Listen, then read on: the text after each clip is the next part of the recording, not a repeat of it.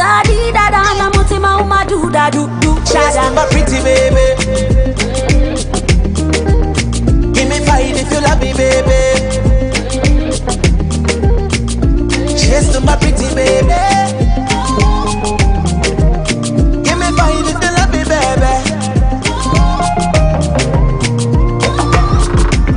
Woman, if you get up on me, then you go leave my makeup. Woman, if you say for me, then you go leave my makeup. Cheers to me, handsome baby. Happy is what I is, and you the man that made me, yeah. Woman, invest some more shit. You're handsome, but your love is such a beauty.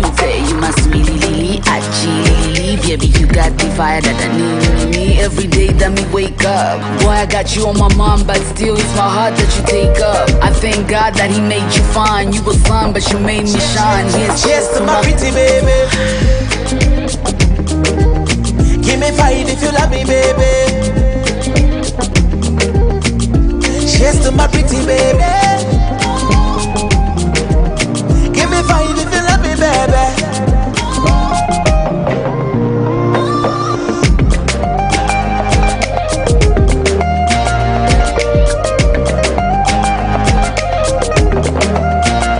Press on top of when you make me feel you want me.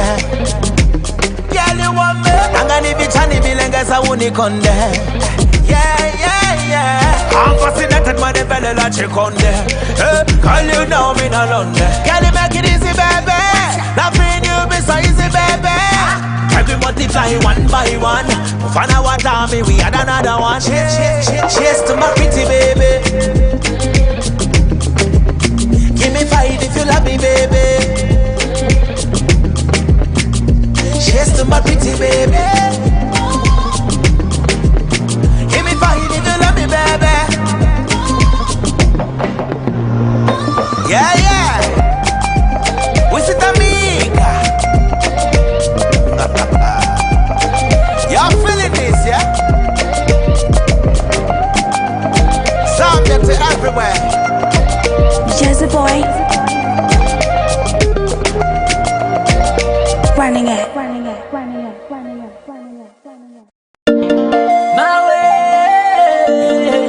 Chimba ula chwale yo utasesha ke studios venero bekile ka kuni na murura viputurura yagura vichongaura waikosti kerikili kizencha waniziva ima matake yukwa butuku nawe nashwa matake yukwa butuku nawe nashwa ima na belenge yukwa mwamba na kimingedenge ima na kimabelenge yukwa mwamba na kimingedenge antalimera bana baka kasaba kubasiya mwamanyanduna antalimera lusika lwaka kasaba kulusiya mwamanyanduna ima na kimabelenge yukwa mwamba na kimingedenge ima na kimabelenge yukwa mwamba na kimingedenge omane bali mwanake kwa buku wako uyako omane bali mwanake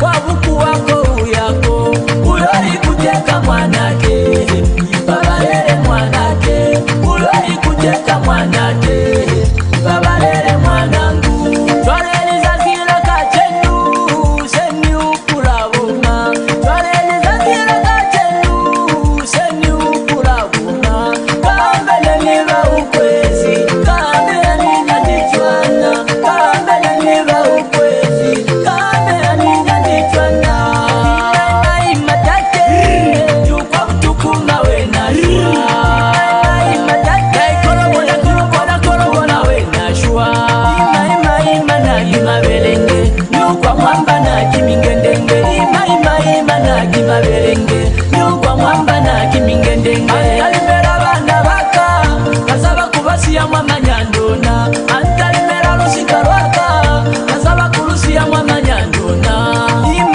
ima na kimabelenge yukwa mwamba na kimingedenge ima na kimabelenge yukwa mwamba na kimingedenge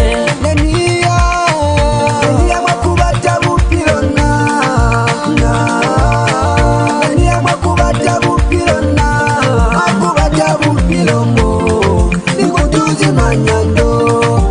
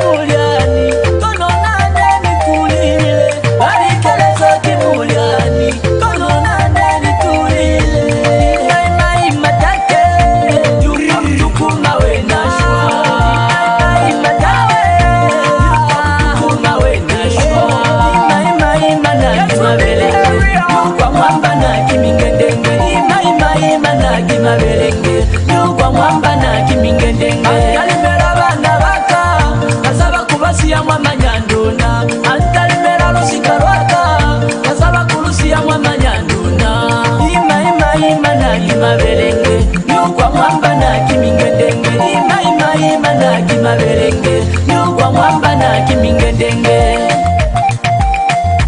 nyukwa butukuma we nashwa imatate nyukwa butukuma we nashwa.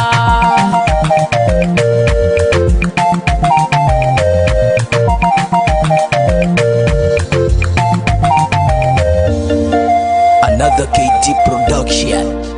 Sesheke music. This is the Nuka production.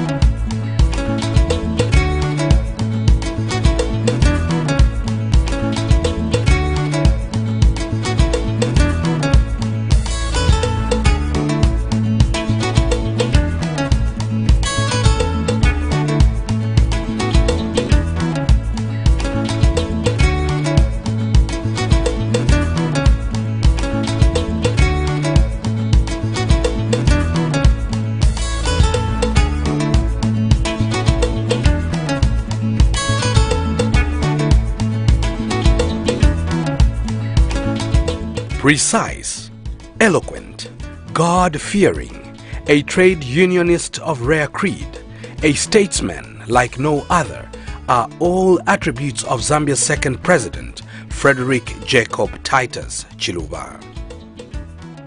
Frederick Chiluba was born on April 30th, 1943, and was raised in the mining town of Kitwe on the Copperbelt province. At that time, Zambia was heavily dependent on a single export commodity, copper. As such, Zambia had one of the highest levels of industrialization on the continent and the most developed trade union movement, apart from that in South Africa.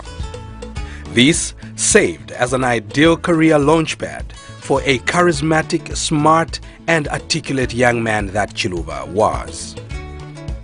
Chiluba, a self-made man and an active trade unionist, would rise through the ranks from being a bus conductor, an accounts assistant at Atlas Copco, and onwards to become president of the Zambia Congress of Trade Unions, ZCTU, in 1974.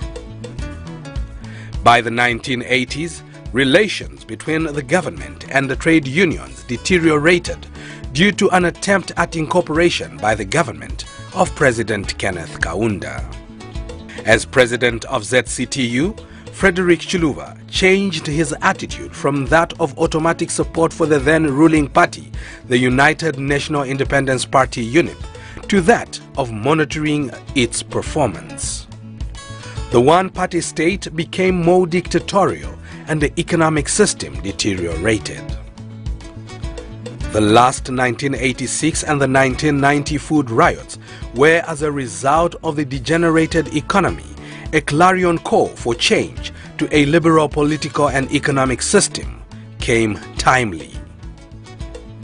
In 1990, Zambia's first Republican president, Dr. Kenneth Kaunda, succumbed to calls for a multi-party system and amended the constitution, paving the way for the multi-party politics.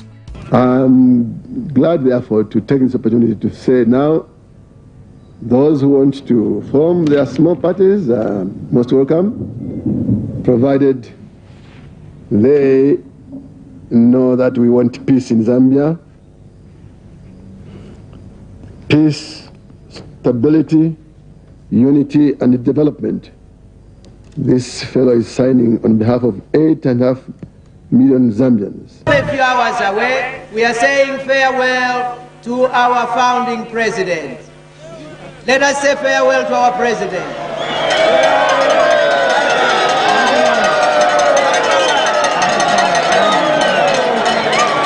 Bye-bye, Dr. Kaunda.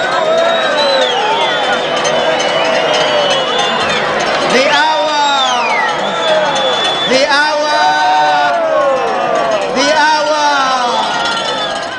On October 31st, 1991, Chiluba won the elections to become Zambia's first democratically elected president on the Movement for Multi-Party Democracy MMD ticket, ending the 27-year rule of Zambia's first president, Dr. Kenneth Kaunda of UNIP.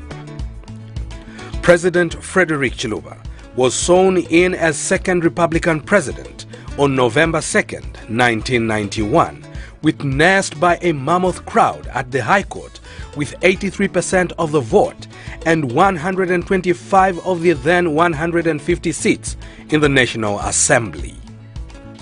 In his inaugural speech, President Chiluba expanded on his campaign slogan with resounding declaration, "The hour has come to build a better Zambia." The greatest lesson we can learn from the past 27 years is that freedom is at the core of every successful nation. In the world and in Africa today, the great nations, the prosperous nations, are the free nations. A new breeze is blowing in Zambia, the breeze of democracy and freedom, the breeze of human rights. The winds of change predicted for Africa decades ago have finally reached our land. Chiluba's victory was not only important to Zambia, but to the entire African continent and the world at large. It was the first in a subsequent series of government handovers through the democratic ballot box to be witnessed in Sub-Sahara region, and one of the first on the African continent. However, at the time of his ascension to power, Chiluba inherited an economy that was unproductive and had a negative growth rate. Meal, food shortages, and queues were the order of the day. At the time he became president, this country's economy was very, very bad, worse than it's ever been. You could hardly find soft drinks like, Coca-Colas and all these things. The things that now young people sell by the roadside were not available at all. Only to those with the foreign exchange would go to buy from the shops that were there, foreign exchange shops that only accepted the foreign exchange. During his time, when he came into power, there was a lot of suffering. Basics were not available. People had to travel to Zimbabwe to go and buy soap, toilet paper, things like that. Meal, our mothers had to queue at state shops at 4 a.m. in order to buy meal for their families. So that was the state of the economy that Dr. Chiluba assumed. At that time, the Zambian economy was undergoing turbulent times. The country was also highly indebted, and there was need for a wide range of reforms. Chiluba immediately embarked on an economic transformation agenda through the Structural Adjustment Program with the help and knowledge of donor countries and the International Monetary Fund, IMF, and the World Bank. During that time, we had to introduce what was known as the Structural Adjustment Program to really adjust, to structurally change the economy of Zambia. It meant many things. To some, when we closed some of the businesses, state businesses that were not making money, had they been in private hands, they would have been long liquidated. But being state companies, they depended very much on the finances of Zanaco. So Zanaco was the one suffering and bearing the brunt of supporting state companies. Dr. Chiluba, I recall very well, at one meeting we said, but President, we can't go on with this structure program, which people had started calling Satana Ali Pamushi. Yes, that SAP was called. I said, President, let's abandon this thing. It's not making us unpopular. President Chiluba said, no, the issue is not to be popular or become unpopular. What we are trying to do is to suffer today in order to have a better tomorrow. President Chiluba instituted a series of remedial market-oriented reforms, such as the removal of subsidies on maize meal and petroleum products, the liberalization of foreign exchange, and the privatization of public enterprises. It was in fact the liberalization agenda upon which Chiluba was elected as president. Zambia, under Chiluba, then implemented the Enhanced Initiative for Heavily Indebted Poor Countries, HIPIC. The Heavily Indebted Poor Countries, HIPIC, are a group of 37 developing countries with high levels of poverty and debt overhang, which are eligible for special assistance from the International Monetary Fund (IMF) and the World Bank. Perhaps the international community could consider urgent and appropriate remedial action before these programs become instruments for further impoverishment. The debt overhang continues to plague many developing countries, especially in Africa. The Heavily Indebted Poor Country HIPIC initiative is a welcome initiative. However, for the case of Zambia, it has been recognized that for social development to take place, we need more than HIPIC. We need to ease the conditions for HIPIC accession, such as the length of completion, and also consider complete debt cancellation. We were undertaking economic reforms seriously, and we were facing a very fundamental transformation in the way the economy was being run. One of them, which I'll point to even before I come to it, is the fact that the economy used to be dominated by public enterprises and parastatals. And we had to change this to what you see today, where the private sector dominates the economy. As a born-again Christian with evident genuineness in his passionate prayers, President Chiluba showed his commitment to God by declaring Zambia as a Christian nation on December 29, 1991. I have now entered into a covenant, Lord, with the living God, and therefore I want to make the following declaration. I declare today that I submit myself as president to the Lordship of Jesus Christ. Hallelujah. I likewise submit the government and the entire nation of Zambia to the Lordship of Jesus Christ. Amen. I further declare that Zambia is a Christian nation. At this declaration, some among the clergy were enthused and supported the declaration, which over the years has become a point of diverse discussion. I recall many times sitting with him and trying to pick his mind and hearing his passion and his desire to be part of transformation. As a spiritual leader, I was interested also in picking part of why he was thinking about Zambia and its roots being reconnected to God. And in those moments, I heard his heart. His heart was to see that we would be able to have the covenant that God had put on his heart become a reality. Looking back now, it is interesting to observe the fact that the declaration of Zambia as a Christian nation has become a controvertible arrangement. And that's a bit of a concern, but I'm one of those who needs to be able to state that the declaration of Zambia is here to stay.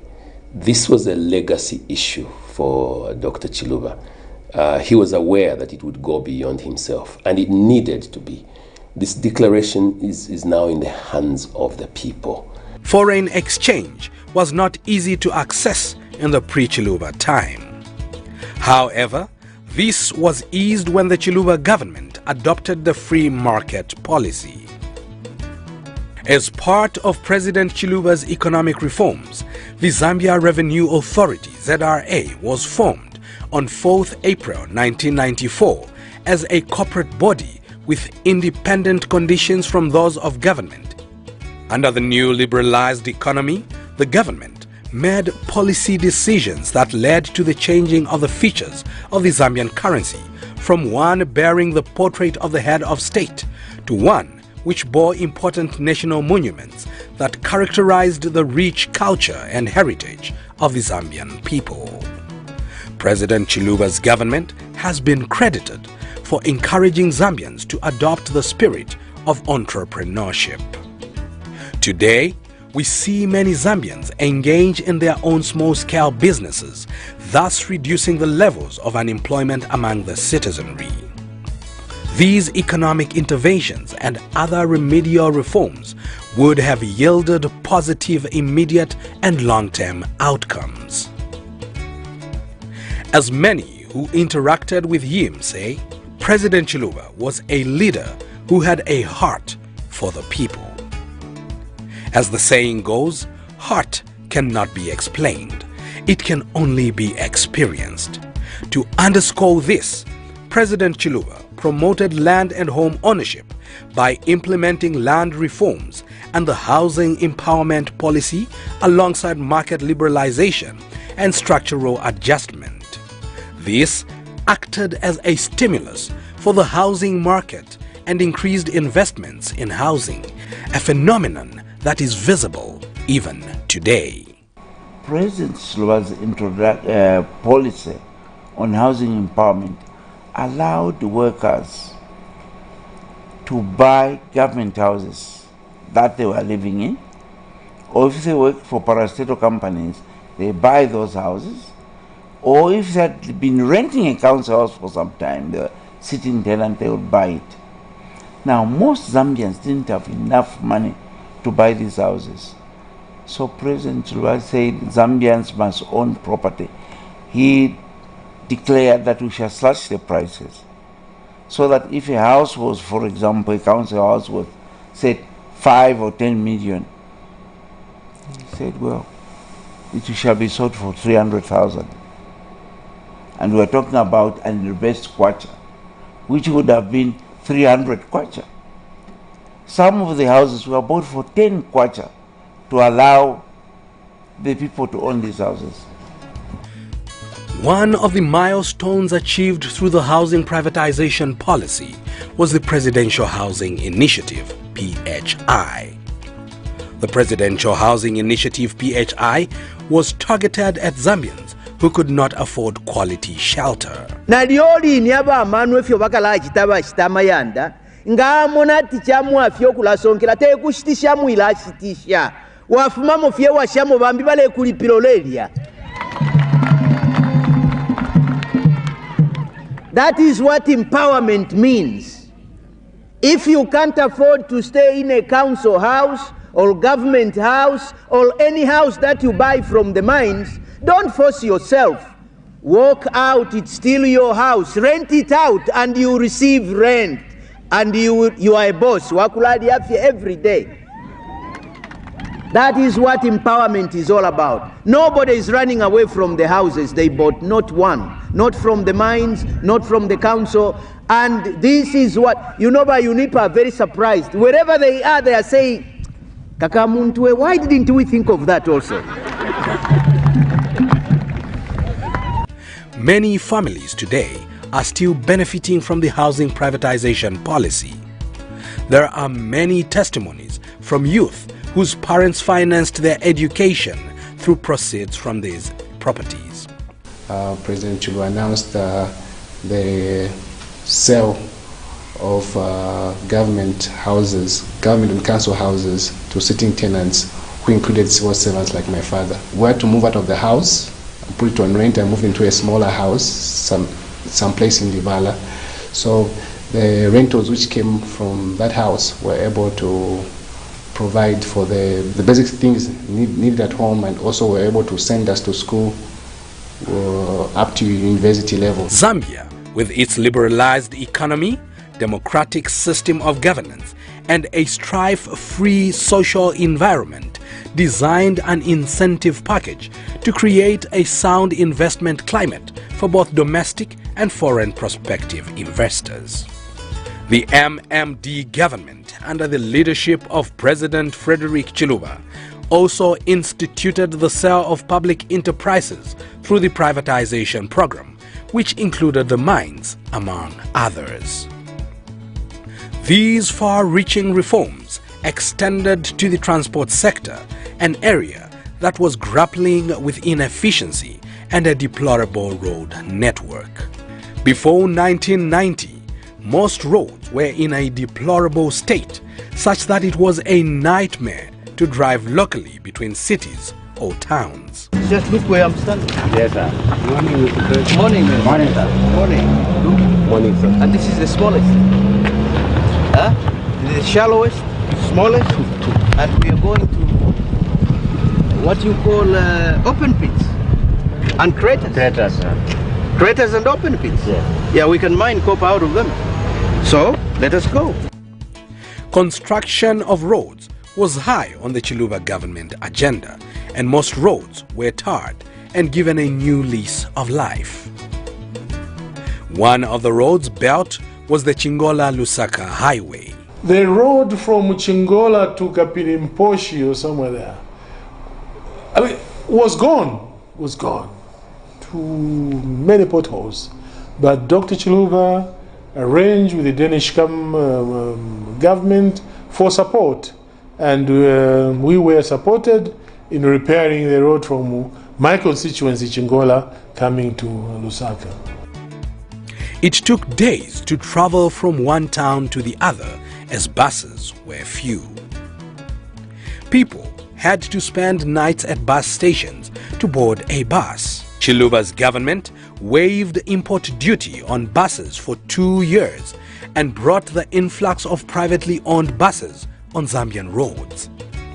Today, one can commute on a return trip from Lusaka to Chipata in the eastern province of Zambia the same day. For the transport sector, I think he did Zambia a great service, because if you remember, UBZ was collapsing.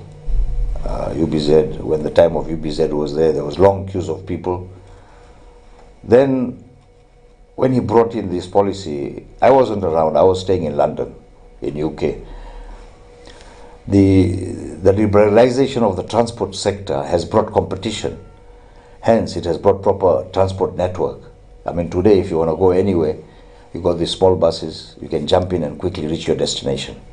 Before, it could take you hours and hours. In the education sector, Chiluba embarked on building basic schools across the country with the help of Japanese International Cooperation Agency, JICA. Today, we see many basic schools in almost all townships, which were as a result of the Chiluba administration.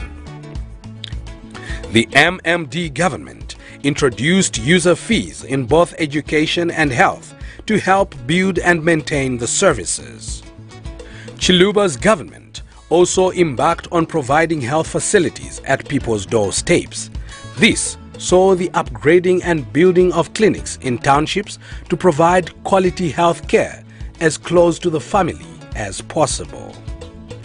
As one of Africa's pioneering democrats, President Chiluba's democratic crusade extended beyond Zambia's borders. He quickly became a statesman of world repute and one of the most coveted leadership figures with some of the finest oratory abilities. His captivating speeches left people of all creed and caliber in awe.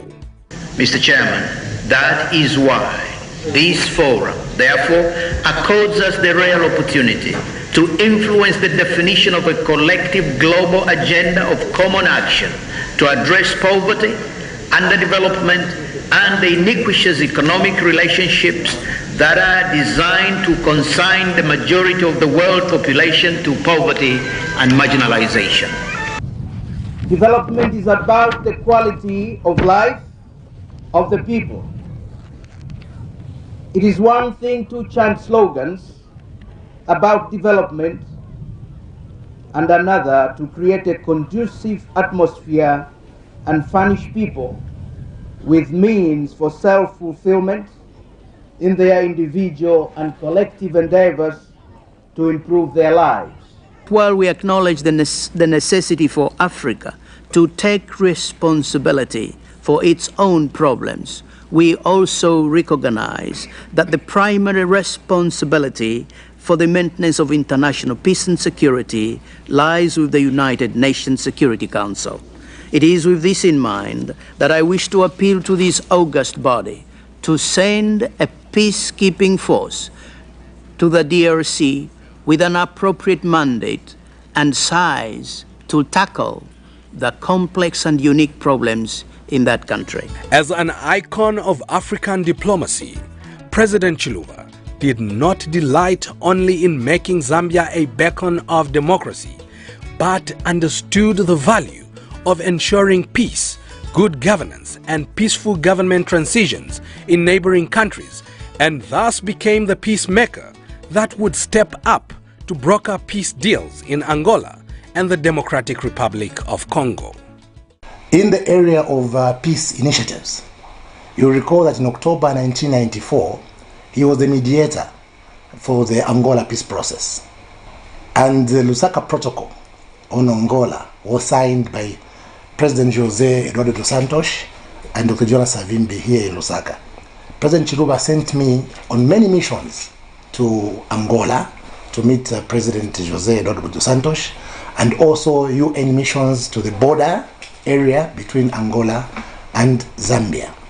He did the same in the Democratic Republic of Congo, where he managed to end the war in that country by breaking a peace deal between the late Joseph Désiré Kabila and the Mobutu regime, and later between Kabila and the warring factions in the Democratic Republic of Congo.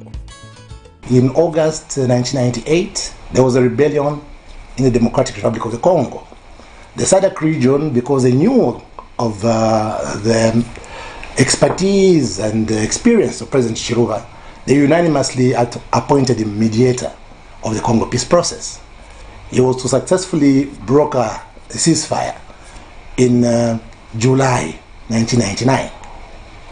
Not only did he broker the ceasefire, but President Chiluba's initiatives were worked and was able to obtain the ceasefire from the founding members of that movement, fondly called the Fondateur. During President Chiluba's tenure of presidency, people freely associated and expressed themselves without fear of being haunted by state agents. The press was also free to criticize him without them getting reprisals. By the end of his tenure in 2001, real GDP grew at a rate of 3.5%, and inflation fell to its lowest in the preceding 2 decades. President Chiluba was a well-rounded, socialized human being to whom was ascribed many attributes. President Frederick Chiluba died on 18th June 2011, so June 18th every year is observed as Memorial Day of the passing on of Zambia's second Republican president, Frederick Titus Jacob Chiluba. Since his demise, there has been an outcry from concerned citizens that the man had never been remembered in any way, despite the good works that he did during his tenure of office compared to other leaders who have lived in Plot 1. The way President Chiluba, the late, has been treated from the time that he left office up to this time in the grave, I haven't been too comfortable with this kind of an arrangement. Yeah, today anyone who talks about Chiluba would talk about the bad side of Chiluba, the perceived bad side of Chiluba. But Chiluba to me was an angel. The tribulations that he went through at the very hands of his friends. Yeah. Dr. Chiluba did not suffer indignity at the hands of his enemies, whatever. No, he suffered at the hands of those very people that he himself chose. Indeed.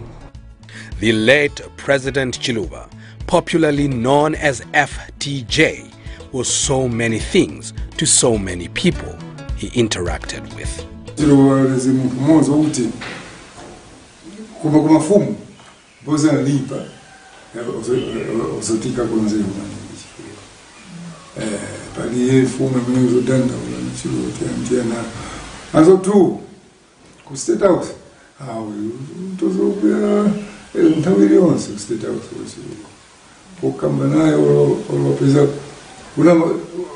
wapeza mavuto mziko lako tozuke kutenda mdala wala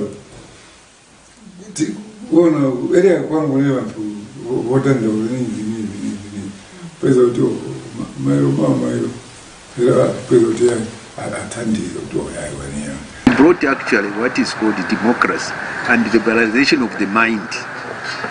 I think those are the great things Chiluba has done more than anybody else. He's the one who has brought freedom. I knew Mr. Chiluba as a son of the soil, having born in my area or from my area. I knew Mr. Chiluba as a trade unionist. When he became the Republican president, the second Republican president, he did a lot for this country. One, you talk about the freedoms that we are enjoying.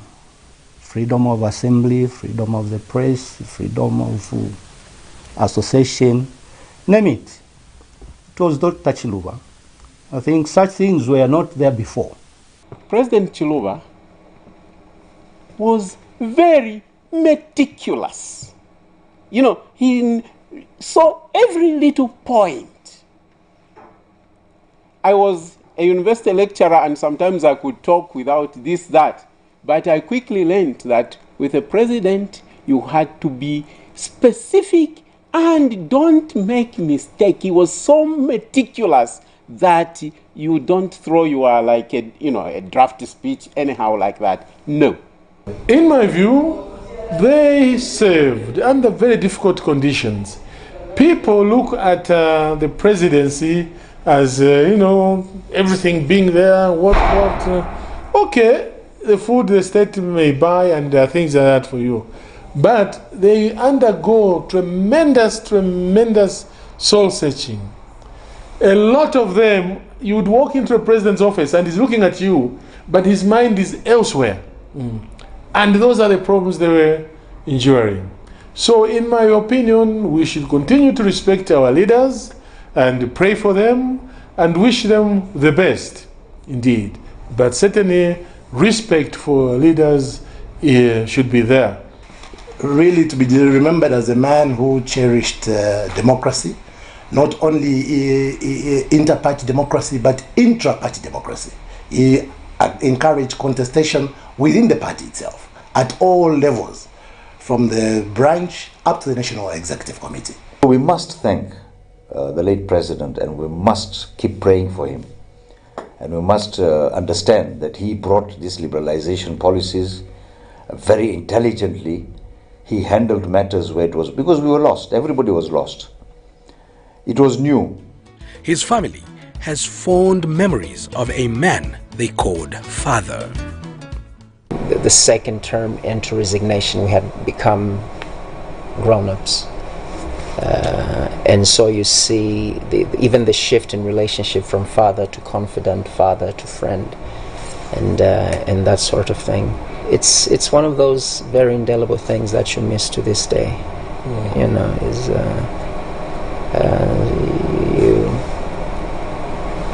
A father is a father, president, so on and so forth. His absence is obviously has been a very difficult thing to deal with.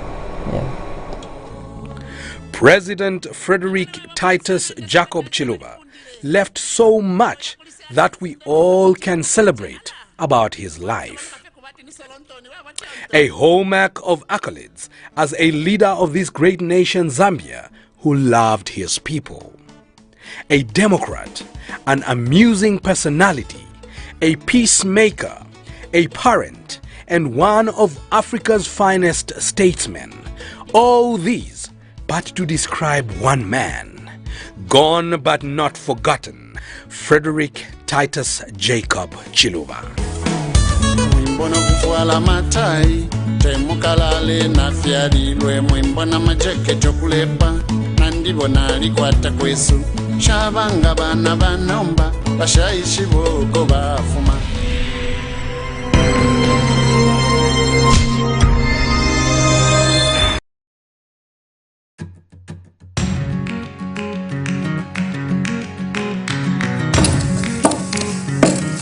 Munati.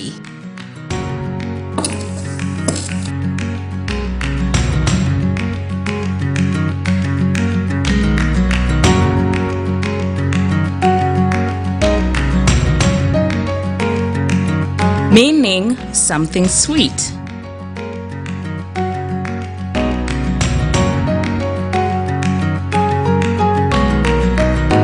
Munati, your TV on the go. Catch us anywhere, anytime, as long as you have a device and internet. Munati TV is Zambia's first internet TV station.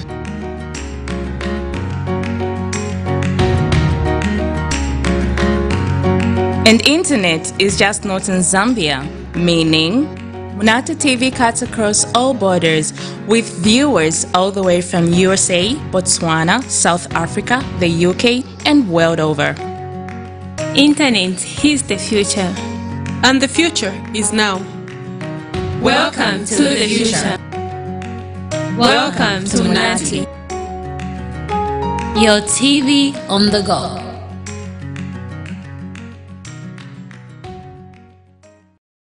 Fire, fire, fire, fire, fire. Fit Major, Manchizanga. Yeah, boy, aka Crucify. Fire, fire, Amutwale mwalanjo yo.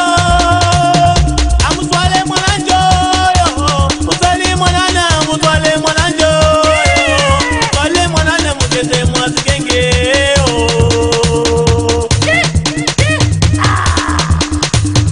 Amutwale mwalanjo yo. Amutwale mwalanjo yo. Mutwale mwanana, mutwale mwalanjo yo. Mutwale mwanana, batakuruswa bizisa yo. Sapepe balanjo, mwakenisa mwazikenge. Aina muyane yo. Kese, aina muyane kese. Kese, aina muyane yo. Sapepe balanjo, mwakenisa mwazikenge. Kese, aina muyane yo. Uya, uya, uya, uya. Uya, uya, uya, uya. Amutwale mwalanjo yo. Amutwale mwalanjo yo. Mutwale mwanana, mutwale mwalanjo yo. Mutwale mwanana, mugeze mwazikenge yo.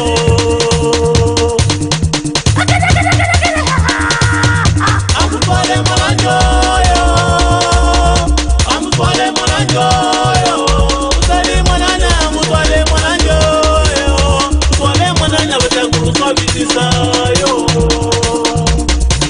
Bashimiba mwana, babatawa bona. Bashimiba mwana, mina babatawa bona. Basaliku batawa bona, kono abamuboni. Basaliku batawa bona, kono abamuboni. Mina bashimiba mwana, bashimiba mwana, babatawa bona. Basaliku batawa bona, kono abamuboni. Amutwale mwalanjo yo. Amutwale mwalanjo yo. Mutwale mwanana, mutwale mwalanjo yo. Mutwale mwanana, mugeze mwazikenge yo.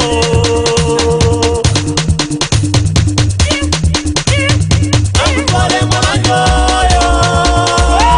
Amutwale mwalanjo yo. Mutwale mwanana, mutwale mwalanjo yo. Mutwale mwanana, batakuruswa bizisa yo. Wateni mwanikeo, wateni mnakaliwo, wateni mwanikeo, mtwale kuibanana. Wateni mwanikeo,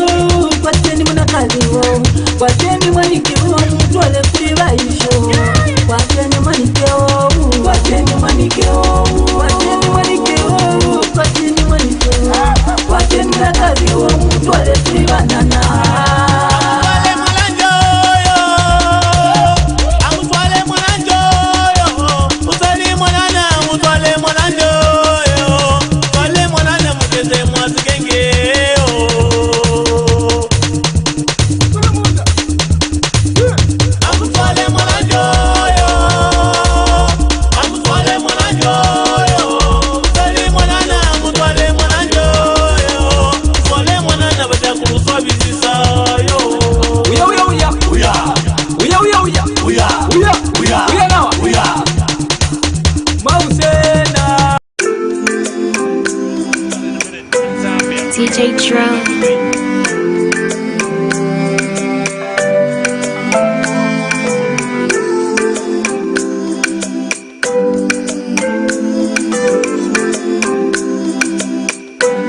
DJ Dro.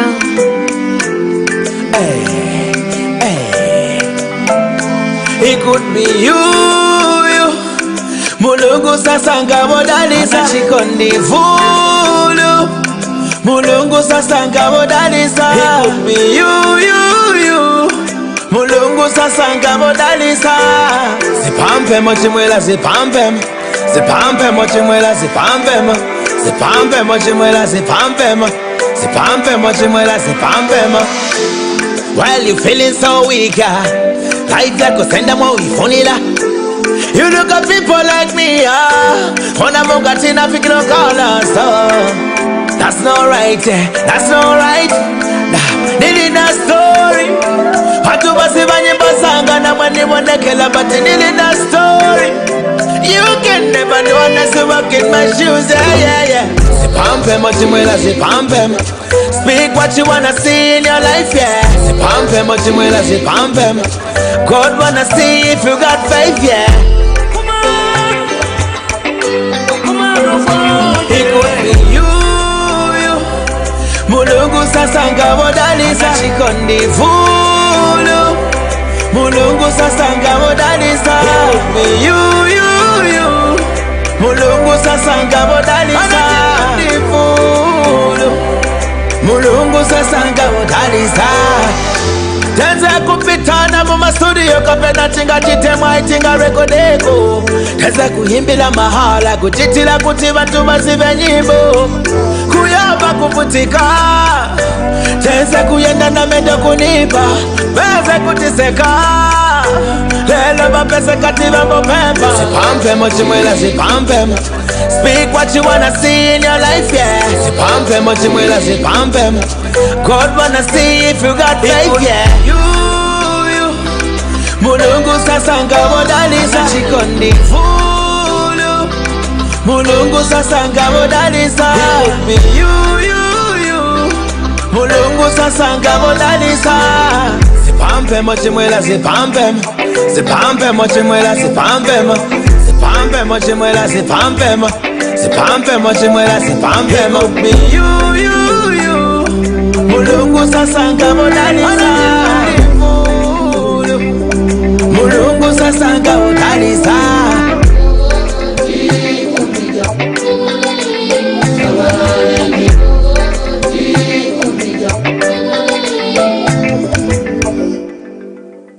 Could be you.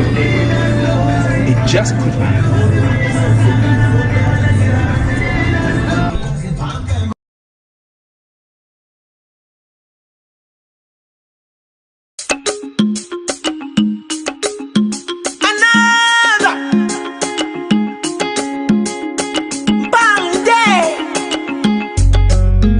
Ushimanga data Eba ushimaimbo Raundi wajira tubone No limombe ninga sola bashumba.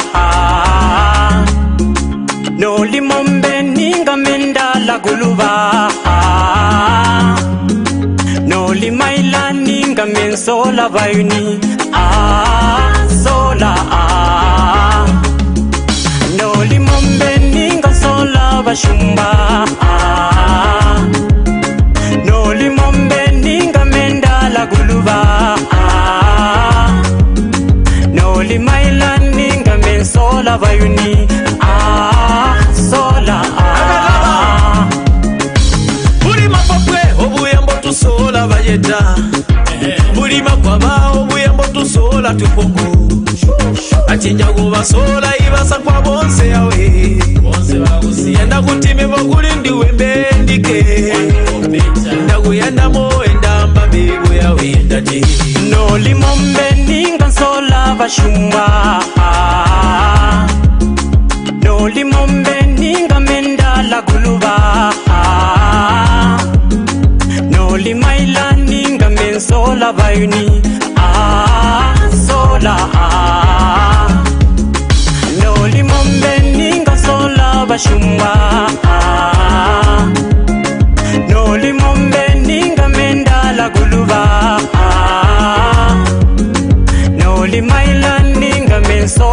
bayuni sola buli mujende muluba wanchita mene mene linunda kutavela kukumba nkoti emoye leka ndivo hegembe isumo mumba auta no limombe ninga sola bashuma no limombe ninga menda la guluba no limaila ninga men sola bayuni sola no limombe ninga sola bashuma no limombe ninga menda la guluba no limaila ninga men sola bayuni sola yebo utani bunyemi utani kugalalinda batanda basakwanda jana memuraiya inga kuguyanda kweguyanda moye inga tabuli buhita uli munyono mbunono gwagongwe jana myama mewo daguyanda moye jakuti no limombe ninga sola bashuma oyo wangu no limombe ninga menda la guluba ndona mulyango wa mingulwa no limaila ninga men sola bayuni sola ndugu yama yama no limombe ninga sola bashuma no limombe ninga menda la guluba no limaila ninga men sola bayuni sola yubuhija kuti bama iboro nzini yakukaramye kunyema it's a love I have for you Baushimanga tata Ndagarigo Tongo Punchline Entertainment Music.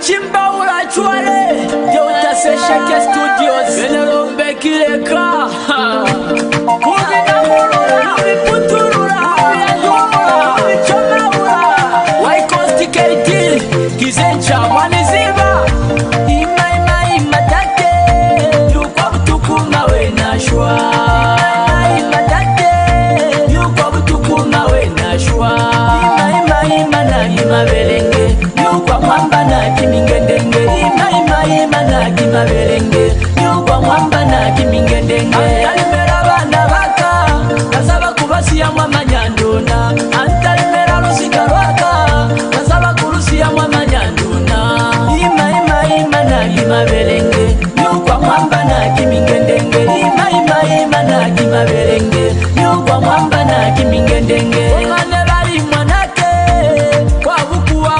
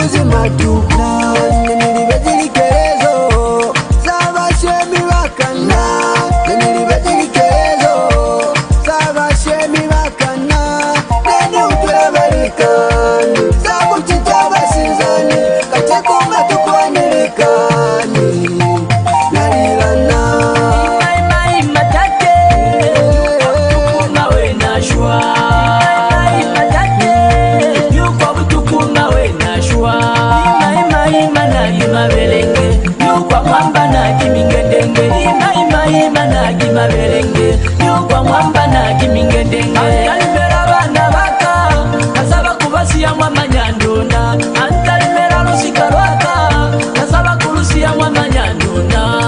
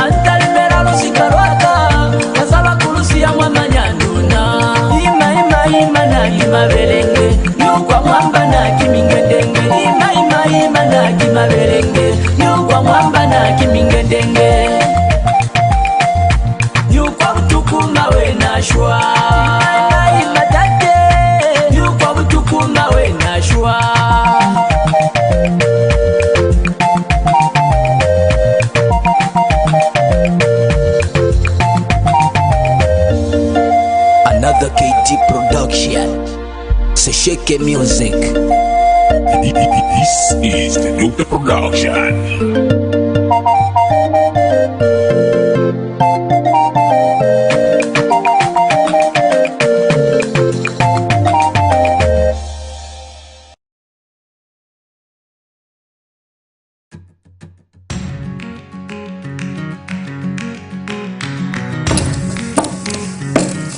Munati.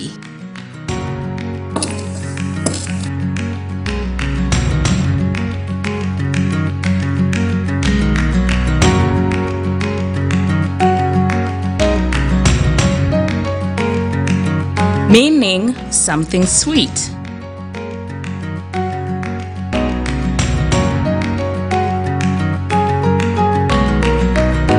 Munati, your TV on the go. Catch us anywhere, anytime, as long as you have a device and internet. Munati TV is Zambia's first internet TV station.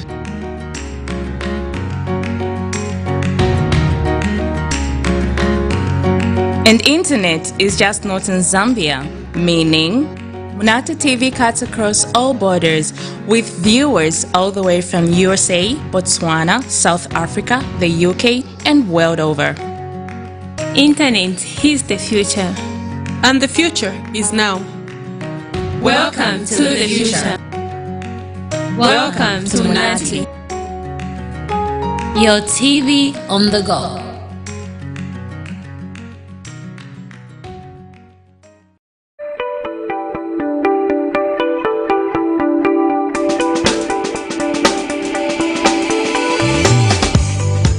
We are honored to present this 40-acre rich soil and grass farm on title in Chikupi, Chanyanya, Kafue district, approximately 40 kilometers from Zambia's capital city, Lusaka.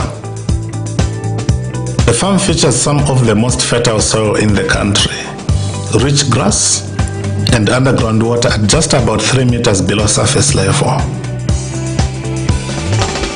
The square-shaped farm has 2 houses, a 3-bedroomed house and a 2-bedroomed house. To ensure all year-round production, the farm is already connected to 3-phase power a borehole, 2 water reservoirs and irrigation system. The rich grasslands on the farm makes it ideal for sheep and goat farming. With its ideal location from Chanyanya Harbour, approximately 10 kilometers, and 20 kilometers from Kafia town, the farm can also be utilized for fish farming. I would like to say to someone looking at this piece of land, this is a very good opportunity, and you don't easily find this attractive land in one piece very often. This farmland is priced at 1,500,000 kwacha. Munati TV is grateful to partner with Lusaka's Lucky Jelo Munagambe of Sunset Events Management on the sale of this farm. For questions or to purchase this incredible property, contact Lucky directly on +260 977 314 137. You may also email him on moonlight2000@gmail.com.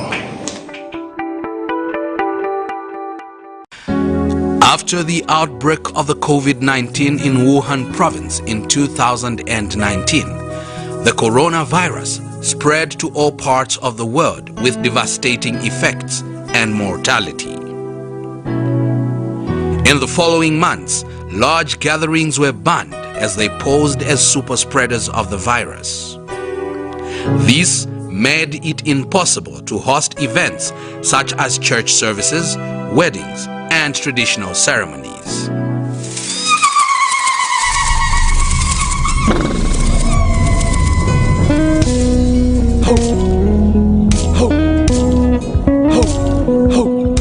Known to others as Nchwala, while others say Nkwala, the original name of the ceremony is Nwala. After a year of not hosting the ceremony, the Ngoni came back with a bang to host the 2022 Nwala. This year's Nwala ceremony was held under the theme Promoting Healing, Unity, and Reconciliation. This is in line with the phrase Umodzi Kumawa, a saying common among tribes from the eastern province, promoting unity. This one, it's unique. As you can see, the theme talks about unity, togetherness, oneness. As a province in particular, we want to trendset in terms of unity. I know the word Umozi Kumau at some point was being mistaken as we want to isolate ourselves. But you know, you cannot call for national unity before you yourselves under one province are not united. So the theme talks about bringing together the people of Eastern Province. We are like as a province because we have 2 paramount chiefs. So we want to base that unity on these 2 overseers that we have, and this is just the beginning. 2022, you'll see us being together like never before. So the unity that we are talking about, you'll see today that there will be a number of other tribes also from other provinces that are celebrating with us. So we have transformed this year's ceremony to walk the talk of unity. It's not about Ngonis only, but it's about Zambians. And then the president is new in office. We feel we should be part of the process of uniting the country. It starts with us, the traditional leadership, because we are at the foundation of all forms of leadership. So it starts with us to give him that necessary support to unite the country. When you are united, then you'll be able to see development. Without unity, forget about development. We are talking of healing, unity, or healing, reconciliation, and unity. When you are talking of healing, it simply means that we are looking at what could have happened before, which could have been some kind of negative environment. And if somebody could have been sick, and when he's healing, it simply means that the illness is going. But at the same time, they should reconcile. Now, the benefits of reconciliation is that you will see that people will work together, there will be love, and that love will promote unity. The main sponsor was delighted to be associated with the Nwala. We realize the importance of this event, as it is an event whereby the paramount chief himself now signals his people to begin to consume the agricultural products that they have produced. Significantly enough, it is an event whereby whatever was done in the past is being replicated now. As Zambia said, we are extremely happy and delighted to partner with the Ngonis of the Eastern Province. In Zambia, traditional ceremonies have served as platforms for fostering national unity. The Nwala traditional ceremony has attracted patrons from across the country to share in this intriguing display of the Ngoni culture and history. The theme for this year's Nwala traditional ceremony drew applause and admiration from other tribes that attended. We want to show the people that we are there. We want to work together with other communities in unison in order for all of us to be able to achieve the necessary unity in the country. So we are here to foster that and be able to bring us closer to other tribes who thought maybe we were segregating ourselves from the rest of Zambia. The Nwala ceremony is part of the traditional heritage of the Ngoni people of Zambia, Malawi, Mozambique, Zimbabwe, and South Africa. The Ngoni came with the ceremony from South Africa. But who are these people called the Ngonis? The Ngoni people were a fierce tribe whose origins are traced from the Nguni and Zulu people of KwaZulu-Natal in South Africa and are a subgroup of the Zulu people of Shaga. During the procession that lasted many years, the Ngoni lost their language and some of their traditions. They left their wives behind and married from the tribes they conquered along the way. Their children learned their mothers' tongues, Nsenga, and not the Zulu language of their fathers. Despite losing some customs, they have continued to maintain some of their rich cultural heritage.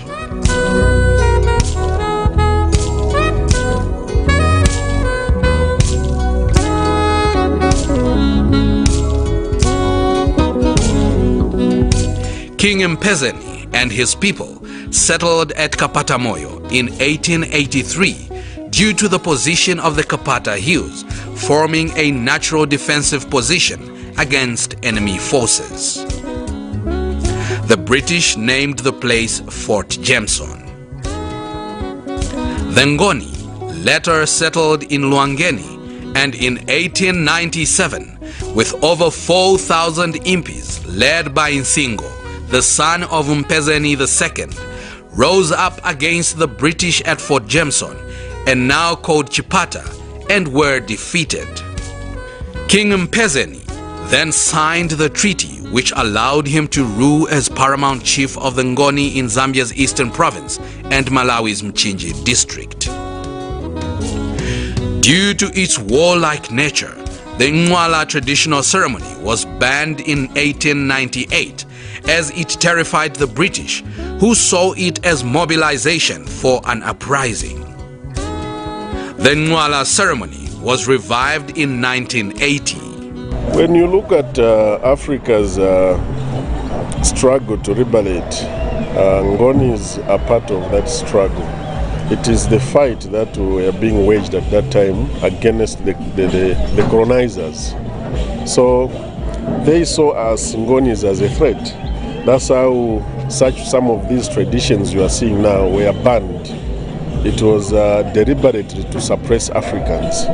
So for us now to begin to revive these traditions, it is good for the generation that is coming to understand who we are as Africans, how the struggle started. The struggles did not start in the 60s. It started a long time ago to try to protect our territories against the invaders.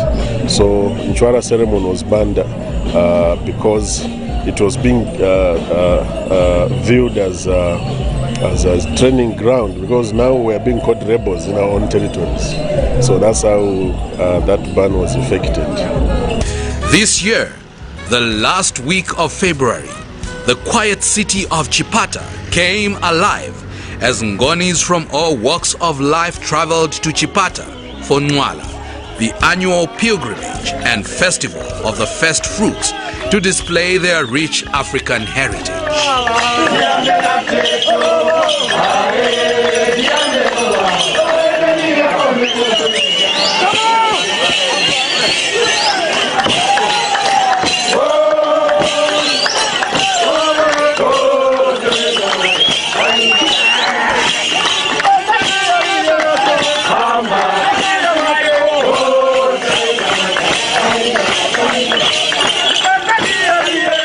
A gathering from the presentation of the first fruits was on hand to take place at Ependukeni Palace in Feni.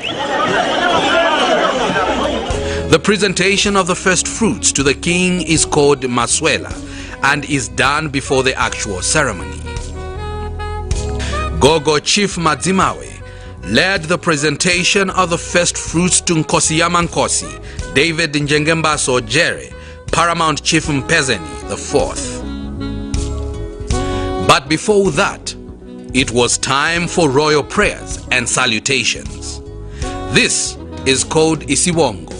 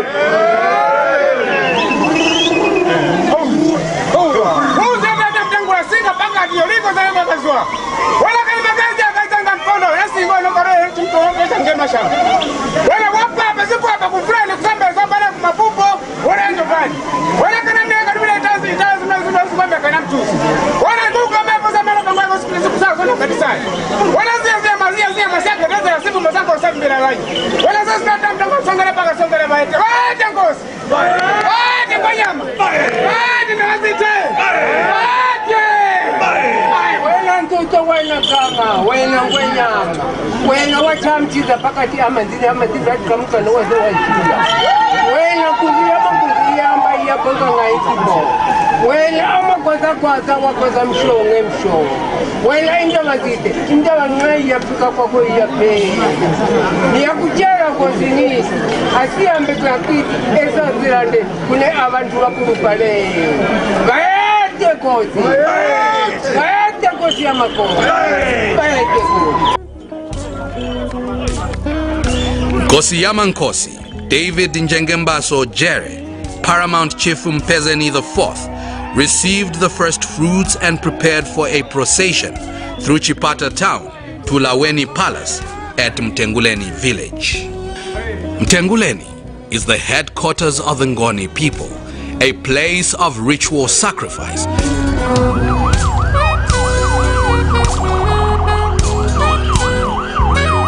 Jubilant crowds cheered as the procession meandered through Umodzi Highway in Chipata, heading to Laweni Palace in Mtenguleni.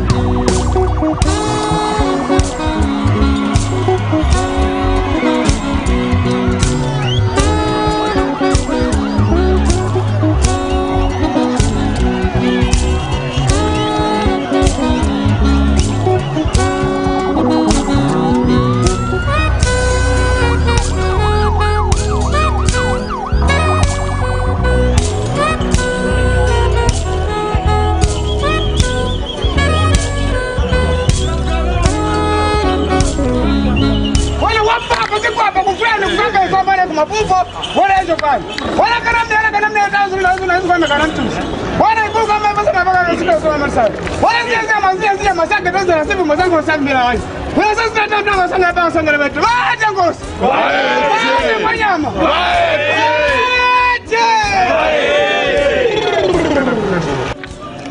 The following day, Laweni Palace became a hive of activity as impis from different crows took time to perform the war dance.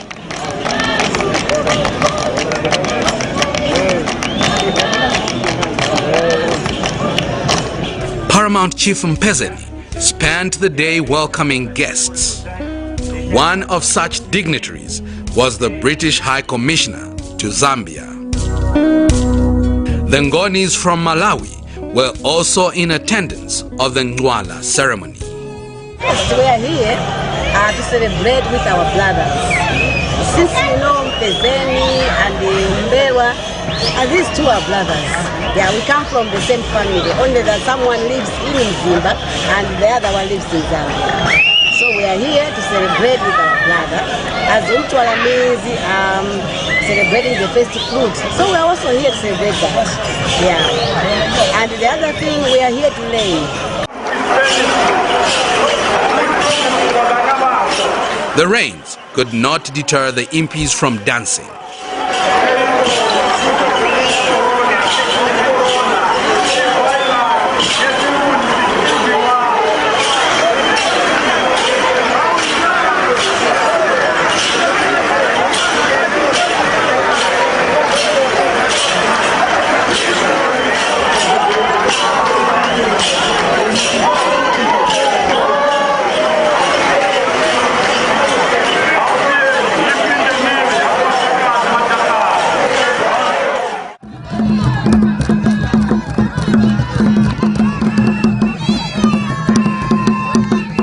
On the final day of the Ngwala, impis and other dancers gathered at the Chipata airport to await the arrival of the guest of honor, President Hakainde Hichilema.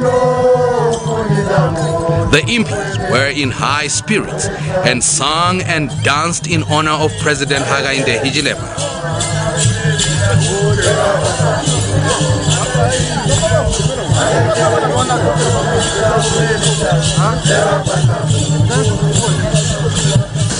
Finally, the plane carrying the president landed at the airport amidst the foot-stomping and dancing impis.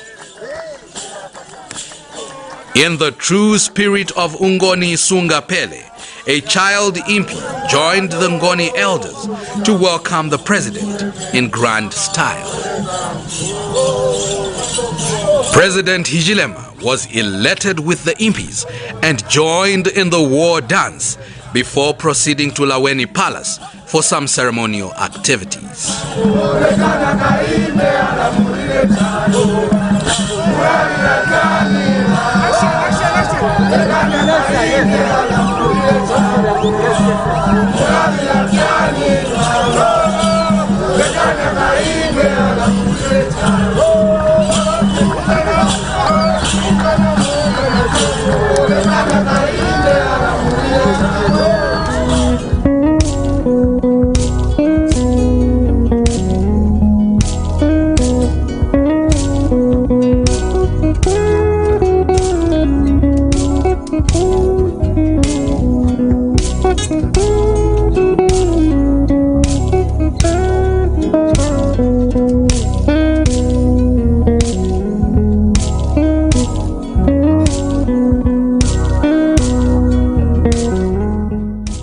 After meeting Ngwenyama, Paramount Chief Mpezeni IV, President Hichilema proceeded to the main arena. The road was jam-packed as scores of people and impis lined up the streets to have a glimpse of the president. It was the first time President Hichilema was attending Ngwala ceremony as president.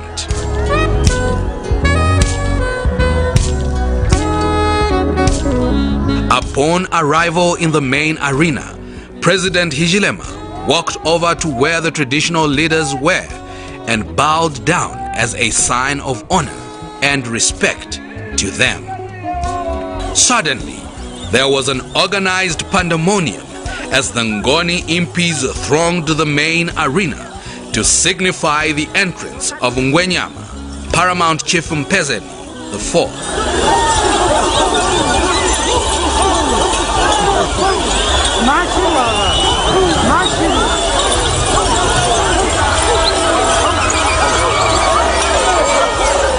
Paramount Chief Mpezeni then made his grand entry into the main arena amid ululations, cheering and excitement from subjects and guests alike.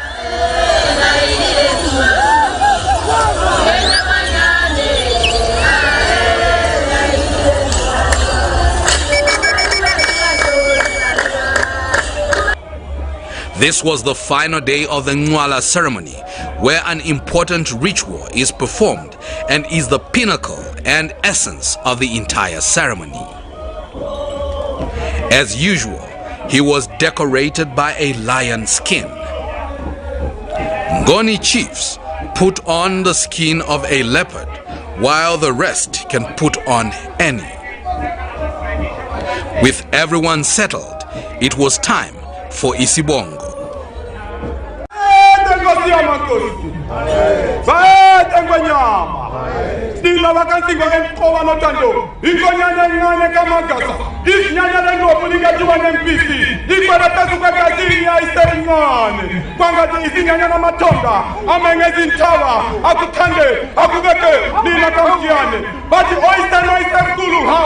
Oga noketo wakaza zimumo nokwazulela ukatani oda bakaiste ifukuzana yote ezifukuzo musuku kuma ezikwini makakuvalele nina oga namantwane baye nkosi yamankosi ngonyama.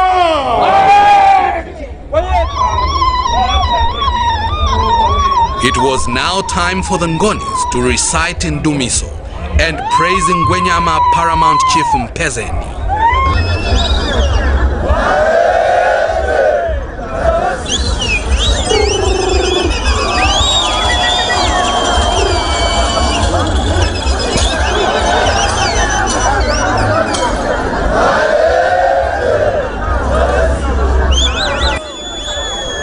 It was then time for different Ngoni crows to showcase their dancing skills.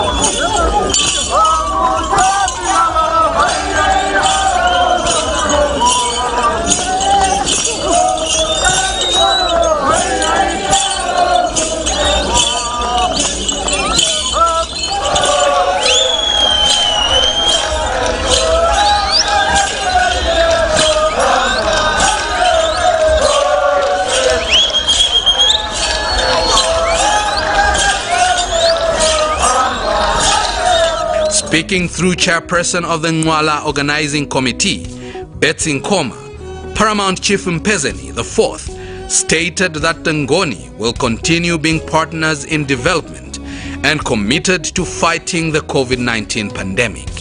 Ngwenyama said this year and indeed part of next year, we must all support and work with the government to ensure that we safeguard and maintain the national food security by being responsible citizens. We, the Ngoni people, will remain your reliable partners and committed in the fight against COVID-19. We commend the UPND government for the fighting COVID-19 without closing down the economy. After the royal address, Impis entertained guests with the lively and spectacular Ngoni war dance.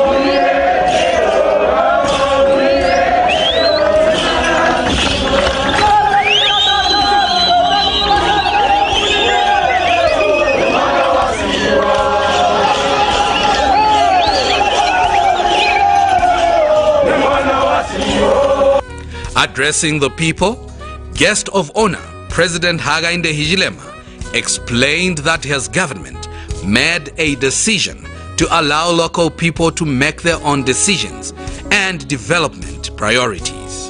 The new Dawn government made a decision, our government made a decision to support those local decisions with financial capacity.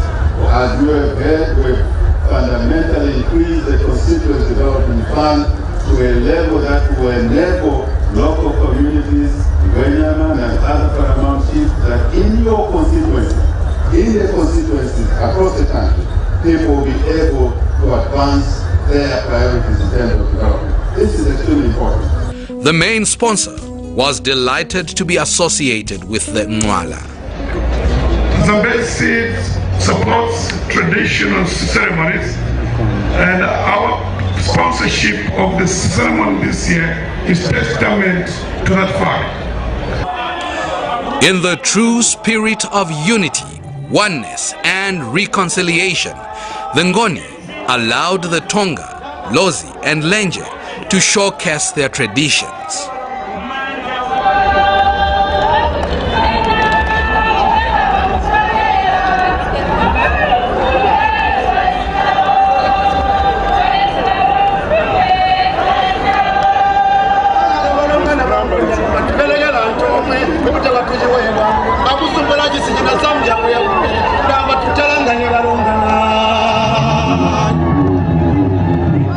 Then suddenly, a dance troupe from Malawi sent the crowd into a frenzy with their waist-gyrating dances.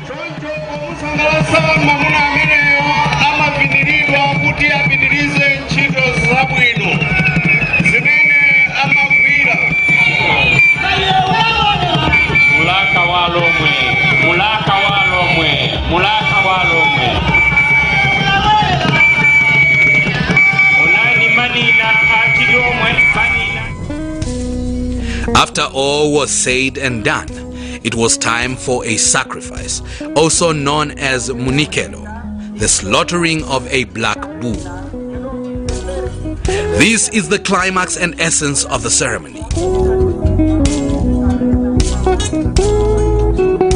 The black bull was speared by an impi. The climax of the ceremony.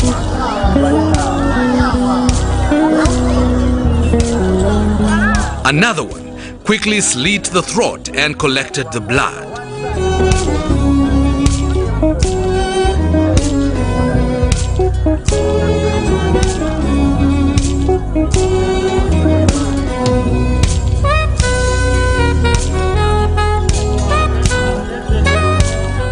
He walked over to Paramount Chief Mpezeni and handed him the blood to drink. This is an act of atonement with the ancestors and Inkulukulu, God. Then Ngonis with knives cut the carcass, and within a short period, the animal was dissected and the liver roasted on the spot. In Ngoni custom, the liver is believed to be the most nutritious part of the bull and is easier to roast. The liver was now ready to be served to Nkosiyama Nkosi Mpezeni IV and his guests. The roasted meat is called msamulo.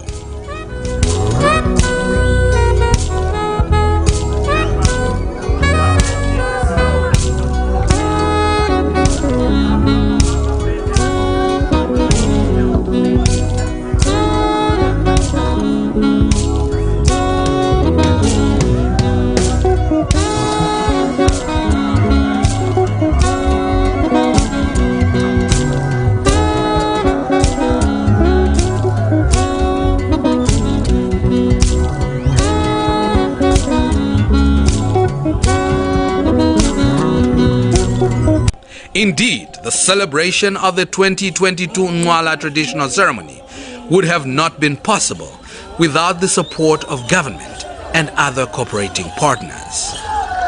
It can be said without doubt that the 40th celebration of the Nwala ceremony was fruitful and uplifting.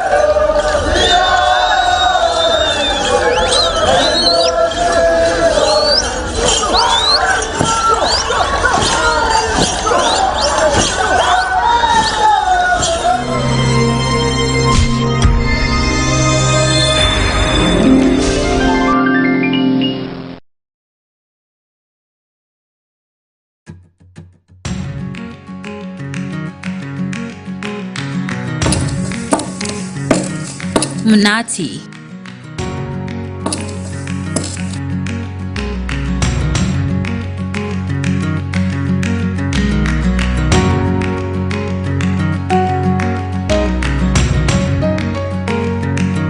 Meaning something sweet.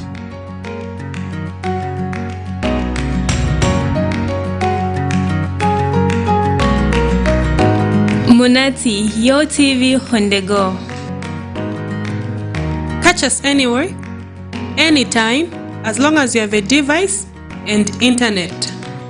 Munati TV is Zambia's first internet TV station.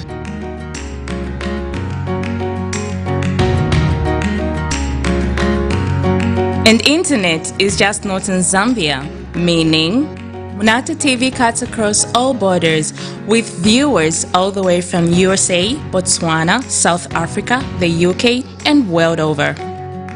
Internet is the future. And the future is now. Welcome to the future. Welcome to Munati. Your TV on the go.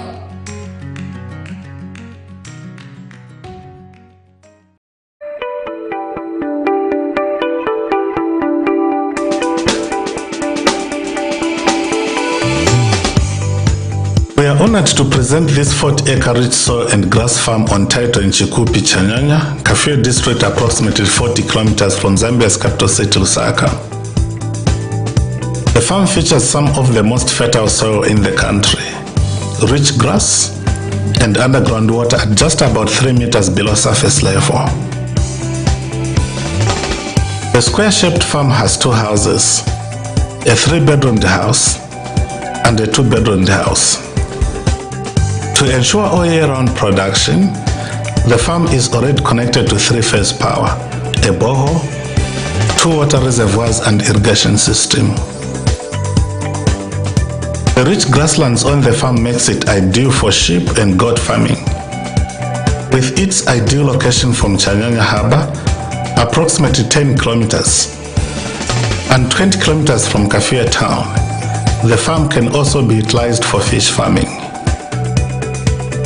I would like to say to someone looking at this piece of land, this is a very good opportunity, and you don't easily find this attractive land in one piece very often. This farmland is priced at 1,500,000 kwacha.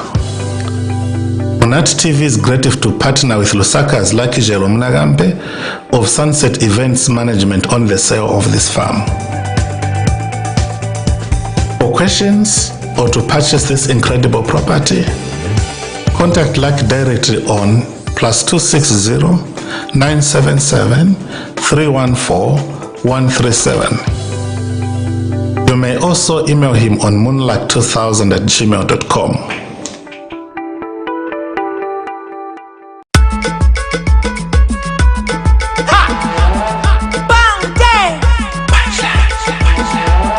Aushimanga tata Ega ushima imbo Chiri kumoyo chiri mwamuka mwini uli kumbali ngataje pandurura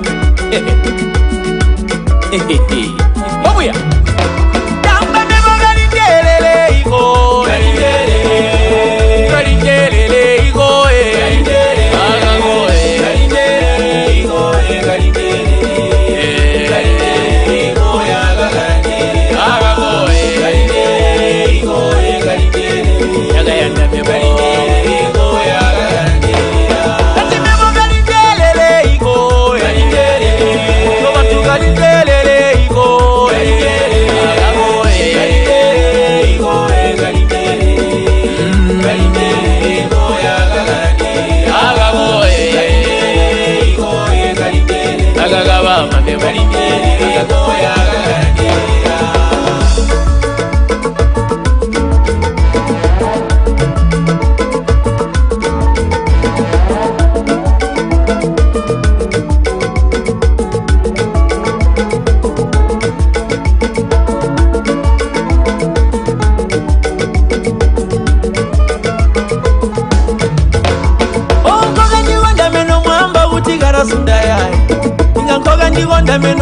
kutitaka Zambia.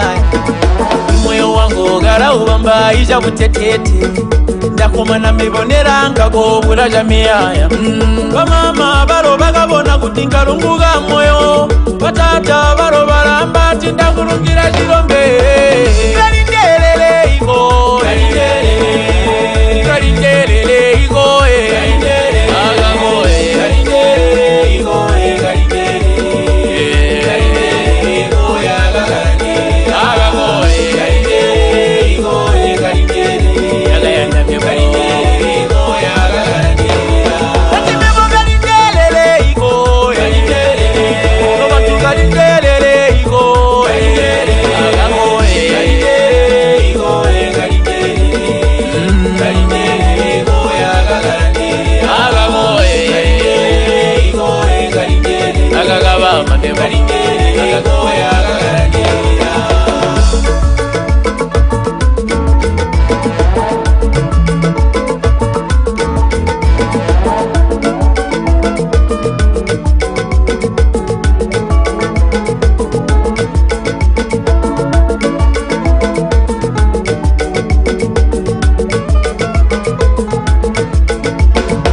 Winyi mumatime mandiminya no bantu. Winyi mumatime muri masenya nyebo. Manyinya kuleta itwambo seoni ngonzi mebo. Mareta gaga mandiminya no bantu. Inga mubi heigo enke anda mebo mandi asaku moyo. Mubi heigo enke anda mebo amutudege sebo. Garindelele igo, garindelele, garindelele igo, garindelele, agago, garindelele igo, garindelele, garindelele igo, agago, garindelele igo, garindelele, agayanda me garindelele igo, garindelele. Atimemo garindelele igo, garindelele, robantu garindelele igo, garindelele, agago, garindelele igo, garindelele, garindelele igo, garindelele, agago, garindelele igo, garindelele, agagaba mame garindelele igo, garindelele. Maimpa mumba Dr. Toilet kati yobu ya mwanatata.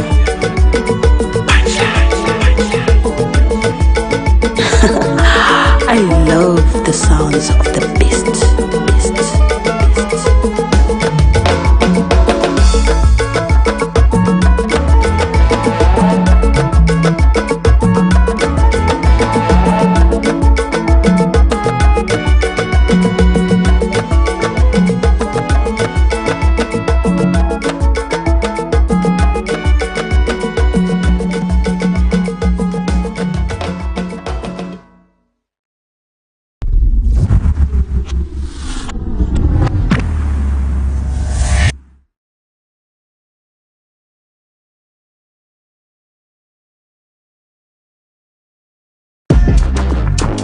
Cheers to the remix. Jazzy boy. With the queen. Running it. Toast to my boo boo baby. Come on up on a footy baby. Cheers to my boo boo baby. Come on up if you love me baby. Ting-a-ling-a-ling as a tingling feeling. Every time when I you whispering in my ears, really, it's a sweet feeling. In back of my mouth when you see me smiling. My best of my man, I need bombe. My chin and nazi, woman is a silly man down in nam. My figures of my man, I need pick up. You are my zaddy, dada, I'm mutima, uma do da do. Shada, my pretty baby. If you love me, baby. Cheers to my pretty baby. Give me five if you love me, baby. Woman, if you get up on me, then you call him up, pick up. Woman, if you get up on me, then you call him up, pick up. Cheers to me, handsome baby. Happy is what I is, and you the man that made me, yeah. Woman invest a mushe. You handsome, but your love is such a beauty. You my sweetie lily, Lily. Baby, you got the fire that I need. Every day that me wake up. Boy, I got you on my mind, but still it's my heart that you take up. I thank God that he made you fine. You was sun, but you made me shine. Cheers to my pretty baby. Give me 5 if you love me, baby.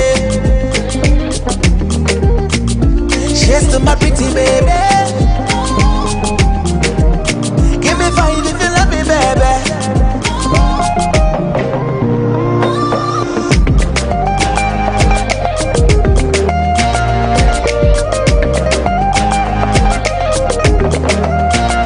First song papa when you make me feel you one day.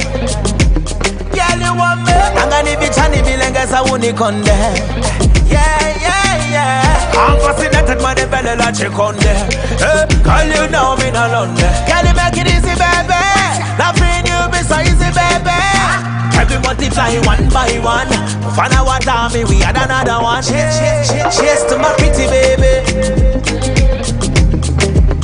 Give me 5 if you love me, baby. Cheers to my pretty baby. Give me 5 if you love me, baby. Yeah, yeah. We sit amiga. Y'all feeling this, yeah? Sound to everywhere. Just a boy. Running it.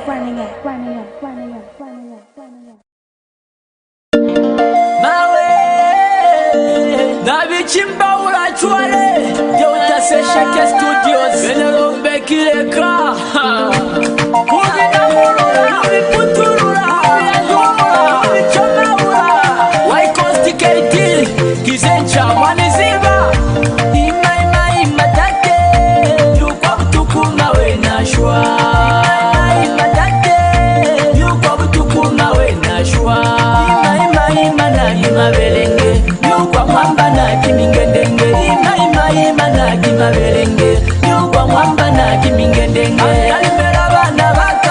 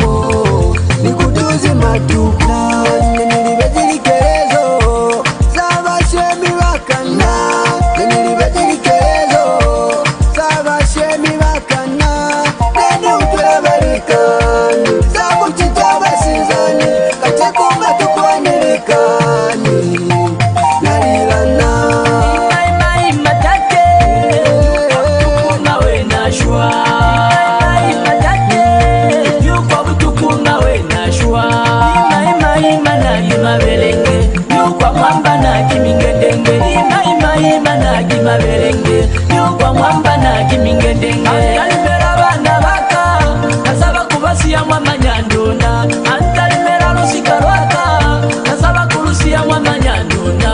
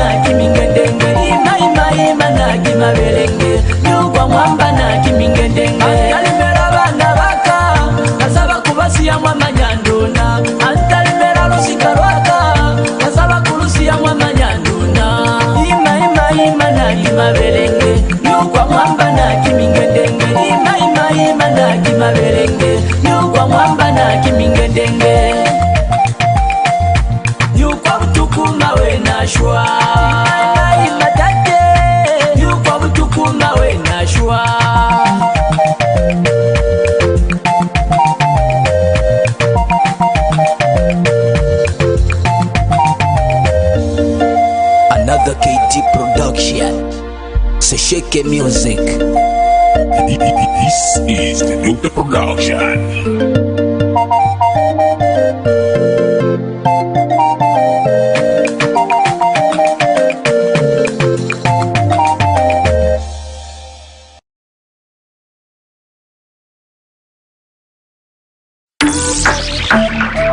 Clear ice cream now.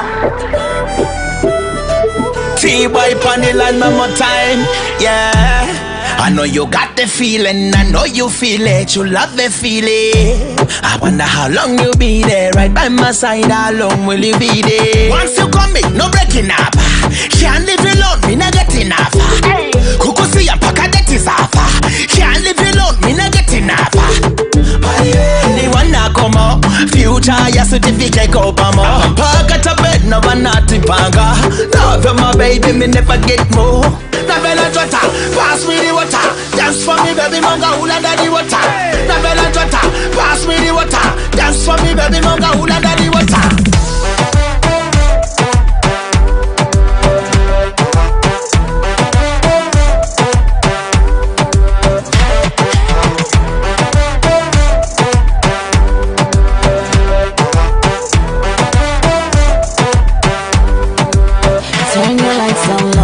If you want me back it up, I back it up slow. Show you a few things that I bet you didn't know. If you let love just take control, how the thing go, this is not your regular. Yeah, we like to keep it undercover, here's my baby love. Give me that feeling so special, I'm his kind of girl. And he my kind of man, treat me like royalty. We got some future plans, I be like, ooh, loving how you're doing what you do. Now, love it how you tell me, come close, my Miss Boss. He know it's time, he know it's mine. Pass me the water, dance for me, baby, manga, hula daddy water. The bella water, pass me the water, dance for me, baby, manga, hula daddy water.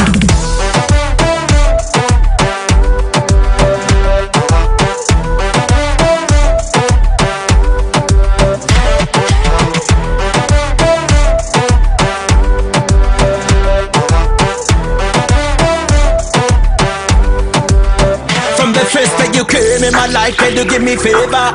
You are my everything, my chili pepper. Ukumba viti, they go ba ukale da bana mande. Hey, I got a remedy for love and passion. Two babies, I be man. Get down for me, can I love you when you do it for me? Get down for me, can I love you when you do it for me? Uptown Beats. Pass me the water, dance for me, baby, manga, hula daddy water. The baby monga hula ndani wata.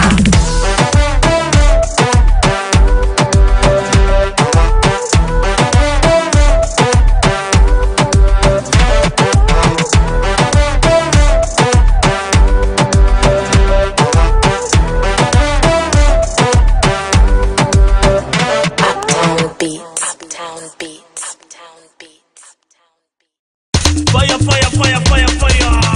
Fit Major, Manchizanga. Yeah, boy, aka Crucify. Fire. Amutwale mwalanjo yo.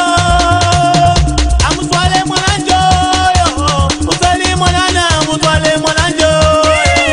Utwale mwanana, mutete mwazikenge yo.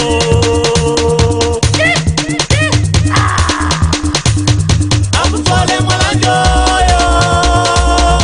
Amutwale mwalanjo yo.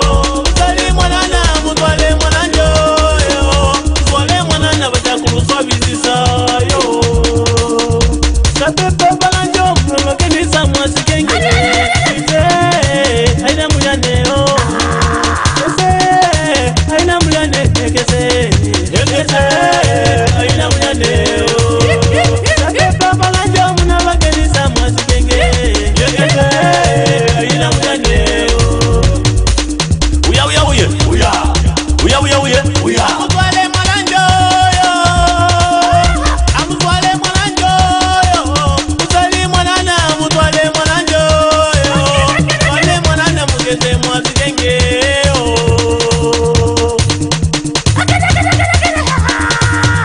Amutwale mwalanjo yo. Amutwale mwalanjo yo. Utali mwanana, amutwale mwalanjo yo. Utwale mwanana, batakuruswa bizisa yo. Bachimiba mwana, babatawa bona. Bachimiba mwana, mina babatawa bona. Basaliku batawa bona, kono abamuboni. Basaliku batawa bona, kono abamuboni. Mina bachimiba mwana, bachimiba mwana, babatawa bona. Basaliku batawa bona, kono abamuboni. Amutwale mwalanjo yo. Amutwale mwalanjo yo. Utali mwanana, amutwale mwalanjo yo. Utwale mwanana, mugeze mwazikenge yo.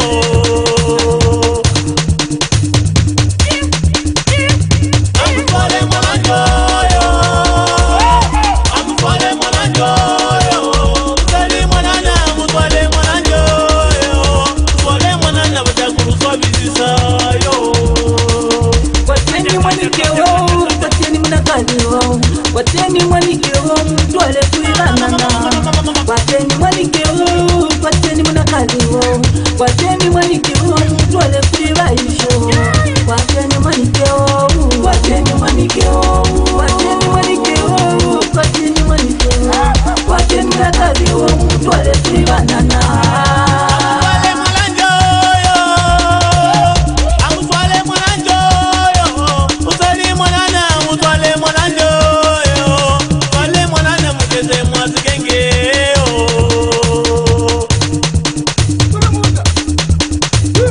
Amutwale mwalanjo yo.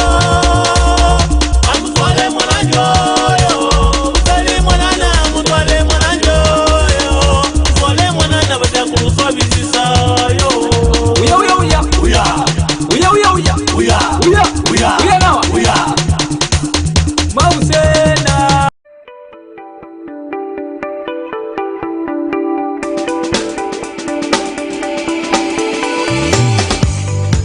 We are honored to present this 40-acre rich soil and grass farm on title in Chikupi, Chanyanya, Kafue district, approximately 40 kilometers from Zambia's capital city, Lusaka.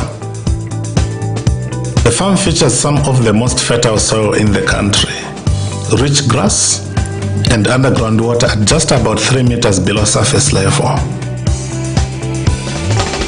The square-shaped farm has 2 houses, a 3-bedroomed house and a 2-bedroomed house.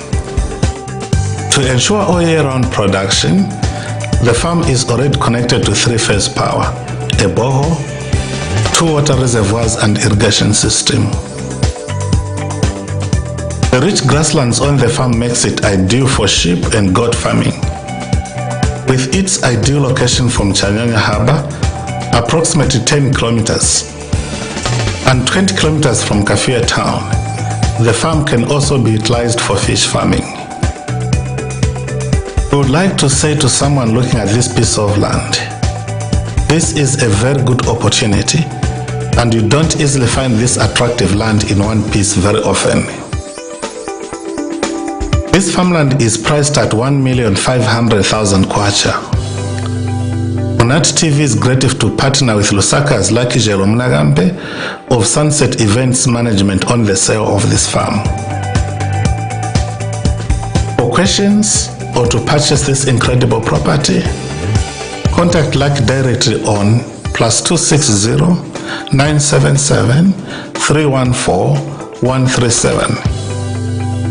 You may also email him on moonluck2000@gmail.com.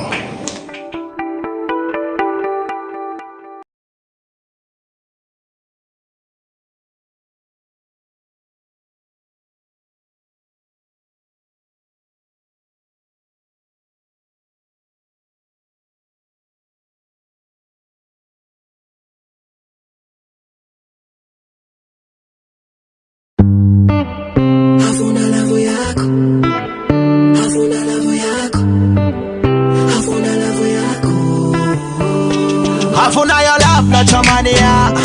Afuna attention, not time, yako. Afuna your love, not your money, yeah. She want to be with you, but you too busy kusovela. Yeah. She need your love and care, but you too busy na mavela. Oh. Uleji ebuka, iwe kanshi ule igonga. Baza kupoka. For sure. Many are the times I will get relaxed. Pakabena go back up palace. Don't knowing that you treated her like trash. Come sell food and you treat her palace. So many times I will get them there. Them one leave but them hang in there. Habidi bachabe kuti one day. Uzamo pasa attention one day. Yeah. She want to be with you but you too busy kusovela. Yeah. She need your love and care, but you too busy na mavela. Oh, uleji ebuka, iwe kanshi ule igonga. Baza kupoka. Wakana wida kiase. Mukazari wako angu pimpa love. Papati la chikundi sumo pasa love. Can't you see you the one that you want, you the one that you need, you the one that money. Yeah. Hakabila. Attention yako.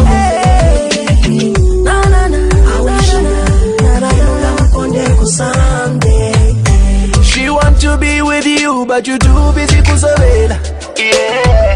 She need your love and care, but you too busy na mavela. Oh. Uleji ebuka, iwe kanshi ule igonga. Baza kupoka.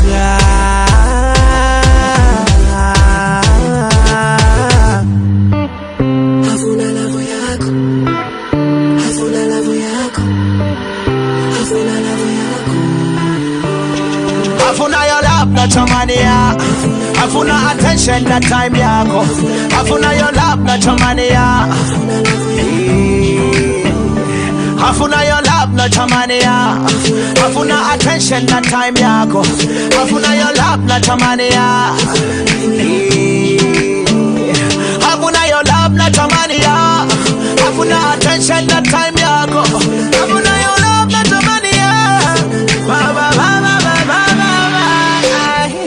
She want to be with you, but you too busy kusovela. Yeah. She need your love and care, but you too busy na mavela. Oh. Uleji ebuka, iwe kanshi ule igonga. Baza kupoka. Baza kupoka.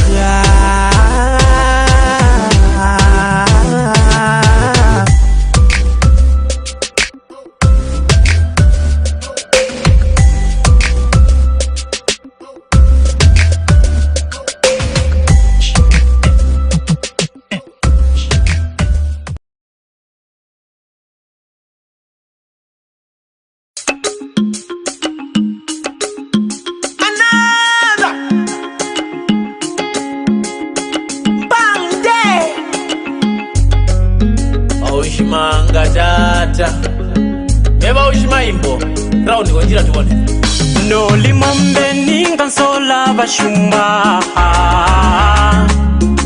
Noli mombe ninga menda la guluba Noli maila ninga men sola bayuni sola Noli mombe ninga sola bashumba Noli mombe ninga menda la guluba Noli maila ninga men sola bayuni sola Buri mapopwe obuyambo tusola bayeta Buri makwaba obuyambo tusola tupongo Achinja kuba sola ibasa kwa bonse yawe Bonse bagusi Yenda kutime baguli ndiwe mbendike Yenda kuyenda moenda mbabibu yawe ndati Noli mombe ninga sola bashumba Noli mombe ninga menda la guluba Noli maila ninga men sola bayuni sola Noli mombe ninga sola bashumba Noli mombe ninga menda la guluba Noli maila ninga men sola bayuni sola Puli mujende muluba wanchita mene mene Linunda kutavela kukumba nkoti emoye Lega ndivo hegembe isumo mumba avuta Noli mombe ninga sola bashumba Noli mombe ninga menda la guluba Noli maila ninga men sola bayuni sola Noli mombe ninga sola bashumba Noli mombe ninga menda la guluba Noli maila ninga men sola bayuni sola Yeba utani kunyemi utani kugarali batanda basakwanda jana memura iya Inga kuguyanda kweguyanda moye Inga tabuli kukwita uli munyono mbunono kwagongwe jana myama mewo Daguyanda moye Jakuti Noli mombe ninga sola bashumba Oyo wangu Noli mombe ninga menda la guluba Ndona muriangu wa mingulwa Noli maila ninga men sola bayuni sola Ndugu yama yama Noli mombe ninga sola bashumba Noli mombe ninga menda la guluba Noli maila ninga men sola bayuni sola Yubuhija kutibama iboro nzini ya kukaramia kunyema It's the love I have for you Baushimanga tata Ndagarigo Tongo Punchline Entertainment Music.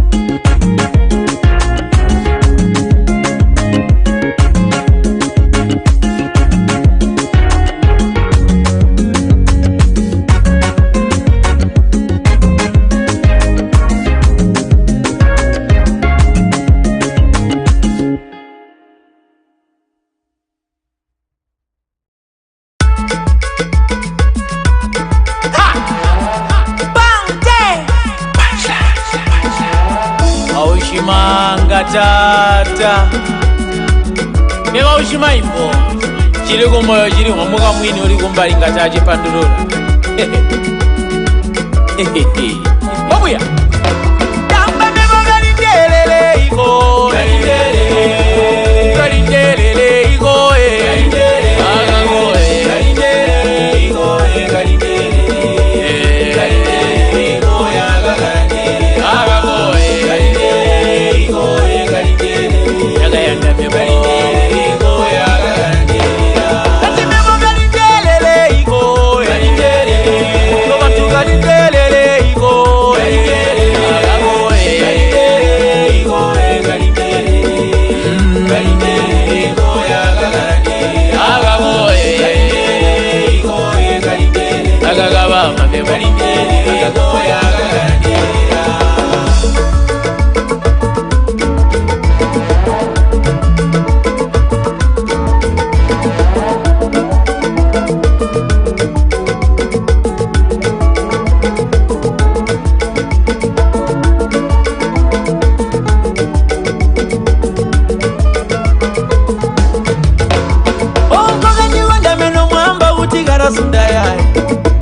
ndikonda meno mwamba kuti takasambiyai moyo wangu garauvamba ija kutetete ndakomana mibonera kobula chamiyaya vamama varo vakavona kuti ngalunguka moyo vatata varo varamba tindakulungira chirombe kalindelele iko kalindelele iko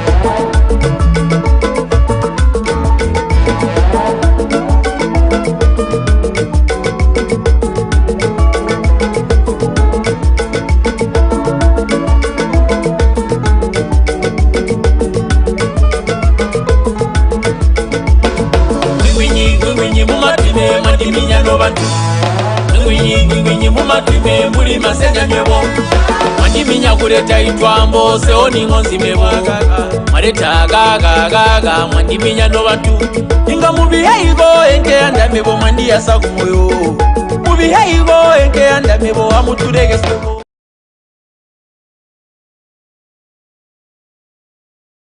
As the Honor Guard Battalion, they're carrying the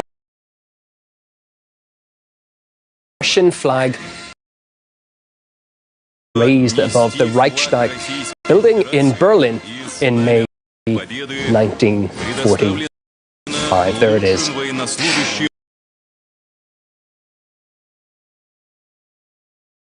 The flag is the official symbol of Soviet victory over Nazi Germany in the. It is called in Russia. The banner was originally put together right on the battlefield in Berlin, where 3 Soviet soldiers famously raised it over the Reichstag on May 1st, 1945. That building was chosen.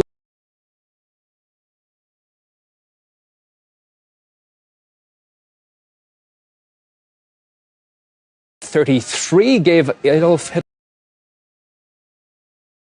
which became a pivotal move in the establishment of the Third.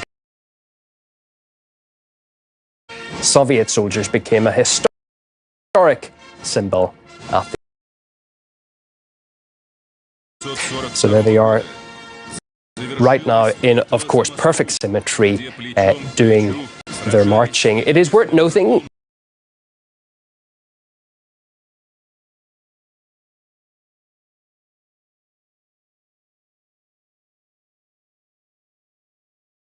country where similar victories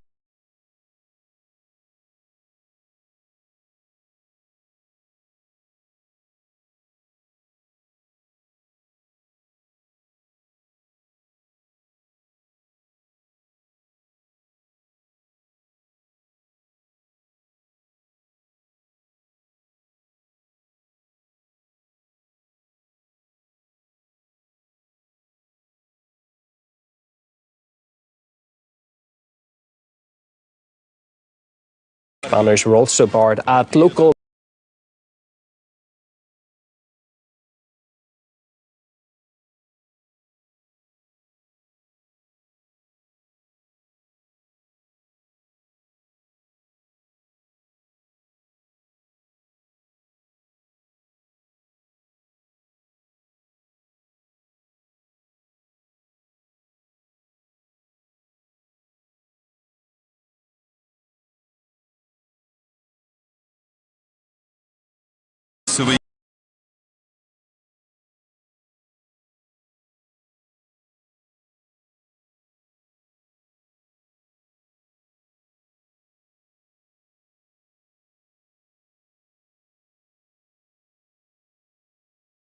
beginning of the Nazi invasion.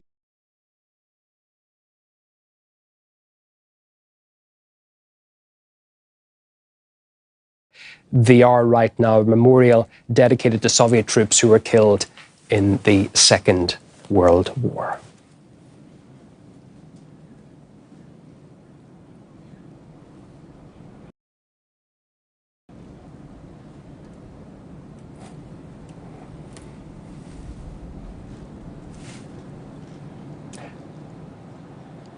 So, as I mentioned, Igor Zhdanov is with me here in the studio watching the events unfold as well for the people, for those who are affected, and of course veterans, most importantly, who are marking their day, their victory.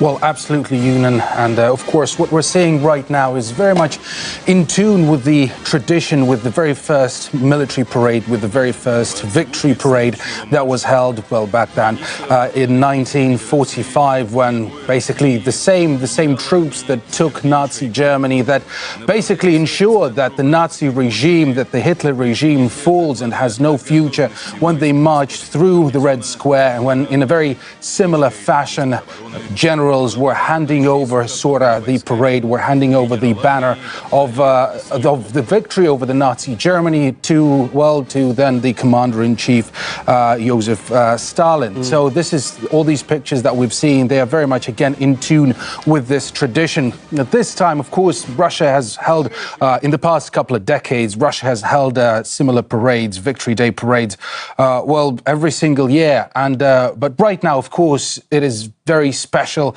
not because it's a particular date or an anniversary, but of course because of the timing. I mean, the big elephant in the room here is Russia's military operation in Ukraine, and a lot of Russia's military machines, a lot of Russian troops, they are right now over there. They are right now fighting with Ukrainian troops, and in fact there has been quite a bit of speculation as to what's going to happen here on the Red Square, and if there's anything special that has been planned, anything to stand out. I mean, a lot of pundits and some experts have been, very much in anticipation of what Vladimir Putin is going to say, because after this bit, which you're seeing on your screens right now, this very beautiful part, Vladimir Putin will make his additional speech. He will address the troops, he will address veterans, he will address the nation, and again... that's coming up in a few minutes' time. That's coming up in a few minutes' time. This is the next big thing to look out for. And so again, there's even coming from the president's administration as to what the message might be, and if it's going to be, again, anything special, any announcements will come. But, well, again, we're just a few minutes away from it, so I guess we just have to hold our breaths and then listen to the man himself. So again, the timing is very important because again of Russia's military operation in Ukraine. Again, this military operation in Ukraine is being waged under very similar banners as to what the Soviet Union was doing when it was fighting Nazi Germany and its allies. One of the issues here as well, of course, is that as the years go on, Igor, fewer and fewer, unfortunately, veterans are actually able to make it. We'll be going through this a little bit more detail, but it's quite incredible that we can listen directly to the histories, the people who were there in Berlin, who took part in the the final defeat of Nazi Germany as well. They'll be there today watching and looking at their counterparts, the soldiers of today, the troops of Russia as well. It's a very proud moment for them. That the Russian authorities, this is something that the organizers of the parade have been doing, religiously year after year, inviting veterans, inviting those who still remain with us to witness, so that, again, they can feel appreciated, and so that they know that their acts of heroism has not been in vain, that they are still being remembered. And it is especially important, again, in the current climate, when everything that they did, when a lot of what they did back in 1945, 44, 43, basically throughout the entirety of the World War, when it is being, if not erased, but very much distorted from history. Like when, for example, the Red Army is right now being, basically when people draw parallels between the Red Army and the Nazi Germany, between fascists.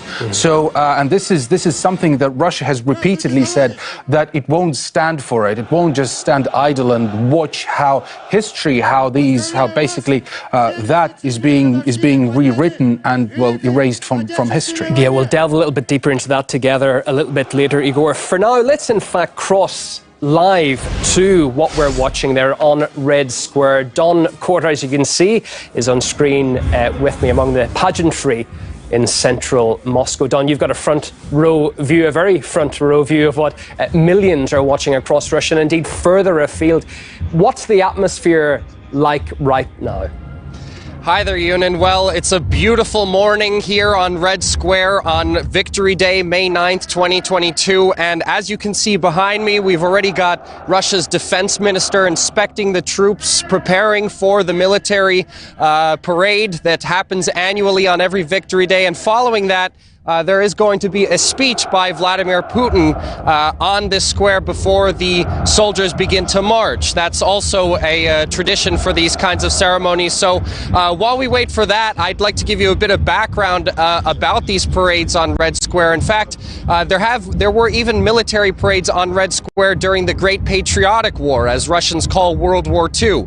Even in the difficult winter of 1941, when the Nazis were literally at the gates of Moscow. Back then, those parades were for actually the 1917 Russian Revolution, which in the USSR was known as the Great October Socialist Revolution. And it was actually in the memory of these parades that were held at difficult times that the authorities this year decided to maintain the parade at its full scale. Some officials were suggesting that maybe it should be cut down due to security concerns connected to the Ukraine conflict, but that was they decided not to do that.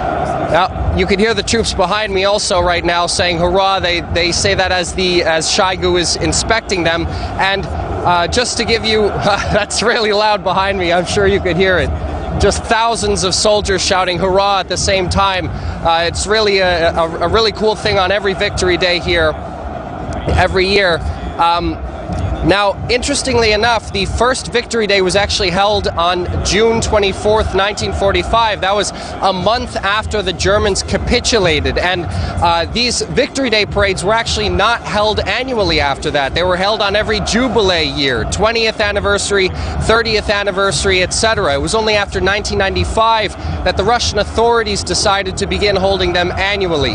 Now, imagine you were 18 years old in 1945, enlisted in the Red Army at the end of the Great Patriotic War. Today, 77 years later, you would be 95 years old. It's no secret that the generation of Soviet heroes that defeated the Nazis are now fading into historical memory. And it's our duty to remember them, of course, and as well as the 27 million Soviet people who were killed in that terrible war, who were killed in the terrible war as the result of the Nazis invading. And it's also important for us to remember the civilians, from men, women, and children. It looks like Vladimir Putin is now going to speak, so we're going to go to his speech. Shoigu is just about to, he's just about done inspecting the troops, so we're going to go to Vladimir Putin right now.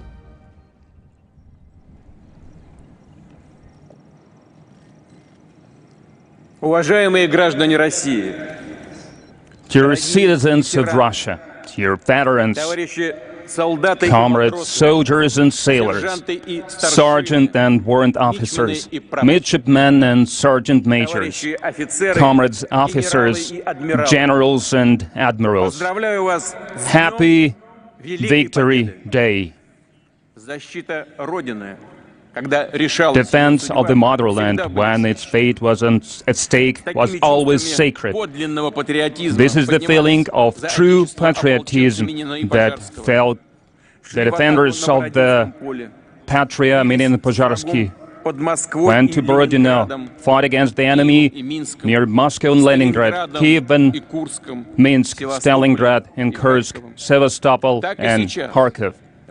That's how it's happening now, these days. You're fighting for our people in Donbass, for safety of our motherland, of Russia. May 9th of 1945 will forever be perpetuated as a triumph of our one single Soviet people, of its cohesion and spiritual might, unparalleled exploit both at the front line and at the home front. The Victory Day is close and sacred to each one of us. There is no family in Russia that has not felt the suffering of the Great Patriotic War, and we will always remember that. These days, in the Immortal Regiment marches, the children, grandchildren, great-grandchildren are carrying the pictures of their family members, soldiers who fell and remained forever young, and the veterans who left us. We are proud of the generation of victors. We are proud to be their descendants, and it is our right to hold sacred their memory, to tell us to be vigilant and to do everything we can to avoid the horror of the war. And Russia has always stood for having equitable and indivisible security system that the entire world community needs of. Last December, we suggested to sign an agreement about the security guarantees. Russia called on for the West to look for the sensible compromises and taking into account interests of each other. But it was in vain. NATO nations did not want to heed our call. It means that in reality they had different plans, and we saw that. Openly, they were preparing for another punitive operation in Donbass, invading our historical lands, including Crimea. In Kiev, they were making statements about possible acquiring nuclear weapons. NATO alliance started actively exploring territories next to us. Hence, they were trying to create an unacceptable threat for us, and it was in the vicinity of our borders. Everything was showing at the fact that the clash against neo-Nazis, Bandera followers, that the US and their satellites put a stake on was something that had to happen. We saw how they were deploying troops, how hundreds of foreign instructors started to work, how regularly they were supplying state-of-the-art weapons from NATO countries. It was becoming more and more dangerous with every day, and Russia prevented this hostility. We had to do this, and it was the only right thing to do.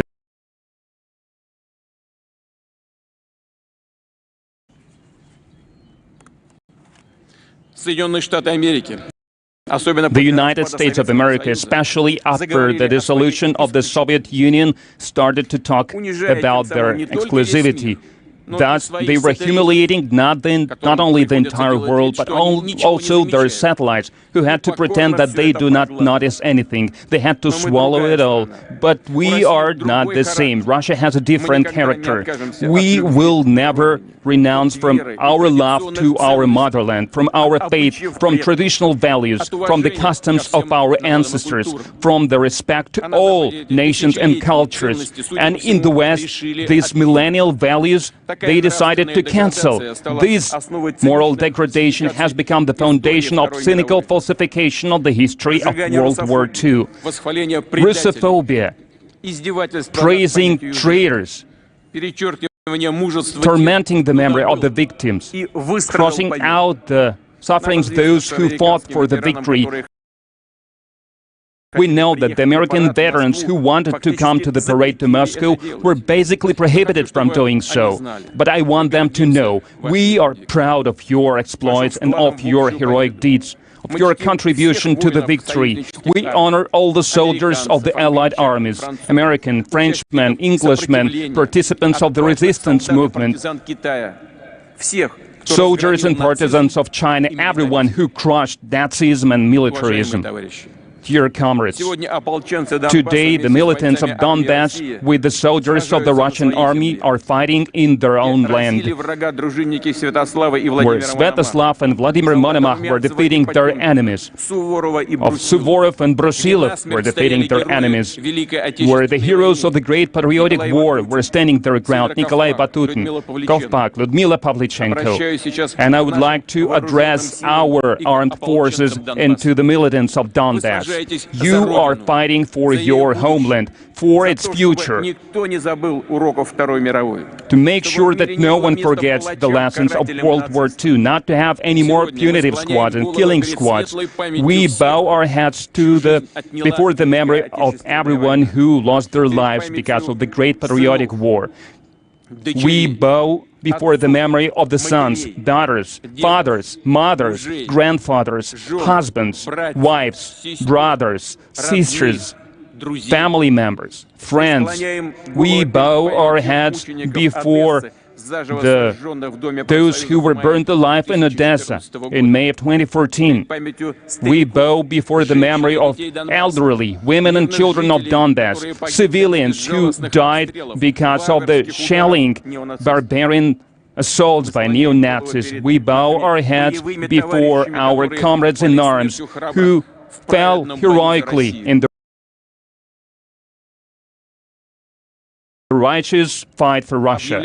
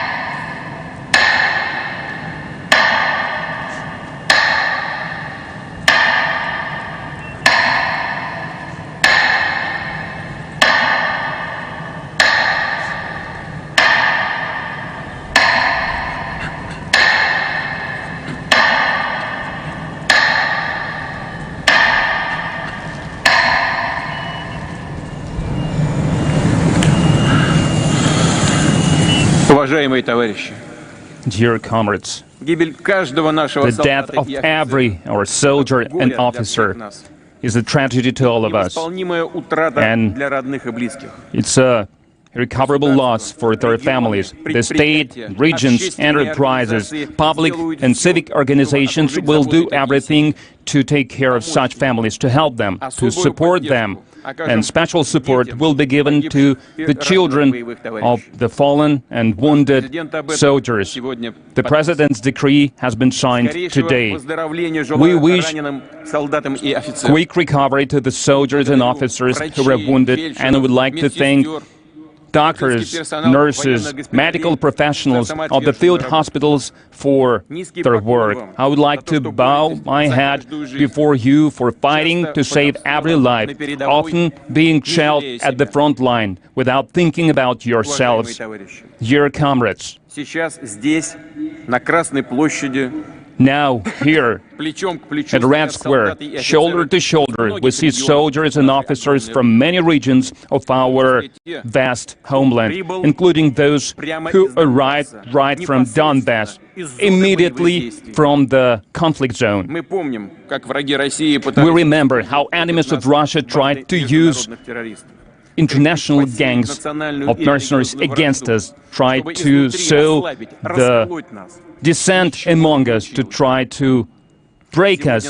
They failed. Today, our soldiers of various ethnicities fight together, shoulder to shoulder, covering each other, shielding each other, like true brothers they are. And it is the strength of Russia, the great might of our joint multi-ethnical people. Today you're fighting for the same thing your fathers, great-grandfathers fought for, because for them the security and safety of their homeland was the most important thing, and for us, their descendant, the main value is being true to our homeland. It is the strength of independent Russia. Those who crushed Nazism during Great Patriotic War showed example of true heroism for all times. That was the generation of victors, and we will always look up to them. Glory to our glorious armed forces.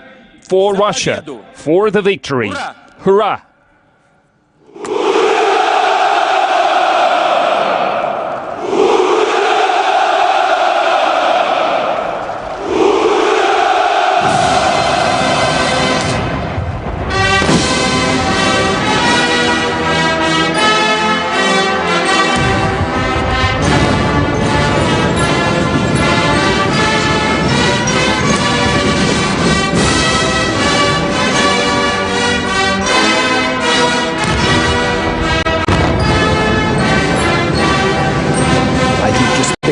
Listening to the address of the Russian president on this Victory Day, May the 9th.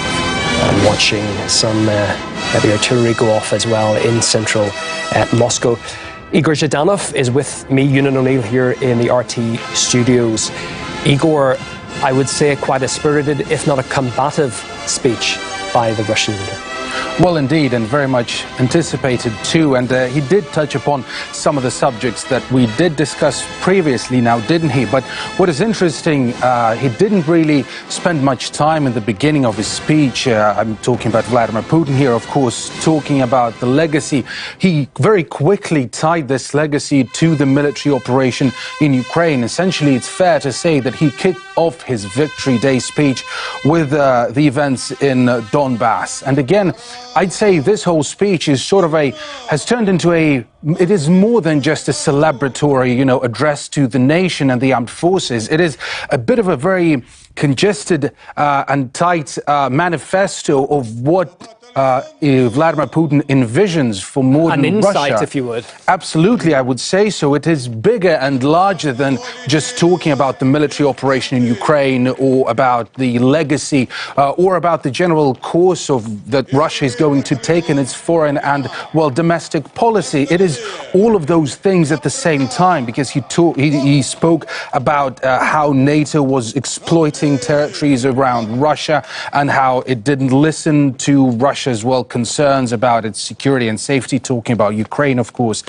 He talked about what Vladimir Putin himself called moral degradation that is going on in the countries like the United States and Europe. Again, this has been a talking point for the Russian president for quite a while, but this message made it into the Victory Day speech. So essentially, he has once again declared that he is very much committed to traditional values. Again, the same values that were shared by those who brought the Soviet Union victory in the Great Patriotic War back in 1945, that he is still committed to those values, and that the Russian president wants the country to follow that course instead of the one that is being suggested by the West. Again, a lot of very interesting points, but we'll have time to touch upon that in detail further in the program. Thanks for that recap, just the immediate aftermath of that speech.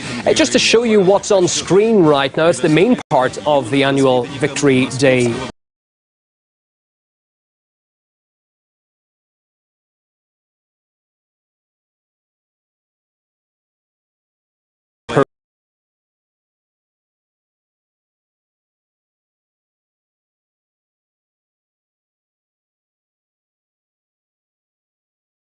Ground Forces, the Navy.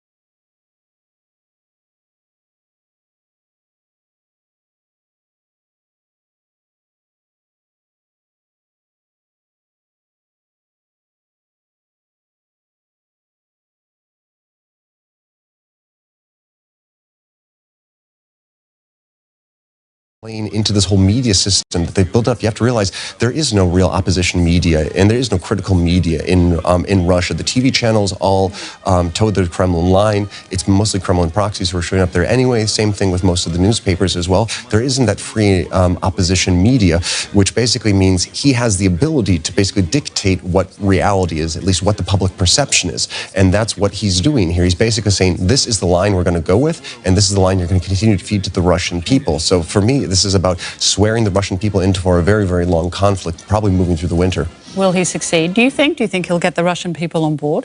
I do, to be absolutely honest. There is widespread support for Putin and for this conflict. While, of course, there are a lot of people questioning the legitimacy of it, at the same time, they're not doing that publicly, right? There isn't that open, free space for democratic public debate as you do have in Western countries. So, yes, I do think it will be successful. Now, if this really drags on, if this really becomes another Afghanistan for them, that could be a different situation. You might see some more protests there. I mean, when it comes to the body count, the Soviet Union lost 14,000 people over 10 years in Afghanistan, and by all indications, the Russian Federation, in just a couple of weeks of fighting, has already lost more than that. So as more people continue to come home in body bags and the costs continue to pile up, it could change. Russian mothers, Russian wives, the people that are left behind are going to start. They're definitely going to start noticing, and as this becomes a continued war of attrition, that might change the dynamic. But at least for right now, it seems that Putin is basically saying to the Russian people, like, look, we have to fight this fight. This is going to be our eternal fight moving forward. He even said that at one point. This whole idea of the immortal regiment, this honoring the fallen of World War II. He's saying this is the same, that direct connection. This is our, once again, existential struggle against the West, against these supposed Nazi forces that don't actually exist. So it really seems like he's saying, look, this is a fight about the very existence of Russia, which, again, it goes into this dynamic of Russia being under assault, which is just not the case. But it seems like Putin is not willing to back down in the situation. He doesn't want to give an inch.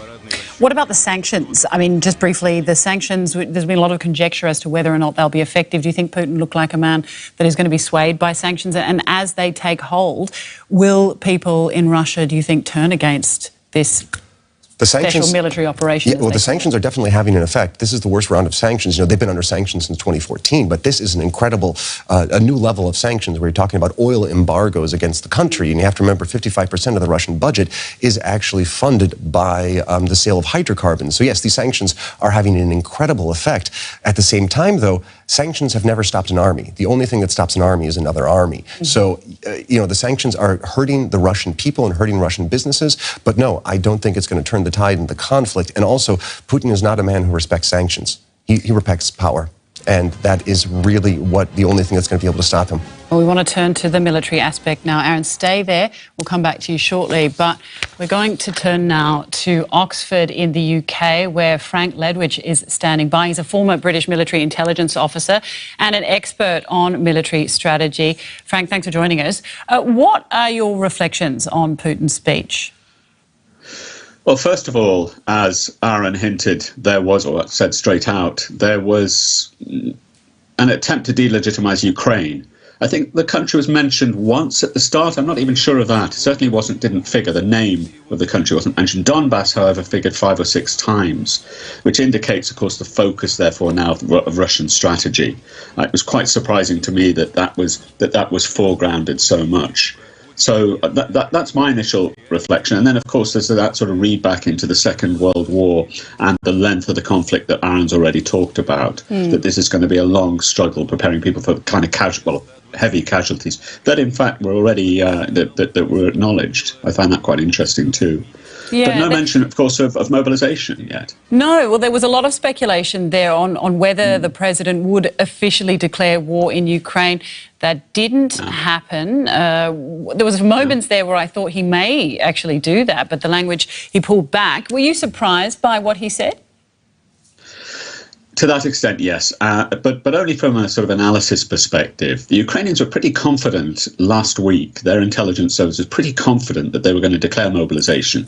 And over the last couple of days, there have been various sources which have tended to indicate that was going to happen. And I didn't expect full mobilisation because I think, as Aaron's already said and has been made clear over the last week or so, it's really difficult to do. They haven't really got the equipment for it. It's a bureaucratically an immense exercise and politically dangerous. But perhaps calling up of an early echelon of conscripts or something like that to reflect the importance of the war. But we didn't get that. Very interesting. But very interesting also because it's to some extent it's a failure of Western analysis. It's the first time that's happened during this war. The British were pretty certain that was going to happen until last week. The Americans were pulling back. How did he use that speech to sell the special operation, as they call it, to the people there? Yeah, simply seeing it right from the start as an extension of that war against the Banderovci, the Nazis, always reading back into that. We've already heard about the Immortal Regiment, and there's been some talk about that over the week, and a little bit of corruption around it. But anyway, because it was clearly going to be foregrounded. So yes, a continuation of that old struggle, time and time again, that drumbeat, plus constant mention of Donbass. That, to me, was very interesting, focusing that campaign down there. All right, Frank, stay with us. We're going to come back to you in a moment, but we want to look at the military strategy of Russia now. As Russia commemorates its World War II victory, Western countries say it has nothing to celebrate in its invasion of Ukraine. The scale of Ukrainian resistance has confounded Russian commanders. Russia has made little progress in its invasion in recent days. The battlefield map shows Russian forces still holding an arc of territory across Ukraine's east and south, centred on system. And I'm sure more will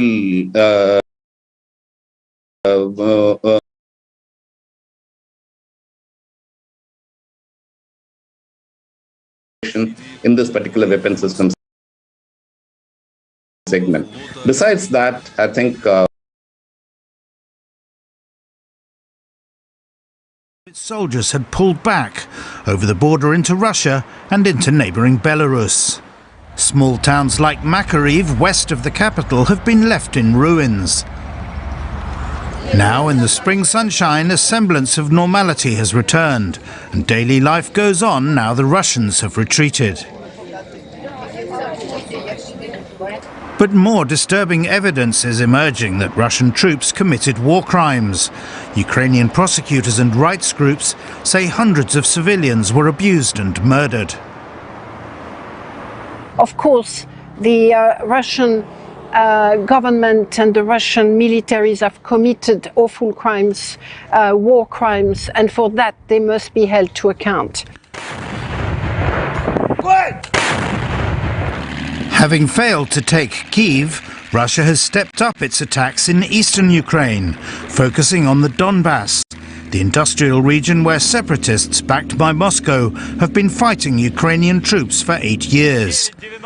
These pictures released by the Russian Defense Ministry show its heavy artillery firing at Ukrainian positions, with the front line constantly shifting. Ukraine's defense chief says a counter-offensive could soon begin to push Russian forces away from key cities. If that succeeds, it would be a further blow to Vladimir Putin's territorial ambitions and his hopes of taking over large areas of Ukraine. Well, Frank Ledwidge is still with us. Frank, where do you think Russia stands militarily 2.5 months into the war in Ukraine? Well, military analysts or strategists look at 3 levels of war. You've got the tactical, which is the combat level. You have the operational, which is the sort of theatre level. That's to say the Donbass operation, or perhaps even the whole country. And then you've got strategic, which is the international dimension. So let's look first at the tactical. So right now, as of yesterday, the Russians have made some gains down in Donbass, very slow. They're bogged down. They haven't managed to exploit any breakthroughs. Yesterday they did capture a town called Popasny, which they've been after for a long time, but otherwise not so much. North of that, around Kharkiv, Ukrainians are making major gains. They're pushing that Russian artillery back and Russian forces back away from there. But at the operational level, of course, what you've had is defeat in the north, which we've already heard mentioned. They're being held, obviously, in the south and east. And that's likely to remain the case, particularly because it's very clear that the war is not being ramped up as we expected. Finally, strategically, the grand strategic level, well, they're total disaster for the Russians. Look, the whole purpose was one of the avowed purposes was to stop the advance of NATO. Now you've got two of the more formidable countries in Europe joining NATO, that were previously neutral. Certainly Finland will, and probably Sweden later this year, perhaps next year. So, all told, 2 out of 10. You mentioned there about the huge losses that Russia is facing, but the Russian people... Mariupol, in Donetsk and Lugansk regions of Ukraine, where the fighting is absolutely ferocious, and we have seen all sorts of myths about armored vehicles destroyed over the past several months, such as tanks, that they're obsolete.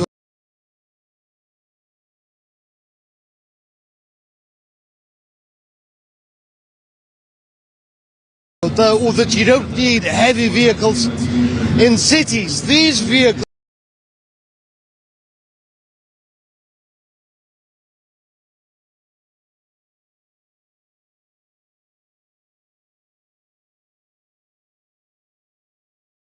I think it signifies. I mean, this is first blush, but it seems to me that it's again playing back into the initial day one story, which was we're there to defend the Russian people who are being victimised. Of course, they weren't down there, and limiting perhaps the objectives and almost an acknowledgement that we're not going to achieve very much elsewhere. I mean, I expected.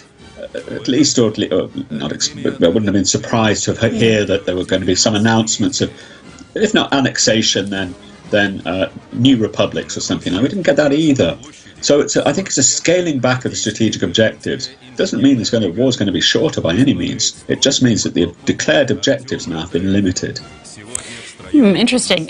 They did mention, though, that Russia has enough high-tech weaponry to fight this war. Western intelligence begs to differ on that. How do you see it? Yeah. Well, since the start, there's been questions as to the stocks of Russian precision weapons. And only this morning, the British Defence Intelligence, who give a little briefing every day, it's a synthesis of what people have been working on over the last couple of weeks, and teams will write their own synthesis. So today it was about exactly that, Rebecca, as you hint. Mm-hmm. And what they're saying is that Russia's running short of these weapons, of precision-guided weapons, which is very bad news for them because the Ukrainians are being reinforced with them. But the Russian Deputy Prime Minister today said Russia is developing new generation hypersonic missiles. And what do you make of that? Well, we saw the deployment of Kinzhal missiles earlier in the conflict about 6 weeks ago. Quite curious, really. It's not immediately clear that there were successful deployments, but yeah, sure they are.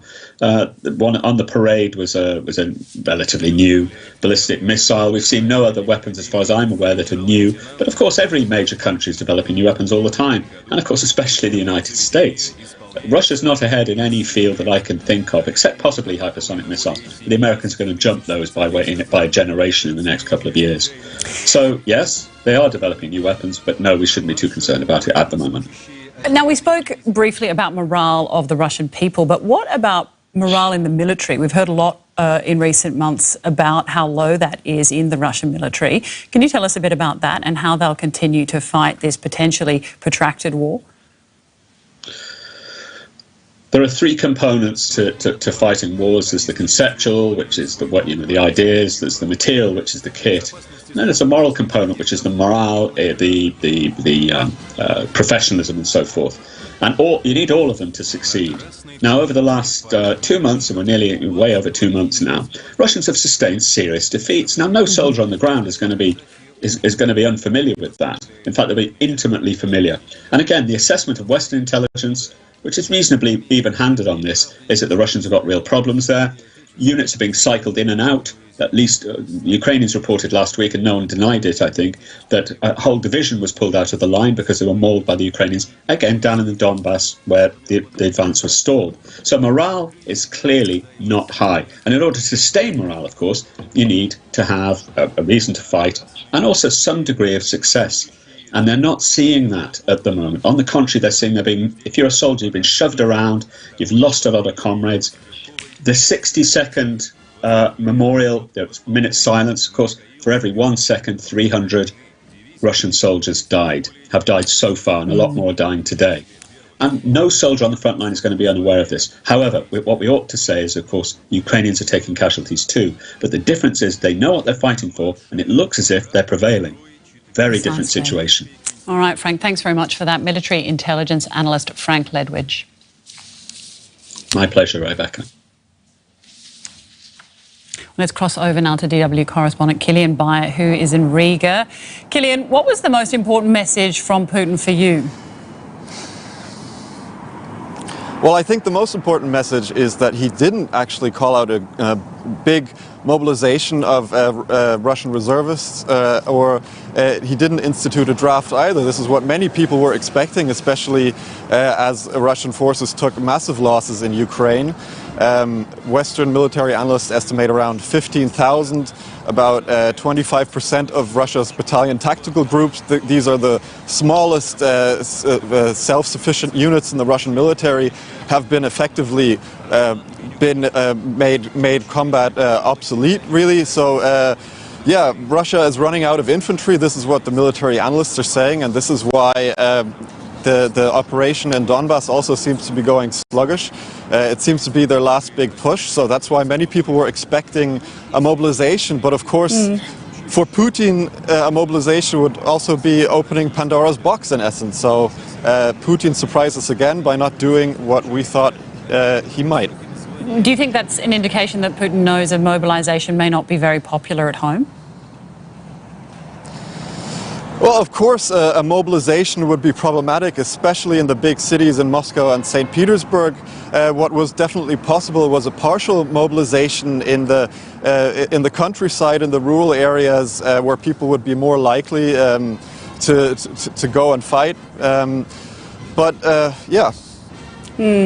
It's okay, so today the spectacle, the parade and the speech by President Vladimir Putin seem to be aimed at fear-mongering as well. Do you think he succeeded there? Well, Putin started out with Victory Day. Victory Day is one of the most important days in Russia. Having been in Russia extensively myself and talking to people, some people would even say it's more important than Christmas. It's definitely the most important non-religious holiday, and this is because, as Aaron said earlier, the Soviet Union took massive losses in the Second World War. 27 million Soviet citizens died. Just to put that in perspective, that's about 3 times the current population of Greece, or about 1/3 of the population of the UK. So the Great Patriotic War, as is known in Russia, and the trauma that was instilled was kind of like the social glue that held the Soviet Union together. And this also is applicable to Russia as well, which came forth from the disintegration of the Soviet Union. But Putin took this memory of the Soviet Union that everybody can agree on, that was a massive trauma, and he hijacked it and framed it at really replacing what was Nazi Germany with Ukraine, saying the Ukrainians are fascists, are Nazis, and they are now the baddies. And this is, of course, absurd. It's been debunked. The Ukrainian government is not a Nazi government. Their president is of Jewish descent. But I think this is exactly what we expected to hear from him, and it's what he said. How much did today's parade or did today's event differ from previous years? I mean, you mentioned obviously the introduction of Ukraine as a topic there, but you know, how different was today compared to other years? Well, one of the things that really stood out this year was that there were no foreign guests, not even President Lukashenko from Belarus, who is a close ally to Vladimir Putin. And the Victory Day is really being framed as a Russian victory when it was not. It was a Soviet victory. The Soviet Union was a multi-ethnic state with multiple republics. A big, heavy part of the fighting was actually in Ukraine, in Belarus, and of course also in the west of Russia. In the war, the Ukrainians also had a massive sacrifice. Kazakhs, the Buryats, really all people of the Soviet Union. And this year it was framed to be, a Russian victory. Killian, why do you think it is that Belarus's Lukashenko wasn't there today? That is quite surprising, isn't it? I don't know exactly. I think I can't look into the mind of Putin, but I think he really wanted to focus on Russia, on this Russian war in Ukraine as well, and to kind of twist the narrative and the memory of this of the Second World War and the commemoration really of the losses that every family took, the sacrifices that were given by every family, and apply that to Ukraine. Now, I feel like I may know the answer to this question, but I'm gonna gauge your answer anyway. How is this invasion, the war in Ukraine, being viewed where you are in Riga? Well, I think most people here are horrified, especially the ethnic Latvians are horrified. It's a bit more difficult to say exactly how the Russian population sees it. About 1/4 of the Latvian population is of Russian descent or Russian speaking. When you walk through Riga, you really see Ukrainian flags on every building. On every single building it looks like a Ukrainian embassy. But a few weeks ago we were in Daugavpils, which is in the east of the country. In this town, it's the second largest city in Latvia. Russians are in the majority, and you don't see any Ukrainian flags really, and that difference really stood out. So I would say the country is a bit divided here. All right, DW correspondent Kilian Bayer speaking to us from Riga. Thanks very much for that. Thank you.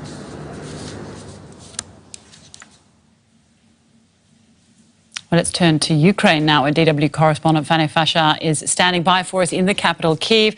Fanny, Russian forces have been under pressure to give Putin something he can celebrate for Russia's Victory Day, something he can take back to the Russian people. How do you gauge the speech? What do you think that might have been today? You really wonder what that will be or has been already, because if you look at all these airstrikes across Ukraine over the weekend, so many arbitrary attacks, you really wonder, it cannot be that simply bombing a school, for example, in Luhansk, in Bolihorivka, that small village there in the Luhansk region, that this is something that they want to present as a victory. These are civilians, about 90 of them estimated have been sheltering in this school, so they've been already through a lot trying to look for some safety in a region that's heavily shelled for weeks now, and it appears that 60 of those 90 people have been killed. 30 of them came out of the rubble, and you really wonder just how could they even make it out alive there if you look at the pictures. So it's really unclear just what kind of victory and over what Russia wants to present as they are gathering there at the Red Square in a jubilant atmosphere. And as we have heard our colleague evaluating there, they're changing the narrative. This day, May 9th, actually stands for the Soviet Union's victory over Nazi Germany in World War II, but the narrative is really changed around there to present the form of victory of what Russia calls is Nazi Ukraine. Well, he certainly didn't seem to have the glory prize that he may have hoped for today on Victory Day. Now, Fanny, if we move to the conflict as it stands, the fight for the East rages on. What's the latest from the front lines there? It's very difficult to establish a picture due to lack of independent information and sources there, but certainly, especially today, there is a focus on Mariupol, that town that's been in the focus now for a while, because you have to know about 100,000 people are still in that town, and apparently they can only leave their homes if they have permission from the Russians, because the Russians control most of this town except for that Azov steel plant. So really the question is just whether that heavy shelling that we've been seeing play out over the course of the war already in Mariupol, whether that's going to be intensifying around and in that plant, Azov steel plant. Now the soldiers inside, the active soldiers inside, they say they're not going to disarm. They're going to defend this plant, which is basically the last holdout, Ukrainian holdout in Mariupol. What also they're calling on humanitarian assistance here to take the wounded soldiers out. It's a very emotionally charged day today, May 9th, as it's unclear and so unpredictable what the Russian playbook looks like when it comes to further attacks today on Ukraine. Now, Fanny, there's a lot of talk about referendums, new referendums in areas in the Donbass and Kherson. Can you tell us anything about that and the legitimacy of those? if you look back on history, Crimea was annexed in 2014. Also there was a referendum that observers call the sham referendum, basically. And it looks like that this is going to be sort of the playbook there. Also for places like Kherson, for example, which is also a key portal town in the south. We have to look at these key portal towns because they are like the economic vein of Ukraine. If you advance here, you basically control parts of Ukraine, important parts of Ukraine. And in Kherson, for example, they want to introduce the ruble. A transition phase has already started a couple of days ago. So yes, as soon as you have referendums, you can of course then say the people wanted the Russian control, even though those referendums of course are happening under very different circumstances, because if you ask the people of a certain town, according to the Ukrainian constitution, you have to actually ask all people of Ukraine and not just certain citizens of parts of Ukraine. Fanny, you're in Kyiv, the capital. Authorities have been warning residents in the capital to brace for more airstrikes, particularly over this time, this Victory Day time. How is it at the moment in Kyiv? It's definitely more tense compared to previous weeks, and also the time we've spent here building up to the day when on February 24th the war began. You really feel like something else is on the air, and in fact the advisor to the Interior Ministry just warned again today, repeating the warnings already we have heard over the course of the weekend by President Zelensky, that people should take those air raid sirens seriously, look for shelter, do not ignore them, because unfortunately, in fact, that was the case by so many people here on the ground, as they seemingly become accustomed to these daily threats and in a way try to go about their daily lives. But when it comes to today, and as I say, it's a very emotionally charged day, everyone in Ukraine is on high alert. What is going to happen? What kind of airstrikes and where? So people are more cautious and are on alert. All right, Fanny, thank you very much for that update. DW correspondent Fanny Fashar in Kyiv for us.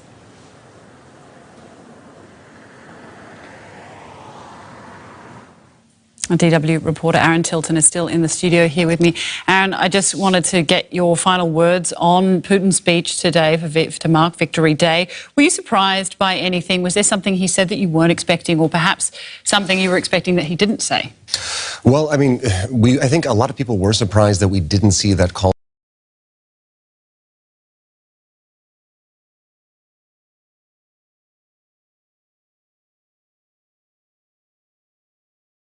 against he actually said we had to do this. Yes, exactly. He said that we had absolutely no choice in the matter. Our hands were tied. We were only doing what we need to basically survive. And again, tying it into that historic struggle from the Soviet Union against the Nazis, basically it's a complete reversal of the facts on the ground, and seemed to me to be really kind of an indication that Vladimir Putin is going to stick to his guns, said that this is going to be a long conflict, a conflict that isn't going to be over in a couple of weeks. It's going to be pushing into the months and maybe into next year as well, and basically saying that to the Russian people, stick by me. We have to do this. We have absolutely no choice. I mean, it is, for those who were kind of hoping that there would be a quick resolution to this conflict, it seemed to be very, very bad news today.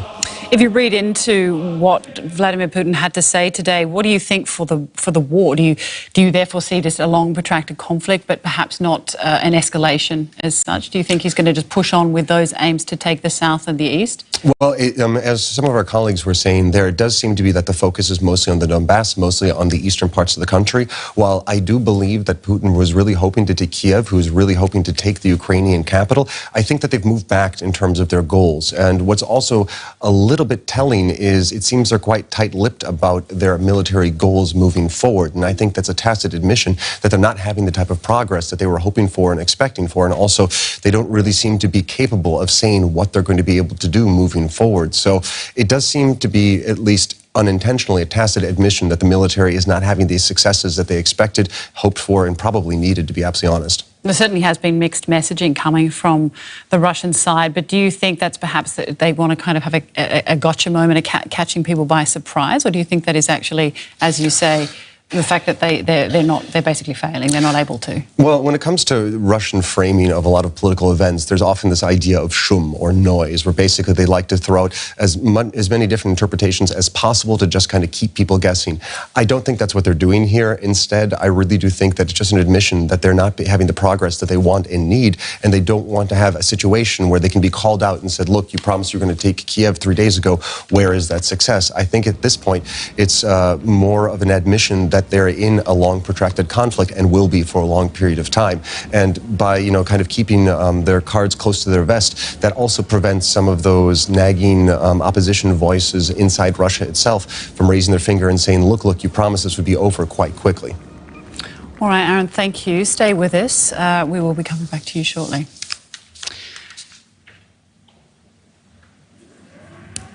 You are watching DW News. For those just joining us, Russian President Vladimir Putin has praised his military for fighting his war on Ukraine and vowed to push on with the invasion in a major address in Moscow.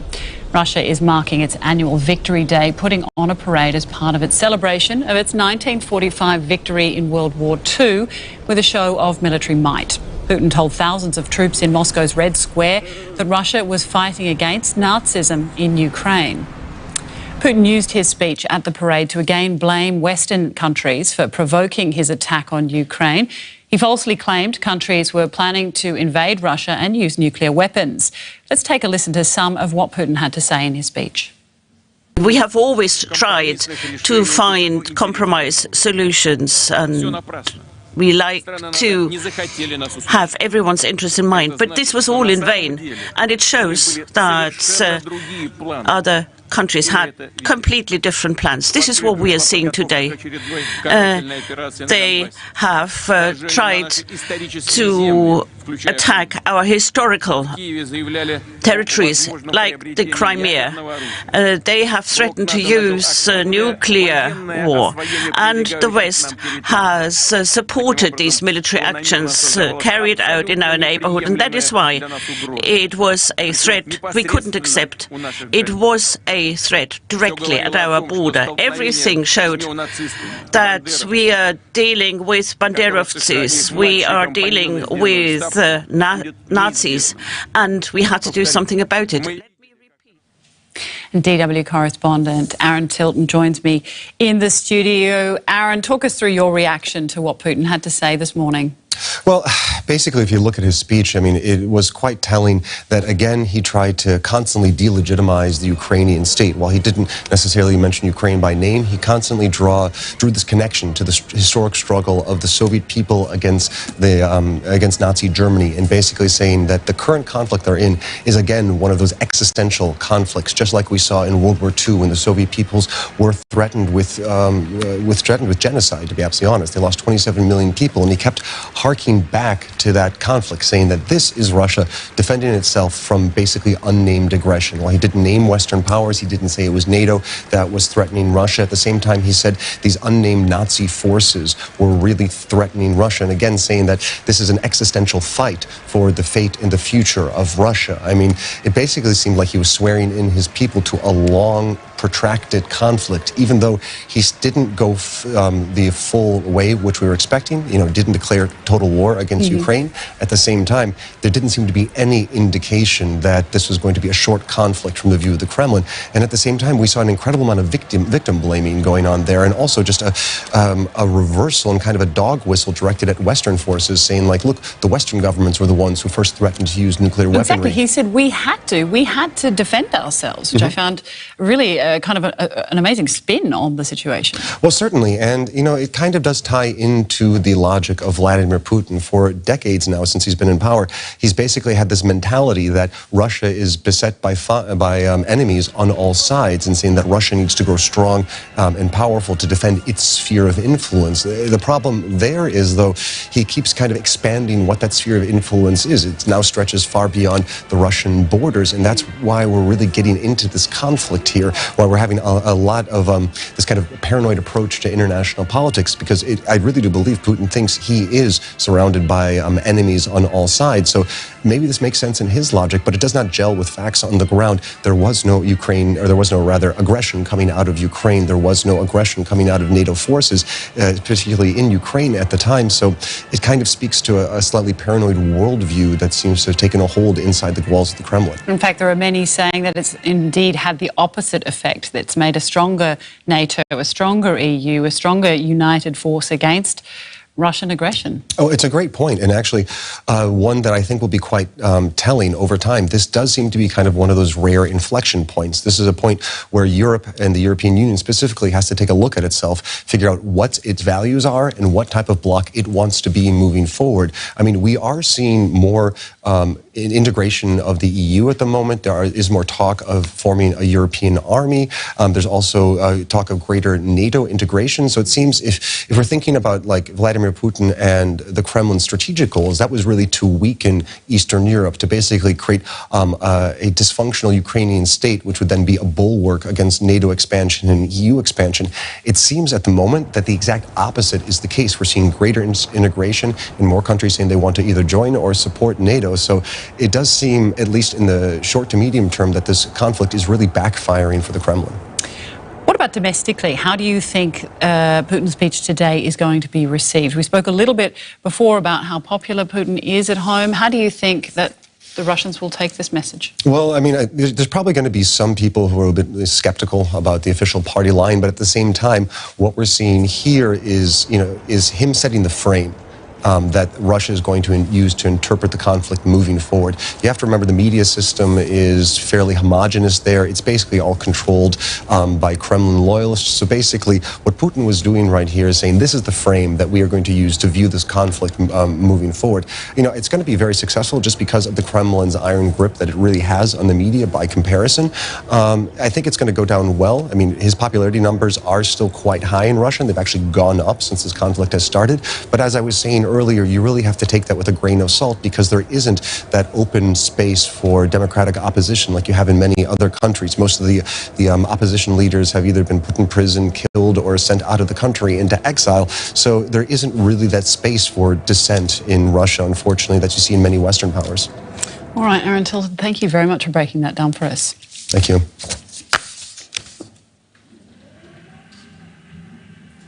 Let's cross over to DW correspondent Kilian Bayer now, who's in Riga. Kilian, nice to see you. What was the most important message that do you think from Putin this morning? Well, I think the whole world turned to look at the speech that Vladimir Putin gave, because many people, many Western analysts were expecting a mobilization of some sorts, especially because the Russian army has taken massive losses in Ukraine. Around 15,000 troops have been lost, according to Western military analysts. There's also a number circulating that Russia has lost about 1,000 tanks. So they are in dire need of military personnel to really, if they really want to keep pushing in Ukraine, because if it stays at if the situation stays as it is in the moment, then it looks like that Russia's current offensive in the Donbass will probably, they will probably not be able to continue much after this. It was probably the parade and the speech, Russia's President Vladimir Putin, what he had to say, that they could be said that it was aimed at fear-mongering as well. Would you agree? Do you think that they would succeed there?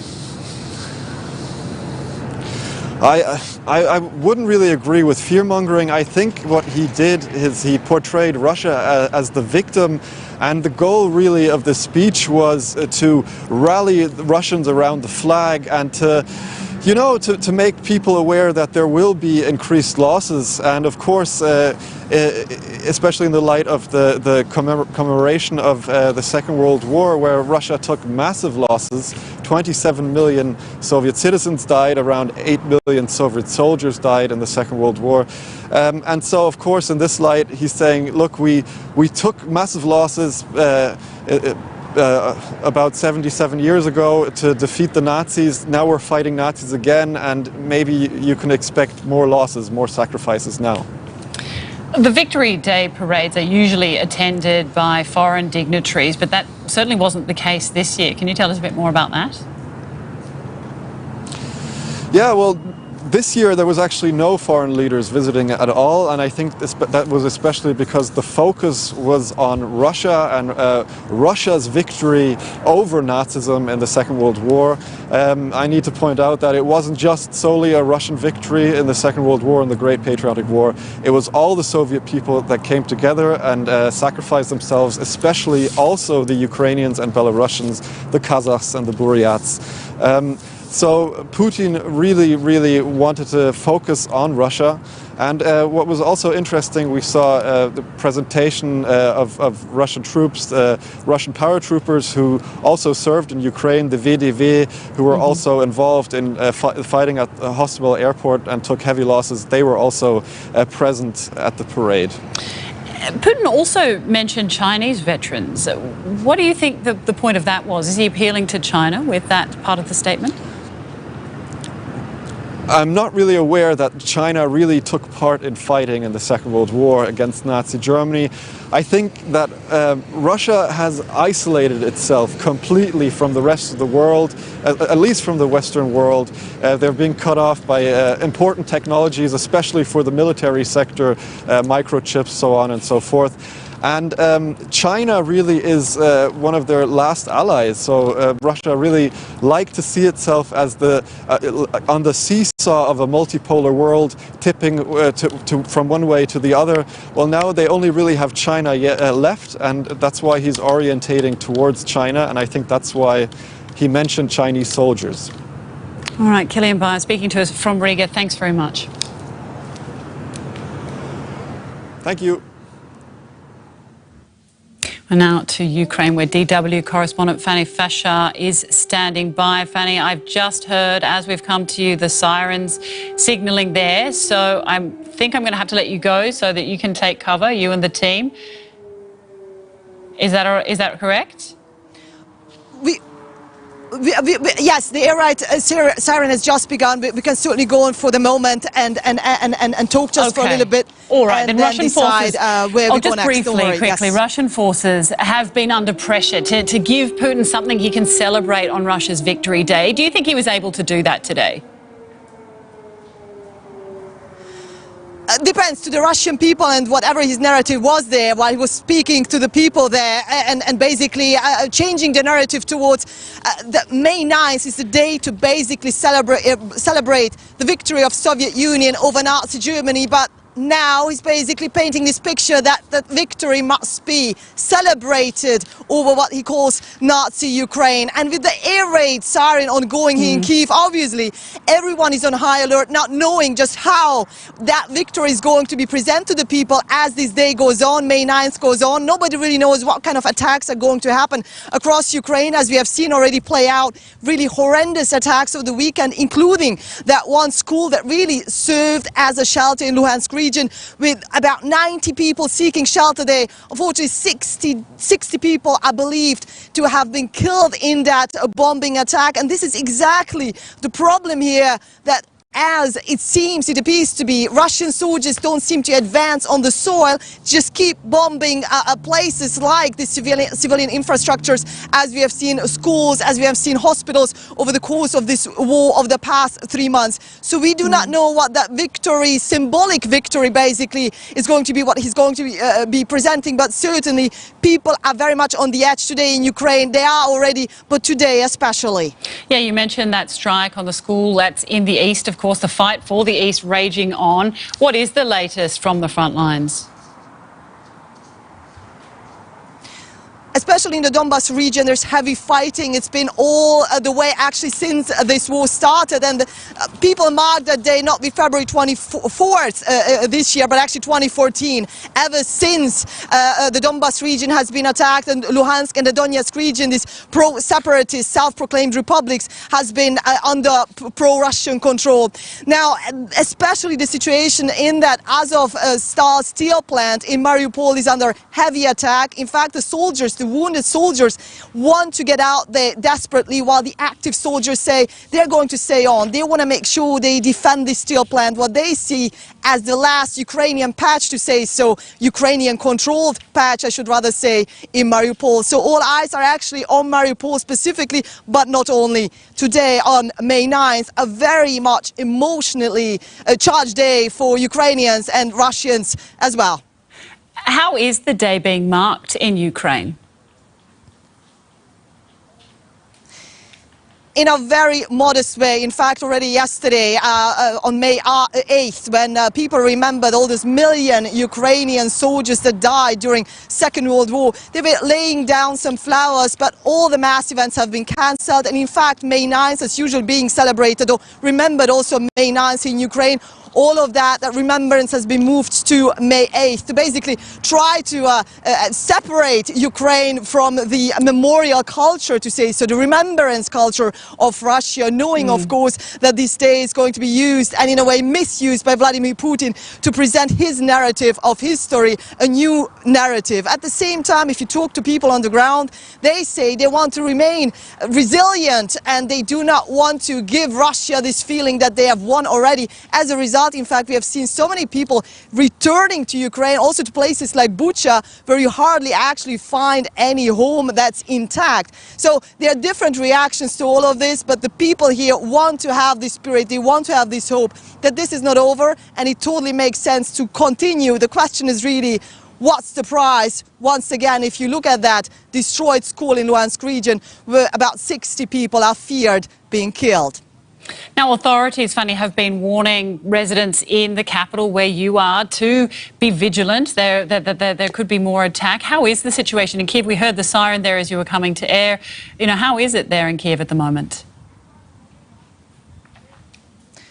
Quite tense, I have to say, very briefly, because in the run-up to this day, May 9th, so already President Zelensky called on the people to take those air raid sirens seriously, which wasn't really much the case anymore, because this is month 3 of this war. So people started to begin to accommodate in a way, or live with the ongoing air raid sirens. However, with all what this day means, May 9th, also people here, I realize, there are less people here on the streets, and they are trying to look for cover. In fact, this is what we're going to do as well right now, because we just do not know what this particular air raid siren meant. So actually, we are ready to pack up now and go. Indeed, we're going to let you go. DW correspondent Fanny Fasha in Kiev, thank you very much for that.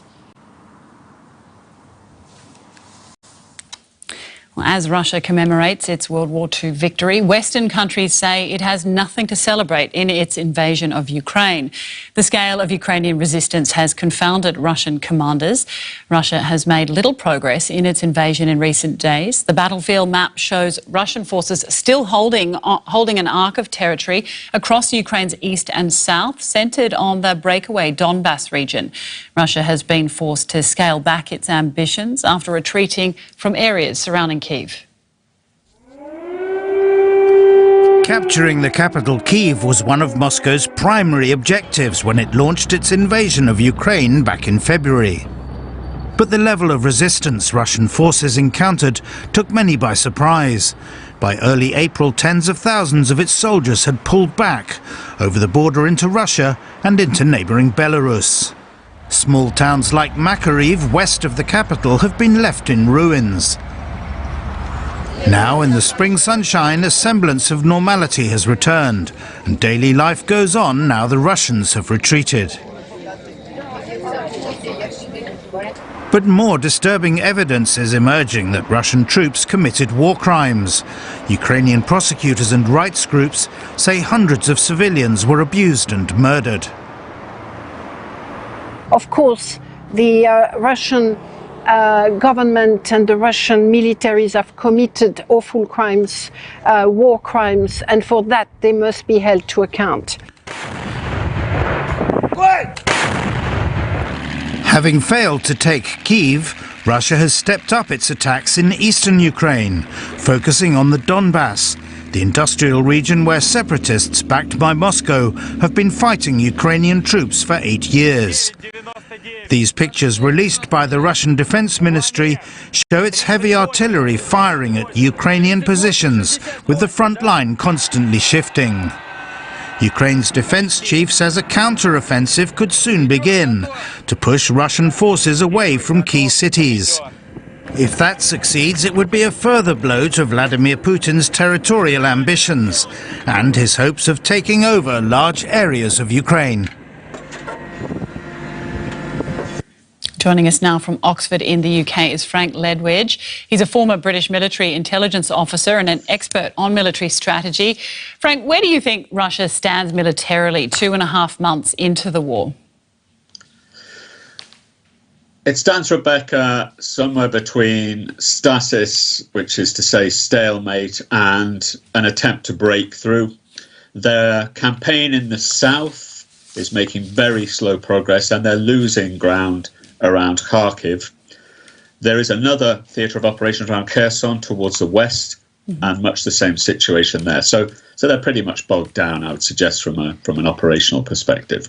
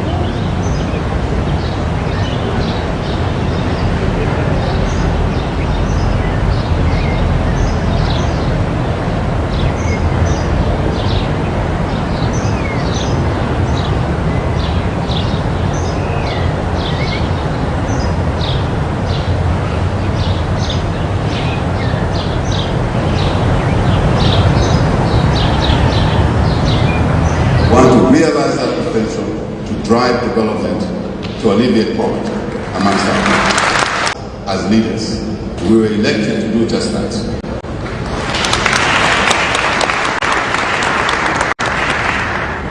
These efforts from all of us, include building downstream linkages aimed at promoting value addition, as the Minister from South Africa, Minister of Mines indicated, manufacturing on our continent, as well as upstream linkages into mining capital goods, consumables, and indeed service industries. The development of supporting infrastructure, including in areas such as power. I heard my colleague minister talked about power here. All of us on this continent should not accept the fact that we don't have sufficient power to drive our mining sector and other industries. We do have. We've just not been doing the work that we were elected to do. Now is the time to do that. So in power, logistics, and transport. Indeed, communications, significant investments, obviously in the area of research, technology, and development, amongst others, also remains critical to our development agenda, with mining being integral to that agenda. Our continent is endowed with vast mineral resources that largely remain undiscovered because we're not investing in exploration, and even when they're discovered, they're not exploited. Yet our people live in abject poverty. Unacceptable. Going forward. Unacceptable. We also have immense potential in the artisanal side and small-scale subsector, because this is important for our local populations in our countries to be involved in the mining sector. And small-scale mining, artisanal mining is an area even large mining houses must work with governments to make it possible for people to participate in the mining sector. I think that will bring us the much needed social contracts that we need from our voters. Very important. It is clear that aggressive investment into exploration will unlock the undiscovered mineral resources and create enormous social economic impact. That will not only lift many of our people, as I've said, out of poverty, but create new wealth and prosperity on our continent. I've said it before, chairperson of this indictment, that personally I'm embarrassed. I'm embarrassed that we have so much poverty on our continent amidst so much wealth. This is an inherent contradiction which we, working together, must resolve. We have an opportunity to actualize Agenda 2063, the Africa we want, which is anchored on harnessing the continent's endowments, embodied in people and natural resources. We are, however, cognizant of the threats that stand in the way of actualizing our aspirations as a people, as a continent. Civil strife, for example. Civil strife, for example. Conflict, instability which has characterized a number of mineral-rich African countries. We thought we were putting this issue away, but it's re-emerged in the last couple of years. And this is not good for us at all. So we must endeavor to foster peace and stability across the continent, because conflict definitely impedes investment. Conflict and other issues obviously endanger our desire and abilities to deliver social and economic growth for our people. I therefore wish to underscore Zambia's support, our country's support, aimed at efforts, all efforts, aimed at resolving the ongoing conflicts on our continent. We as a country are in support of that, and I believe other countries should do that. I'm sure they are doing that. And elsewhere in the world, conflict not just on our continent, but elsewhere in the world. We often stress the point, and I think I've repeated this on many platforms that I've had the opportunity to attend, that we stress this threat to stability everywhere. There's no question about it. We've seen what's happening in Europe long before. The message, the narrative was driven that conflict is Africa, and Africa is conflict. No, it's not true. Conflict, instability is not Africa. Yes, it's Africa, but it's also Europe. It's America. It's everywhere. We should not allow this to continue. I think it's not a question of who believes in what, who supports who. Yes, I heard the minister from South Africa say that. But aggression leading to conflict is taking away opportunities from us to invest more in the mining sector and to realize value for all our people. And I think we should not accept it.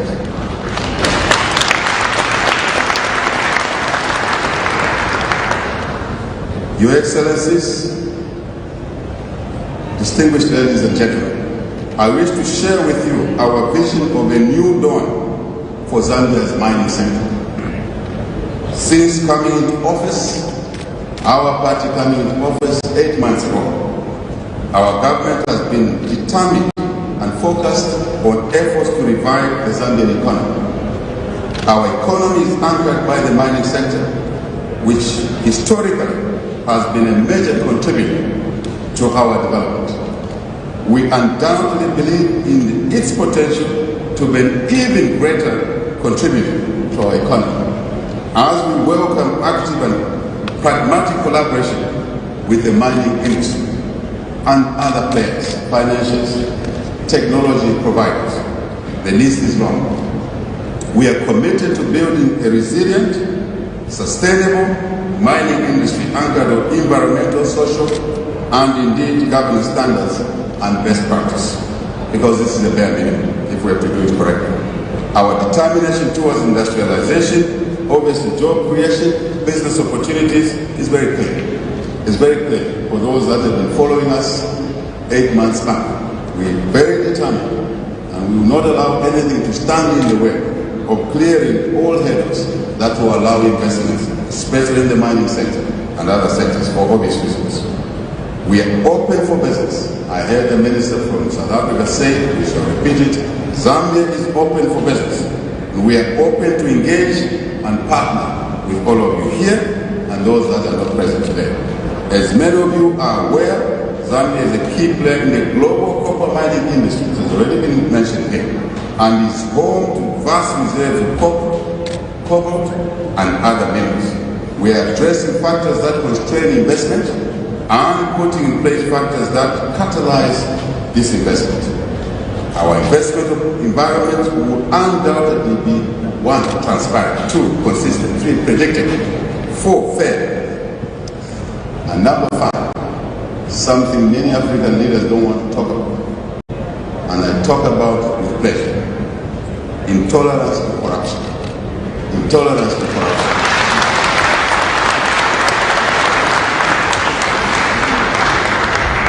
Momentum is building towards increased mineral production as new mining operations are opening.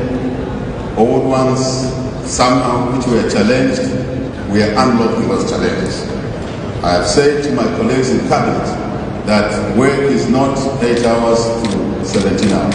Work is deliverables. What do we deliver? Over what period of time? That's the way we are looking at things.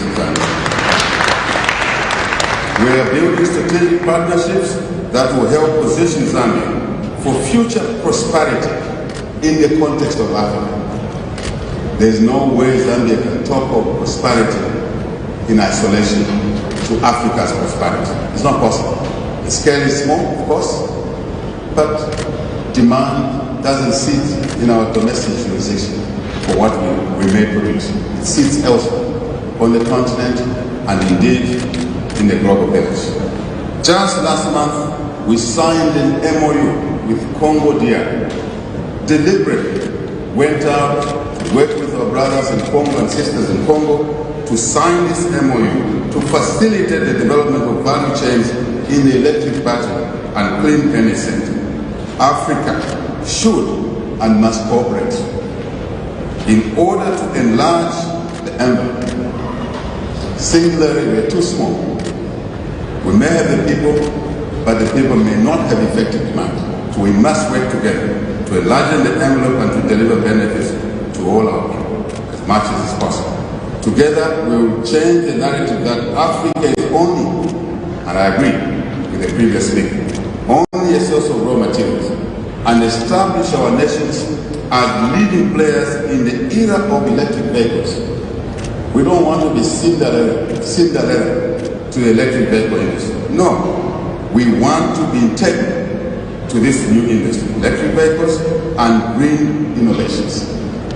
Not at the edges, but at the center. Of course, we are no threat to anyone. We work with those who have the technology, we work with those that have the the capital, as long as your capital is fairly priced, because Africa has been paying too much for its capital. I think this is time to lower the cost of capital on this continent.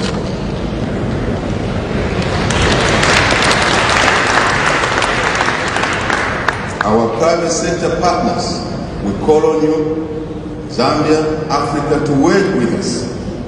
There's cut the distance between ourselves.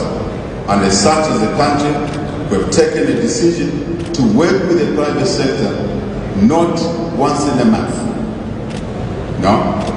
But all the time, through our public-private partnership dialogue forum. So we want to be together all the time. Come to do business with us. We want to hear you. We want to understand what your challenges are, how we can unlock those challenges.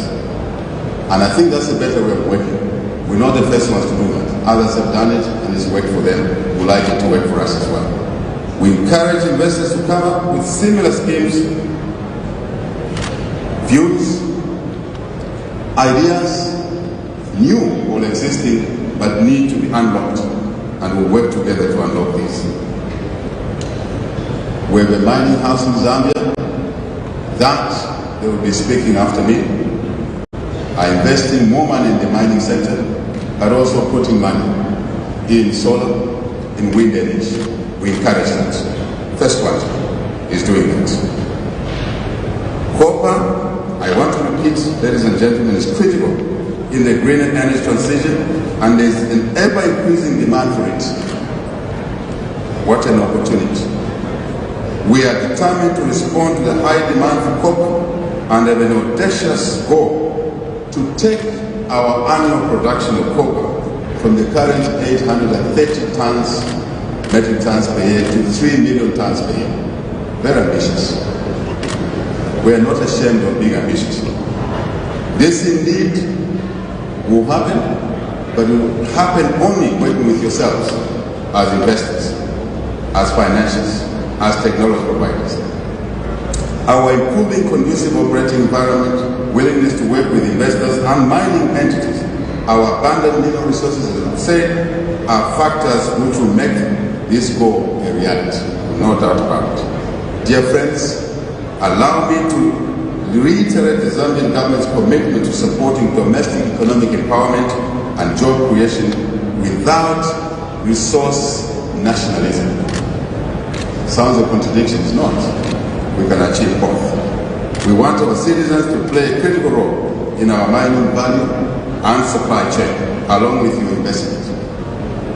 Yes, that's the way it should be. This will undoubtedly add to the sustainability of our investment, your investment in our country, and secure a much-needed social contract. Very important, extremely important. Your Excellencies, distinguished delegates, ladies and gentlemen, we appreciate the important role that the private sector plays in the development of the mining industry.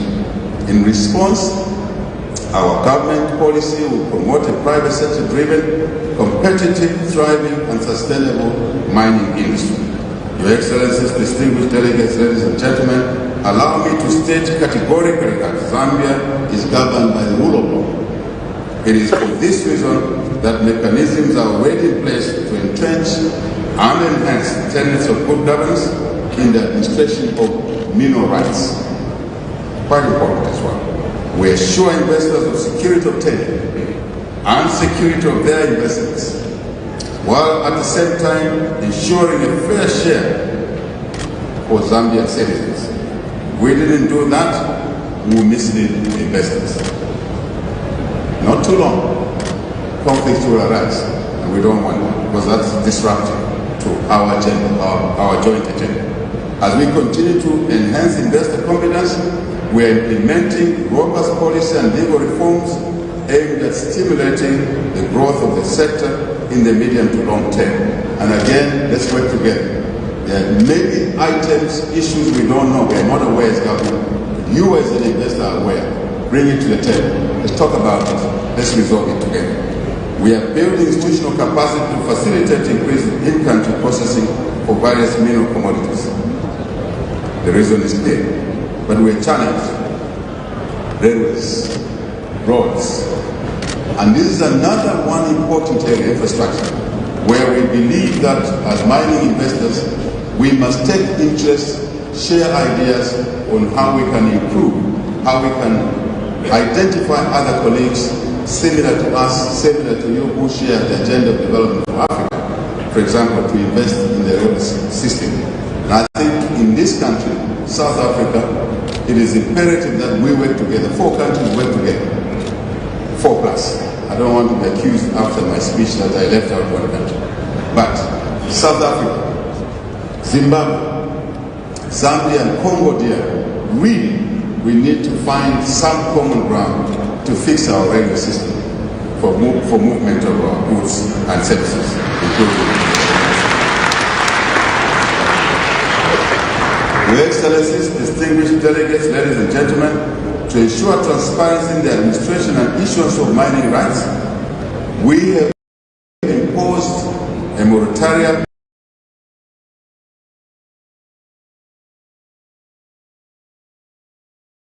on the issuance of mining rights in our country, only for a short while, to clean it up. We inherited a system, practices that were unhealthy. So for the mining investors, we're doing this only for a short while to clean up the system. And you'll be happy once we reopen the mining license rights. You'll be very happy. Because one of the things we want to root out is just endemic corruption around the mineral resources. And that does not help anyone, including yourself as investors.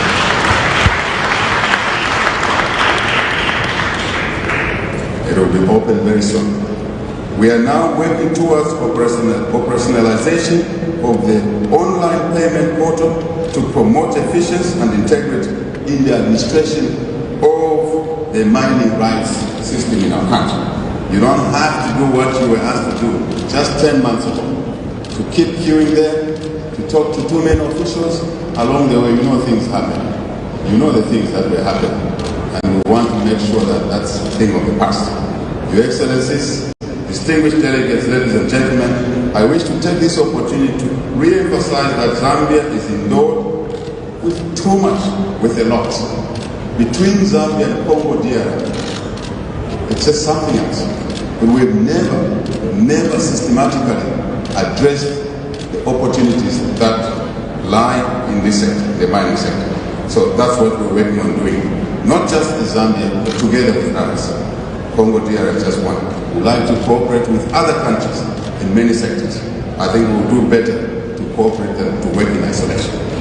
We see a future, obviously, where electric vehicle components, which include batteries, copper pipes, and cables, and others, will be produced in Zambia, in Congo DR, yes, Minister Mantashe, in South Africa. Yes, you're already doing a lot, but we want all of us to do something. And that gives us an opportunity to develop the Africa Free Trade Area. I have said this point before. In the Africa Free Trade Area agenda, if other countries, citizens don't see benefits, they will resist. The only way to make it possible and work for everyone is to ensure that benefits are spread across one or two countries only, at broadly.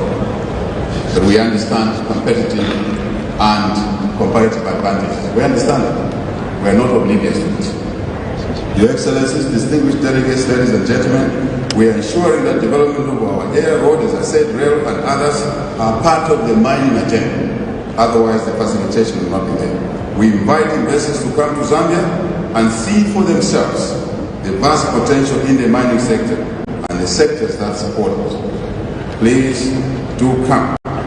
Please, let's network in this INDA, 2022 INDA. Ladies and gentlemen, we are delighted with the first quantum minerals announcement of 2 landmark investments in Zambia. We set out to unlock this opportunity, and others will be announcing very soon, because they were standing in our way of achieving the 3 million tons per year of production. Just hope, but also in other sectors we're working on targets. So we're very delighted that First Quantum has unlocked an opportunity that was hanging around for over 10 years. And in 8 months, we set an agenda that 1, 2, 3, we shall unlock them. One of them was First Quantum. We're very delighted that this investment has been unlocked. You will hear from them shortly after my speech. I could talk about figures, but I will allow them to talk about figures. But broadly, for us as a small country, when you have a total investment, additional investment of $1.3 billion, it's not small. It's a lot in one project, one or two projects. So we're very delighted with that.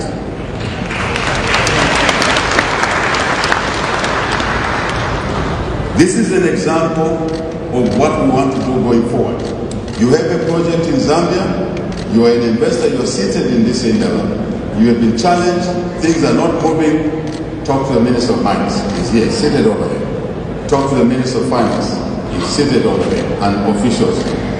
As we return home, we want to schedule your issue, your case, and unlock it as we go back home. Ladies and gentlemen, as I conclude, I wish to express my sincere gratitude for the invitation to grace this mining union.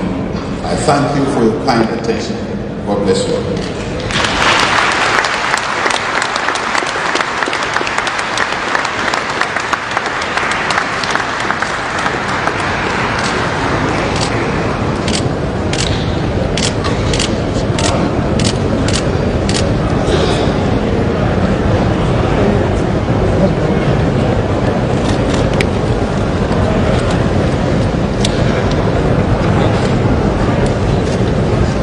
Many thanks, Your Excellency, for honouring us with your perspective at this year's Mining and Drama.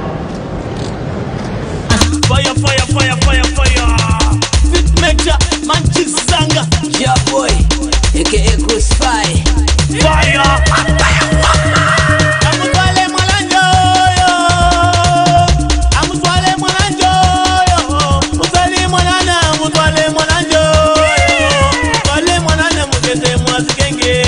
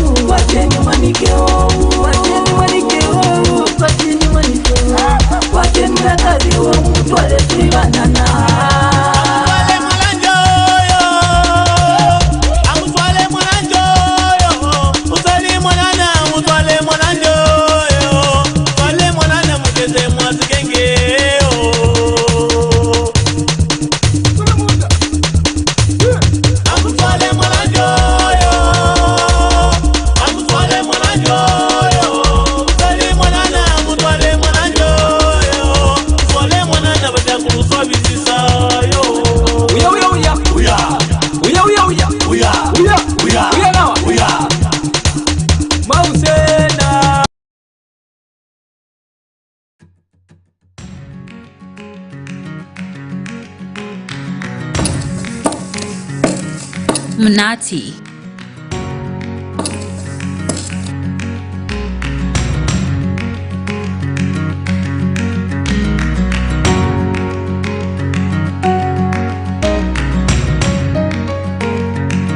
Meaning something sweet.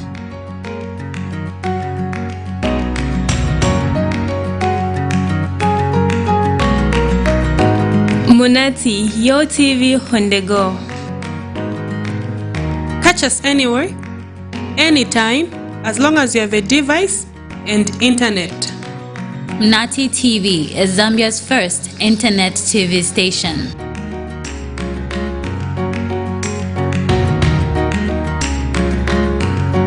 And internet is just not in Zambia, meaning Munati TV cuts across all borders with viewers all the way from USA, Botswana, South Africa, the UK, and world over. Internet is the future. And the future is now. Welcome to the future. Welcome to Munati. Your TV on the go.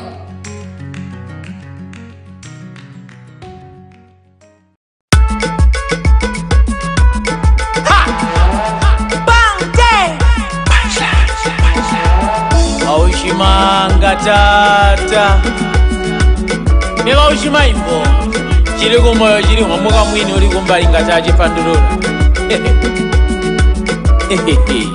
Obuya Tamba mebo galitelele iko Galitelele Galitelele iko Galitelele Agago Galitelele iko Galitelele Galitelele iko Galitelele Agago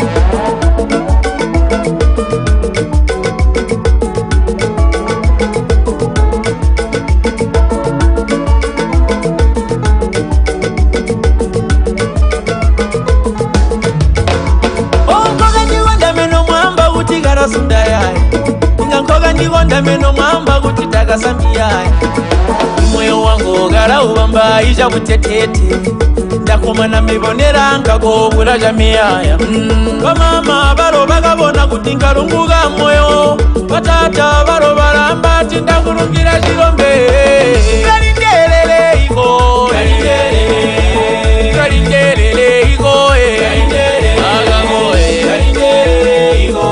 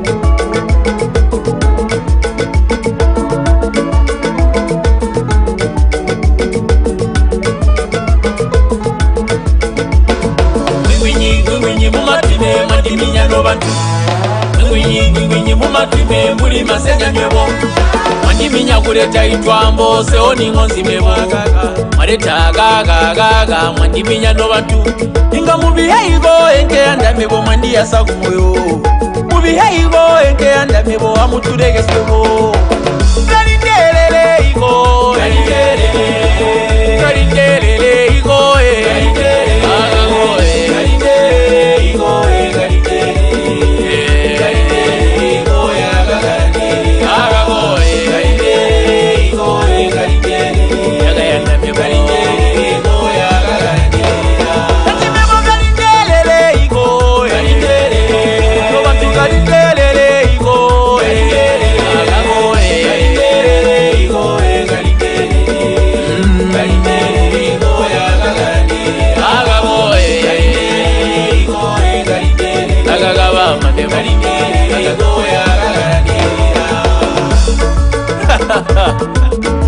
Limpa Mumba, Dr. Toilet, at your way, Munati.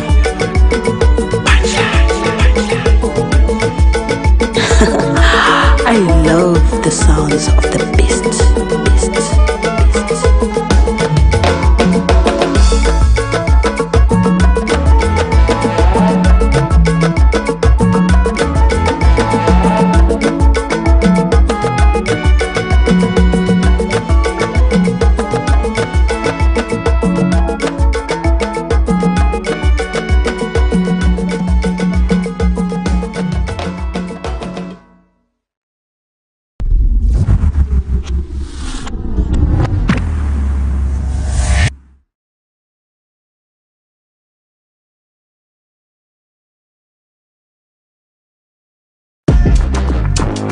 Cheers to the remix. Jazzy boy. With the queen. Running it. Toast to my boo-boo, baby. Come on up on a footy, baby. Cheers to my boo-boo, baby. Come on, I go if you love me, baby. Ting-a-ling-a-ling as a tingling feeling. Every time when I you whispering in my ear, sweet it's a sweet feeling. In back no matter when you see me smiling. Money best of a man and it all my chin and nazi woman is a little man down in nam. Money big is of a man and it all pick up. You are my zaddy dada na mutima uma do da do. Just my pretty baby. If you love me, baby, cheers to my pretty baby. Give me five if you love me, baby. Oh man, if you get up on me, then you go leave my makeup. Oh man, if you get up on me, then you go leave my makeup. Cheers to me, handsome baby. Happy is what I isn't you the man that made me, yeah. Woman, invest a motion. You're handsome, but your love is such a beauty. You my sweetie lily, Achille, baby, you got the fire that I need. Every day that me wake up, boy, I got you on my mind, but still it's my heart that you take up. I thank God that He made you fine. You were sun, but you made me shine. Cheers to my pretty baby. Give me five if you love me, baby. Cheers to my pretty baby. Give me five if you love me, baby.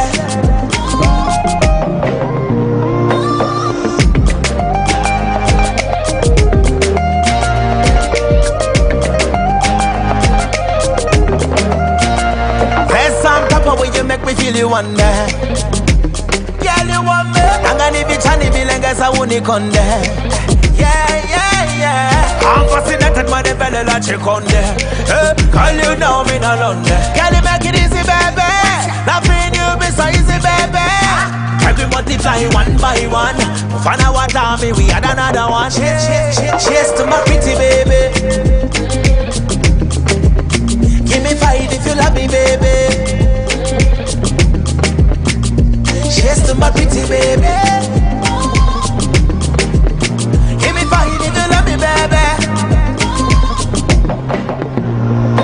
Yeah, yeah. What's it, amiga? Y'all feeling this, yeah? Subject to everywhere. Jazzy boy. Running it.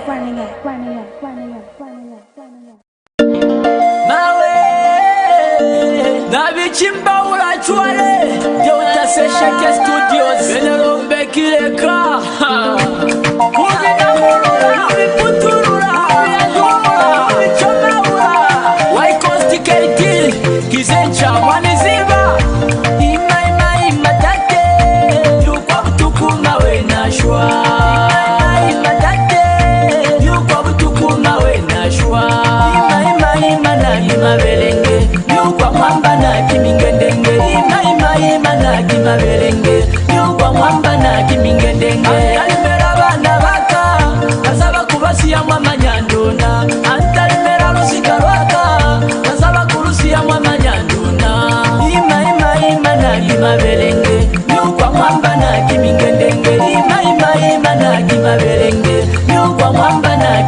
kimingedenge omane bali mwanake kwa buku wako uyako omane bali mwanake kwa buku wako uyako ulori kuteka mwanake babalele mwanake ulori kuteka mwanake babalele mwanangu twareliza zila kachenu seni ukulabona twareliza zila kachenu seni ukulabona kambele niba ukwezi kambele ninya ndichwana kambele niba ukwezi kambele ninya ndichwana imai matate yukwa kutukuma wena imai matate kolobona kolobona kolobona wena shua imai mana kimabelenge yukwa mwamba na kimingedenge imai mana kimabelenge yukwa mwamba na kimingedenge antalimera bana baka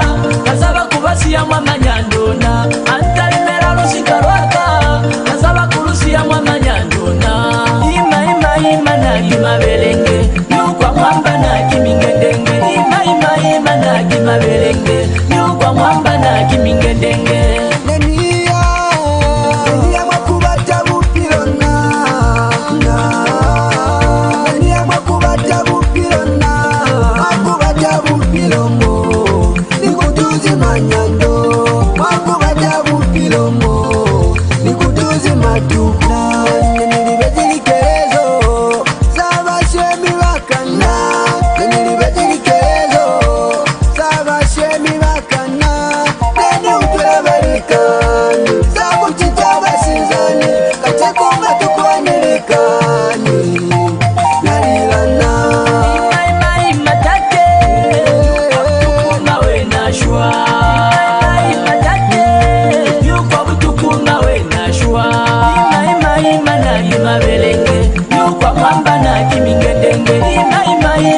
kimabelenge yukwa mwamba na kimingedenge antalimera bana baka kasaba kubasiya mwamanyandona antalimera lusika lwaka kasaba kulusiya mwamanyandona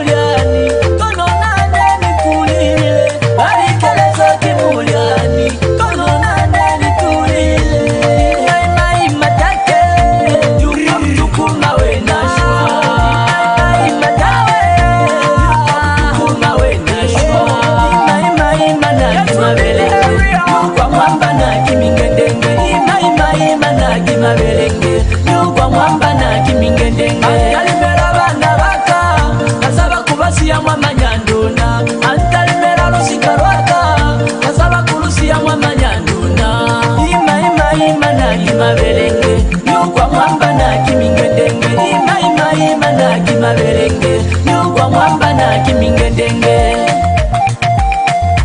yukwa butukuma wena shwa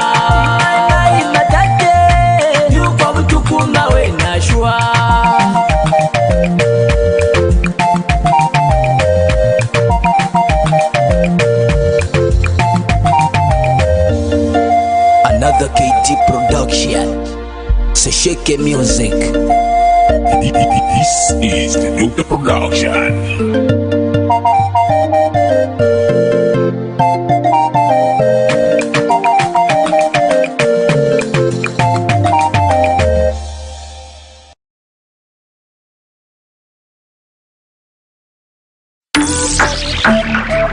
Clear ice cream now. T-boy pon the line one more time, yeah. I know you got the feeling, I know you feel it, you love the feeling. I wonder how long you'll be there, right by my side, how long will you be there? Once you come in, no breaking up. Can't live alone, me not getting enough. Kukusi and Pakadeti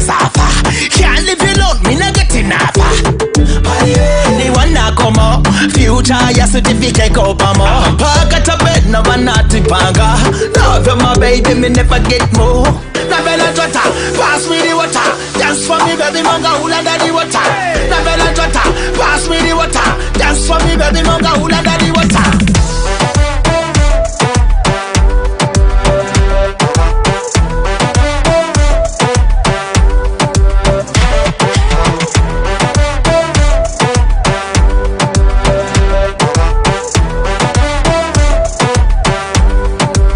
Turn your lights down low. If you want me back it up, I back it up slow. Show you a few things that I bet you didn't know. If you let love just take control, how the thing go, this is not your regular. Yeah, we like to keep it undercover, here's my baby love. Give me that feeling so special, I'm his kind of girl.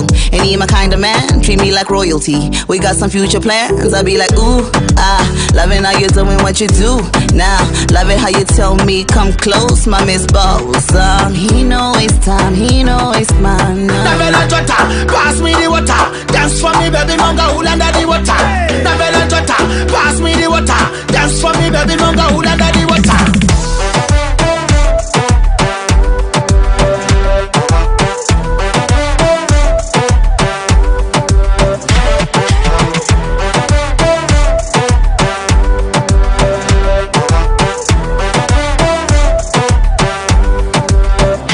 First that you came in my life, can you give me favor?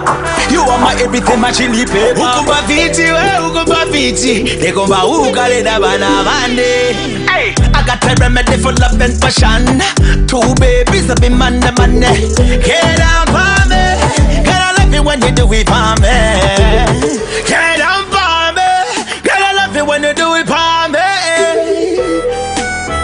Uptown Beats. Jota, pass me the water. Dance for me, baby, manga hula daddy water. Nabella Jota, pass me the water. Dance for me, baby, manga hula daddy water.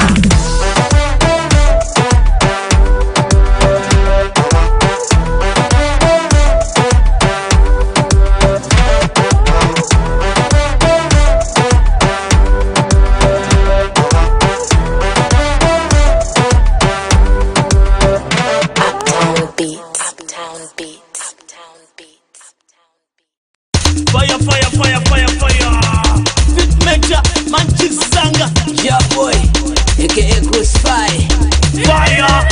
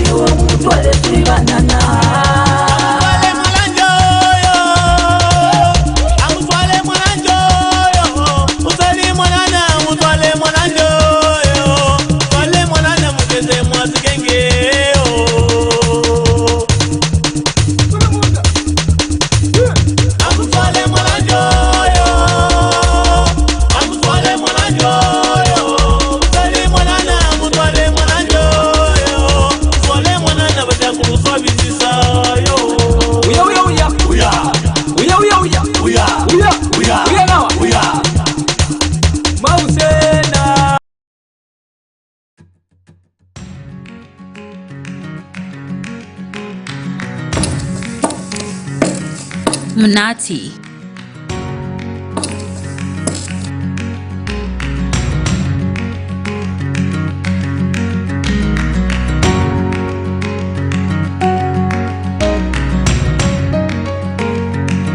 Meaning something sweet.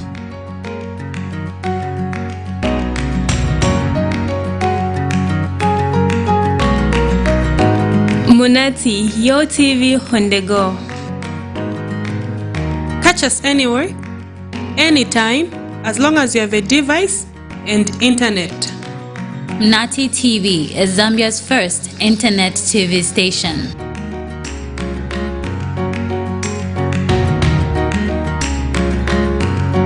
And internet is just not in Zambia, meaning Munati TV cuts across all borders with viewers all the way from USA, Botswana, South Africa, the UK, and world over. Internet is the future. And the future is now. Welcome to the future. Welcome to Munati. Your TV on the go.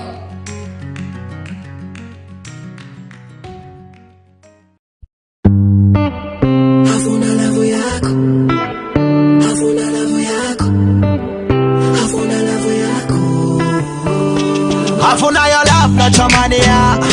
Afuna attention, not time, yako. Afuna your love, not your money, yeah. She want to be with you, but you too busy kusovela. Yeah. She need your love and care, but you too busy na mafela. Oh. Uleji ebuga, iwe kanshi ule igonga. Kaza kupoka. For sure.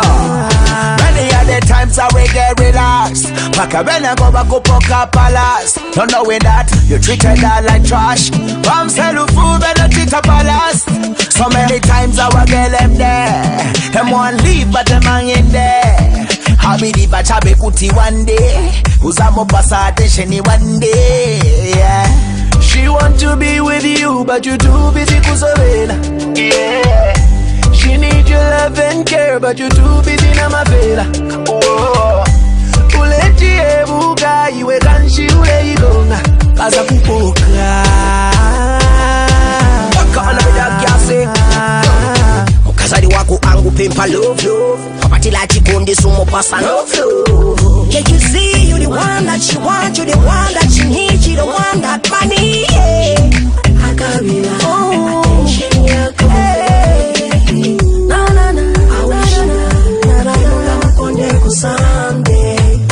She want to be with you, but you too busy kusovela. Yeah. She need your love and care, but you too busy na mafela. Oh. Uleji ebuga, iwe kanshi ule igonga. Kaza kupoka.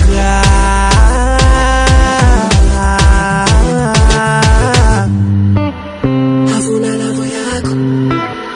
Afuna lavo yako. Afuna lavo yako. Afuna your love, not your money, yeah. Afuna attention, not time, yako. Afuna your love, not your money, yeah. Afuna your love, not your money, yeah. Afuna attention, not time, yako. Afuna your love, not your money, yeah. Afuna your love, not your money, yeah. Afuna attention, not time, yako. Afuna your love, not your money, yeah. Ba ba ba ba ba ba ba. She want to be with you, but you too busy kusovela. Yeah. She need your love and care, but you too busy na mafela. Oh. Uleji ebuga, iwe kanshi ule igonga. Kaza kupoka. Kaza kupoka.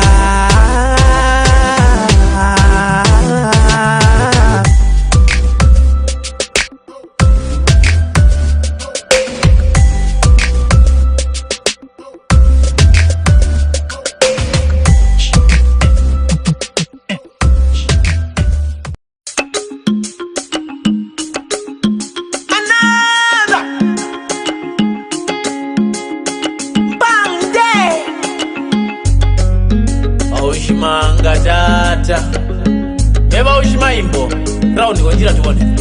No limombe ninga sola bashumba. No limombe ninga menda la guluba.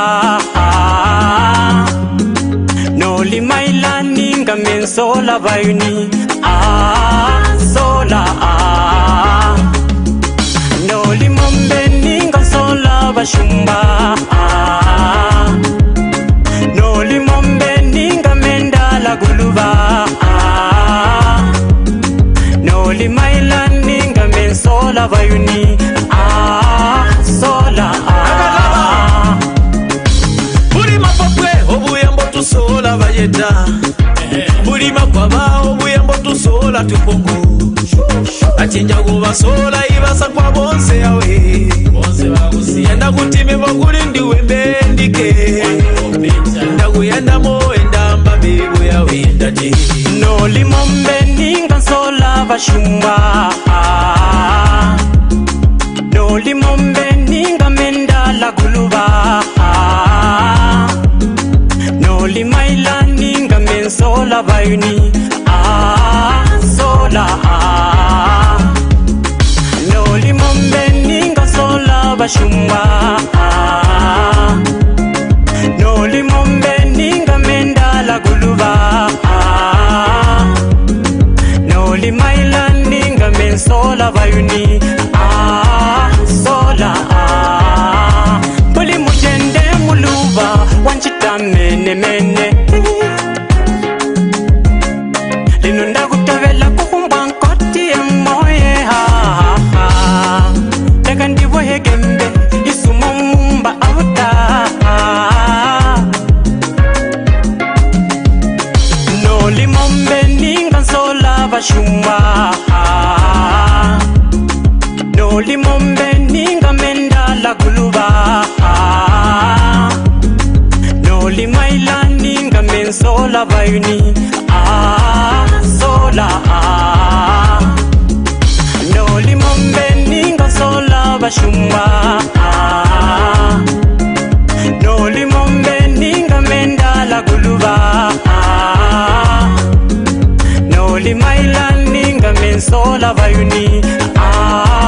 Sola.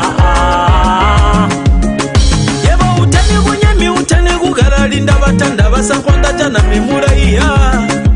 Inga kuguyanda kweguyanda moye.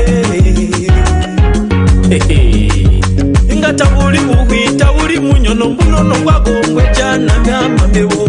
Ndaguyanda moye. Shakuti. No limombe ninga sola bashumba. Oyo wangu. No limombe ninga menda la guluba. Ndona mulyango wa mingulwa. No limaila ninga men sola bayuni. Sola. Ndugu yama yama. No limombe ninga sola bashumba. No limombe ninga menda la guluba. No limaila ninga men sola bayuni. Sola. Ibuhija kuti bama iboro nzini yakukaramye kunyema. It's the love I have for you. Bange Maushimanga tata Ndagarigon Tongo Punchline Entertainment Music.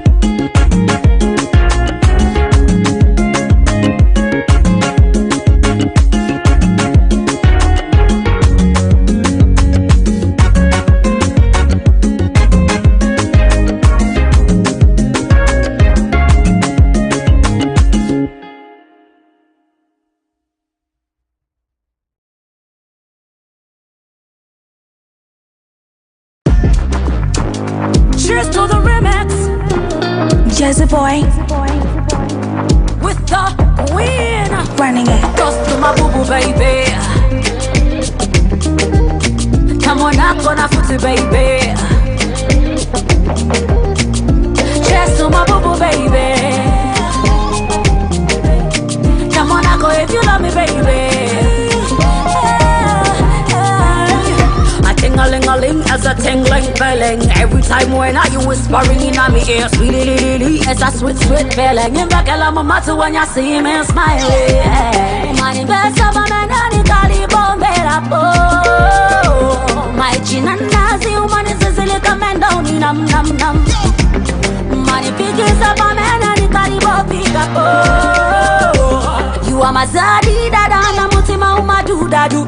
She's my pretty baby. Give me five if you love me, baby. She's my pretty baby. Give me five if you love me, baby. Woman, if you get up on me, then you got him on makeup. Woman, if you get up on me, then you got him on makeup.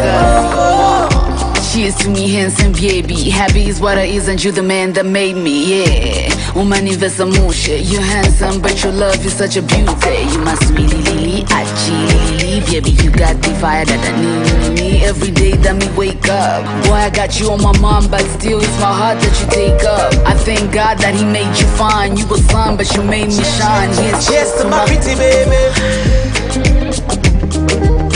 Give me five if you love me, baby. Cheers to my pretty baby. Give me five if you love me, baby.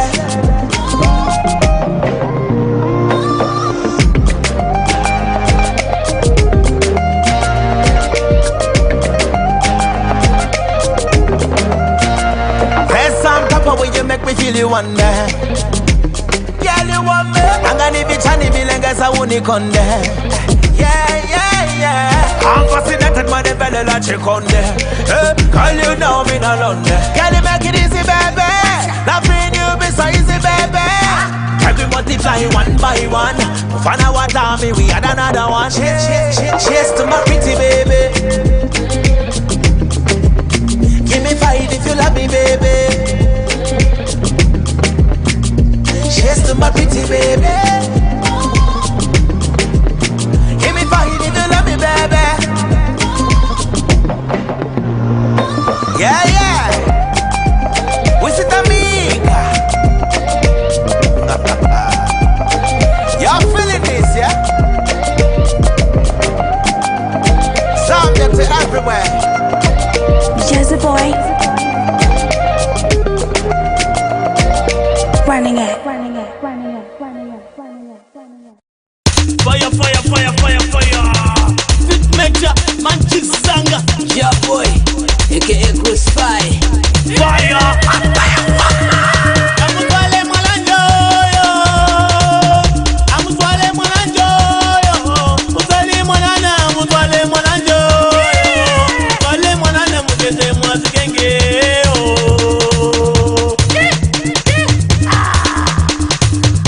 Amutwale mwananjo yo. Amutwale mwananjo yo. Mutwale mwanana, mutwale mwananjo yo. Mutwale mwanana batakuruswa bizisa yo. Sapepe mwananjo mwakenisa mwazikenge. Aina muyane yo. Aina muyane ekese. Aina muyane yo. Sapepe mwananjo mwakenisa mwazikenge. Aina muyane yo. Uya. Amutwale mwananjo yo. Amutwale mwananjo yo. Mutwale mwanana, mutwale mwananjo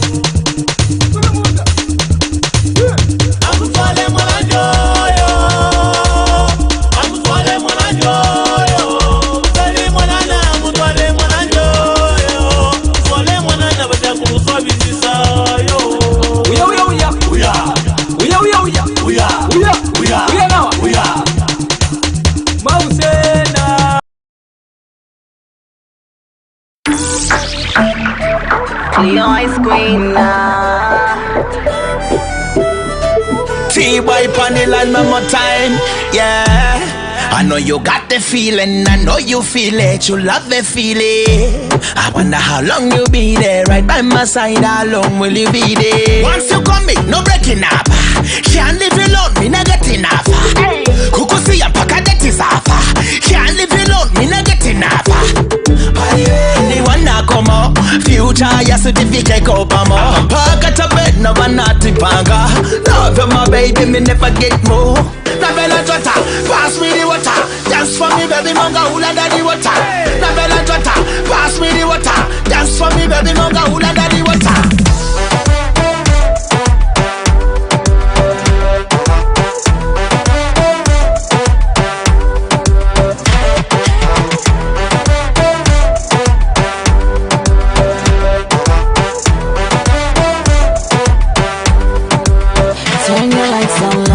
If you want me back it up, I back it up slow. Show you a few things that I bet you didn't know. If you let love just take control, how the thing go, this is not your regular. Yeah, we like to keep it undercover, here's my baby love. Give me that feeling so special, I'm his kind of girl. And he my kind of man, treat me like royalty. We got some future plans, I be like, ooh, loving how you're doing what you do.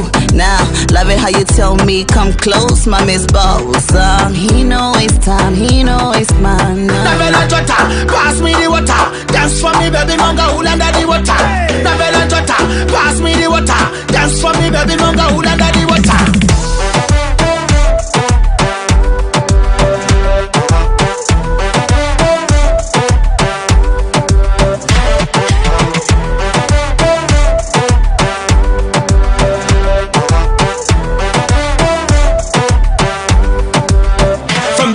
You came in my life, can you give me favor?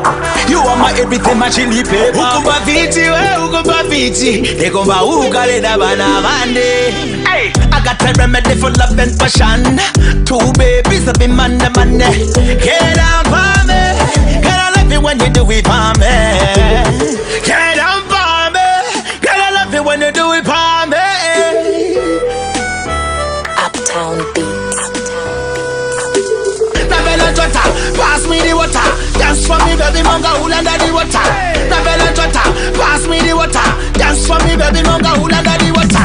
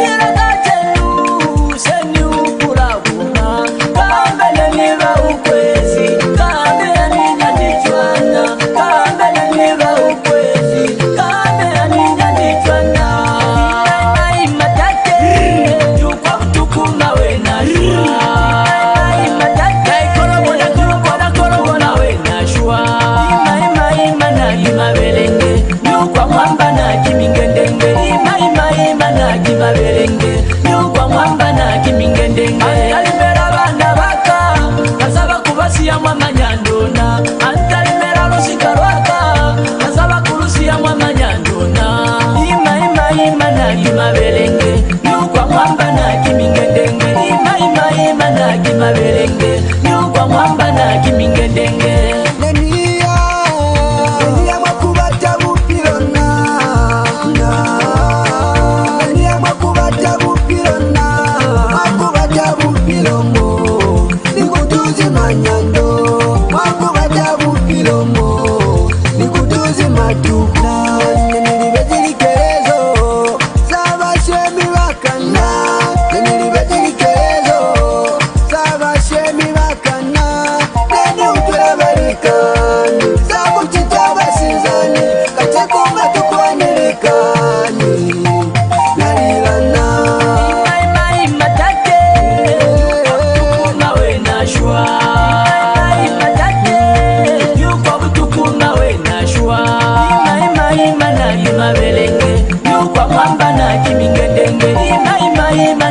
maberenge nyugwa mwamba na kimingedenge antalimera bana baka kasaba kubasiya mwamanyandona antalimera lusika lwaka kasaba kulusiya mwamanyandona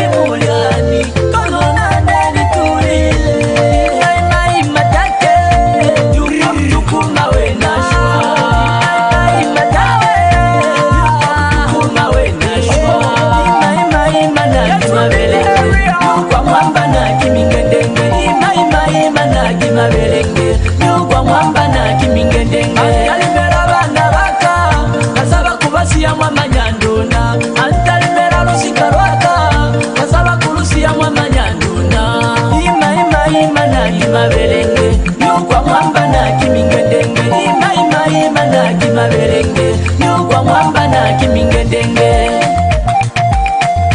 nyugwa butukuma we nashwa kuma we nashwa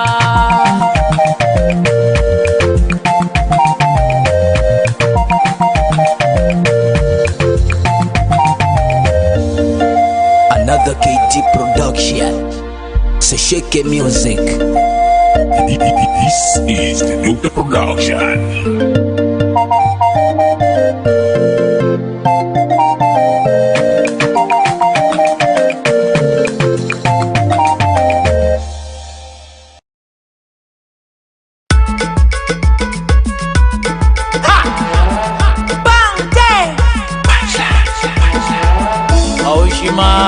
Tata Mema ushimaimbo Chiri kumoyo chiri mwamuka mwini uli kumbali ngataje pandurura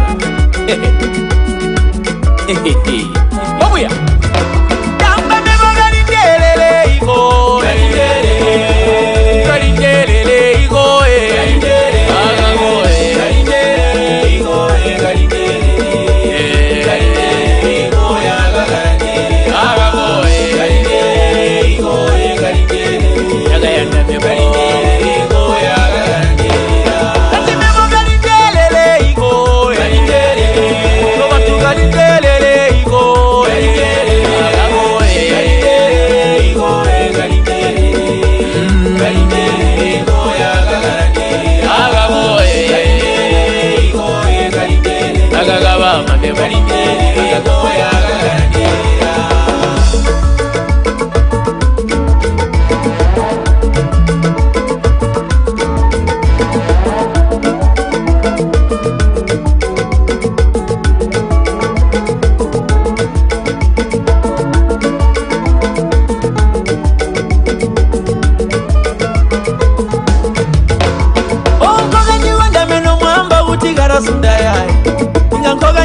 Meno mwamba kutitaka sambia moyo wangu go gara ubamba ija butetete ndakoma na mibonera ngago buraja miyaya bamama baro bagabona kutinga lunguga moyo batata baro baramba tindakurungira jirombe galindelele igo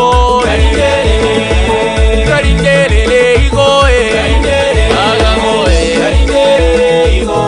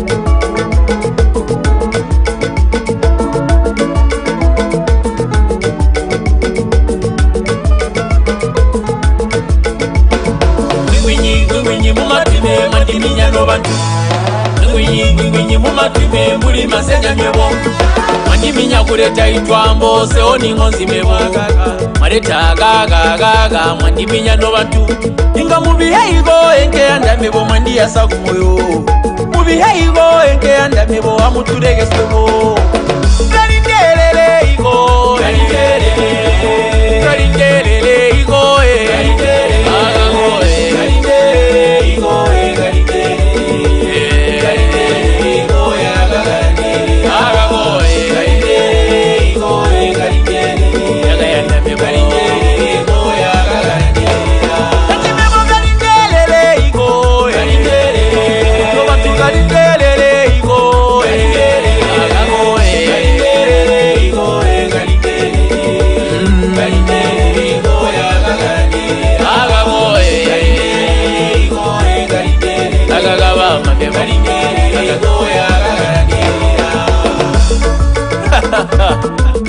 Maimpa mumba Dr. Toilet kati yobu ya mwanatata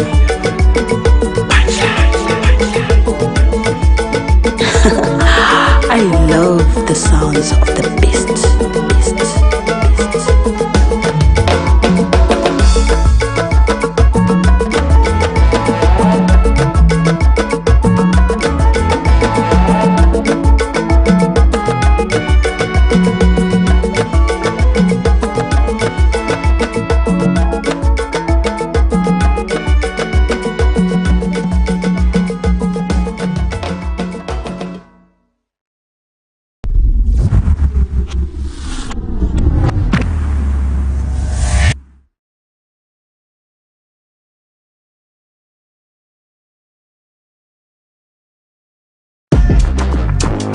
Cheers to the remix.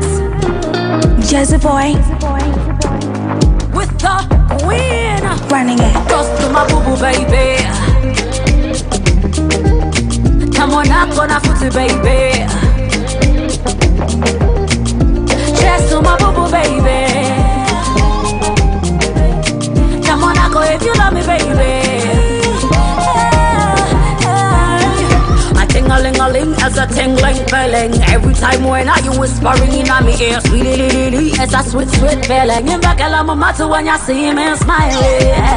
My best of a man and it all my chin and nazi woman is a little man down in nam. My pictures of a man and it all you are my zaddy dada na mutima uma do dada. My pretty baby, give me five if you love me, baby. Cheers to my pretty baby. Give me five if you love me, baby.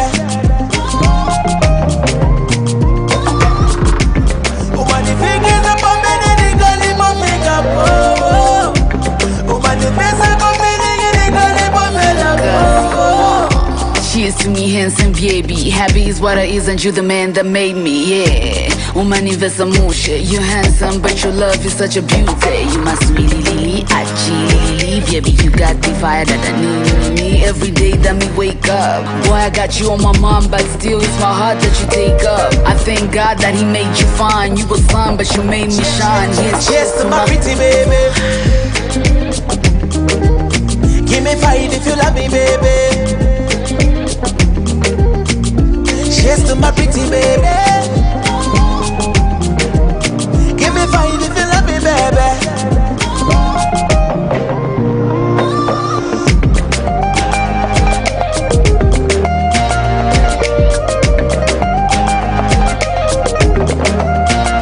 There's some papa where you make me feel you wonder. Girl, you want me? I'm gonna be trying to be like I won't conde. Yeah. I'm fascinated by the belly like you conde. Call you now, me no London. Girl, you make it easy, baby. Nothing you be so easy, baby. Can we multiply one by one? Find out what army we had another one. Cheers to my pretty baby. Give me fight if you love me, baby. Cheers to my pretty baby. Give me fight if you love me, baby. Yeah. We sit amiga. Y'all feeling this, yeah? Subject to everywhere. Just a boy. Running it.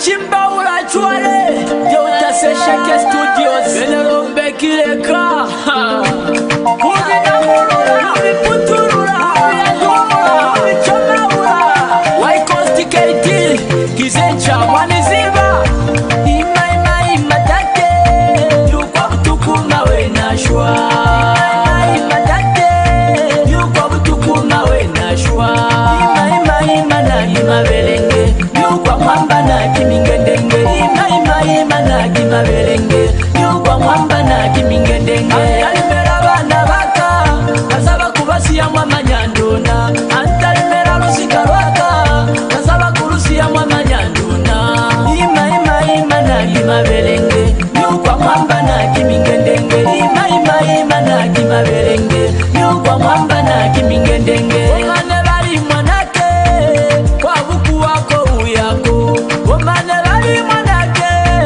Kwa buku wako uyako Ulori kuteka mwanake Babalele mwanake Ulori kuteka mwanake Babalele mwanangu Twareliza zila kachenu Seni ukulabuna Twareliza zila kachenu Seni ukulabuna Kambele niba ukwezi Kambele ninya nichwana Kambele niba ukwezi Kambele ninya nichwana Ima tate Yukwa butukuma we na shua Ima tate Kolobona we na shua Ima na kimabelenge Yukwa mwamba na kimingedenge Ima na kimabelenge Yukwa mwamba na kimingedenge Antalimera bana baka Kasaba kubasiya mwamanyanduna Antalimera lusika lwaka Kasaba kulusiya mwamanyanduna Ima na kimabelenge Yukwa mwamba na kimingedenge Ima na kimabelenge Yukwa mwamba na kimingedenge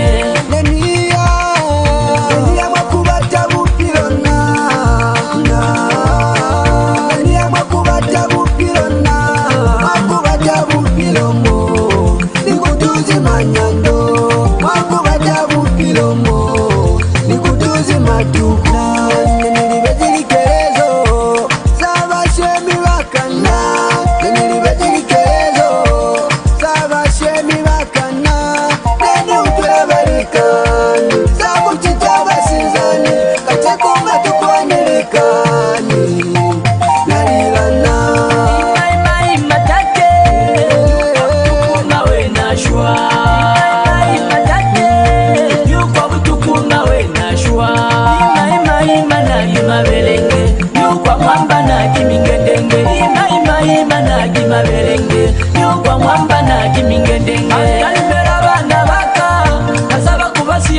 manyanduna antalemera lusika lwaka nasaba kulusiya mwa manyanduna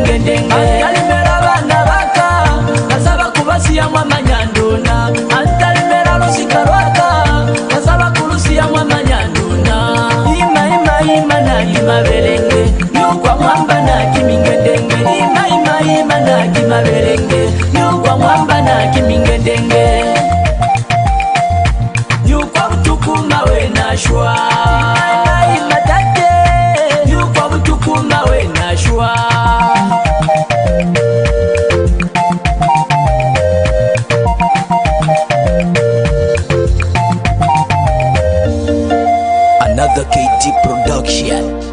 So shake your music. This is the Nuke Production.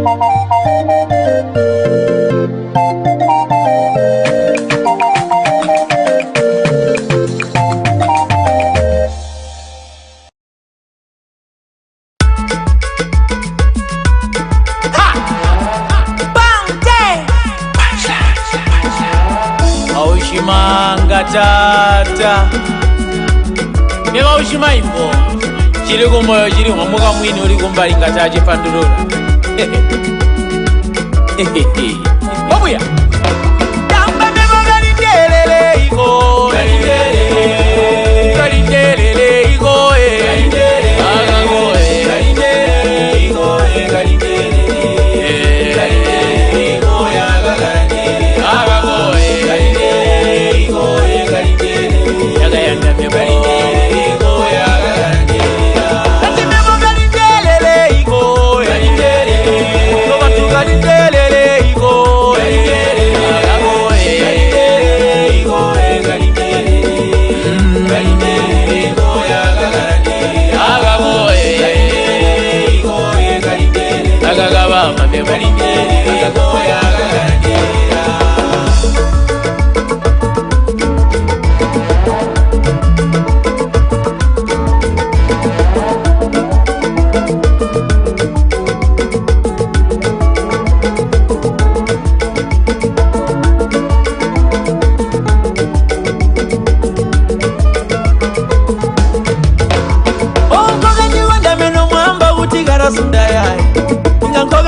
Meno mwamba kutitaka sambiai moyo wangu gara ubamba ija butetete ndakoma na mibonera ngako buraja miyaya mama baro bagabona kutinga lunguga moyo batata baro baramba tindakurungira jirombe galindelele iko galindelele iko agagoe galindelele iko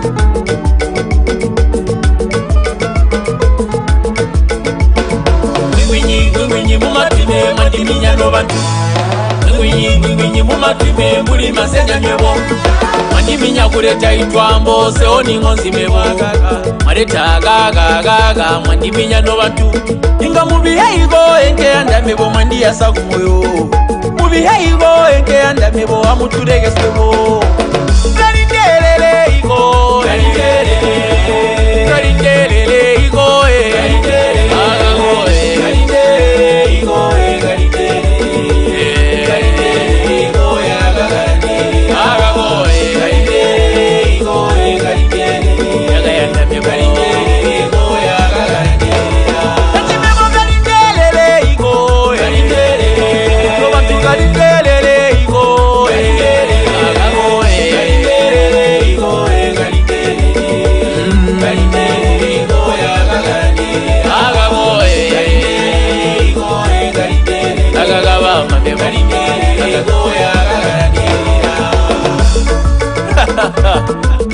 Maimpa mumba Dr. Toilet kati yobu ya mwanatatu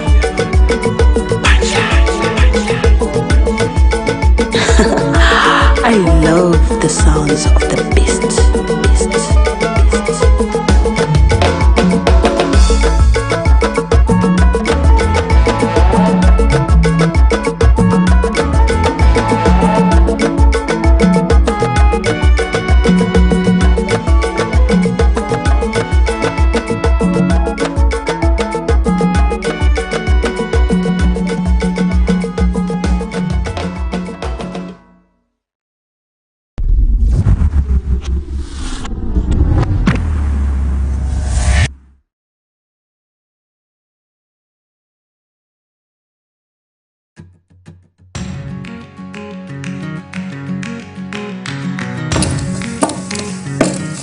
Munati.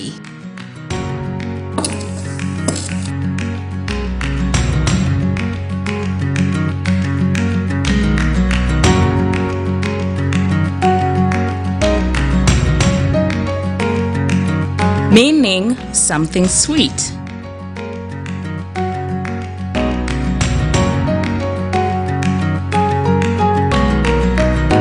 Munati, your TV on the go. Catch us anywhere, anytime, as long as you have a device and internet. Munati TV is Zambia's first internet TV station.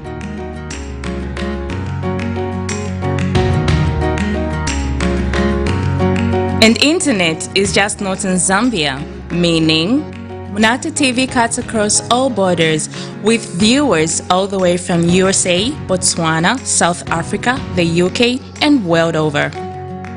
Internet is the future. And the future is now. Welcome to the future.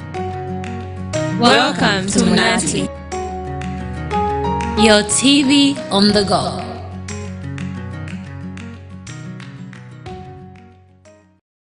Fire, fire, fire, fire, fire.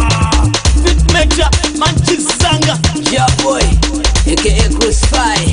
Fire. Amutwale mwalanjo yo. Amutwale mwalanjo yo. Mutwale mwanana, mutwale mwalanjo yo.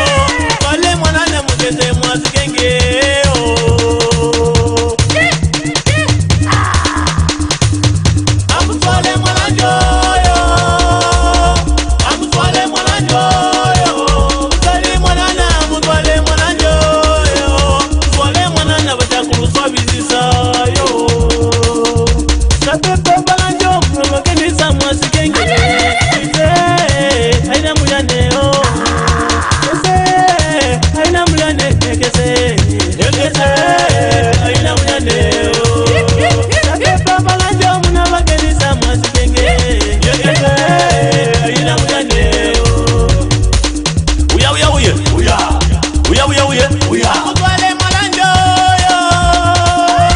Amutwale mwalanjo yo. Mutwale mwanana, mutwale mwalanjo yo. Mutwale mwanana mugeze mwazikenge yo.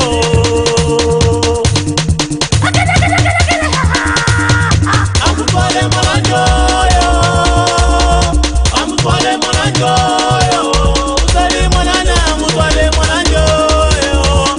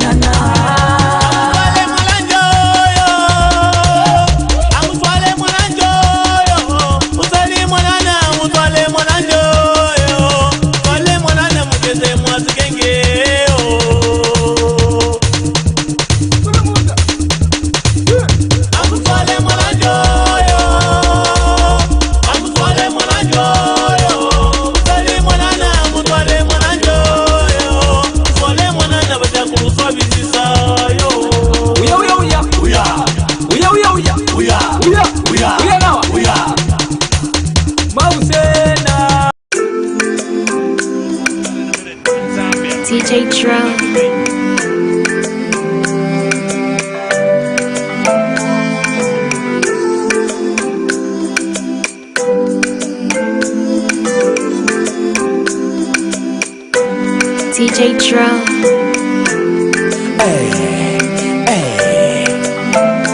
It could be you.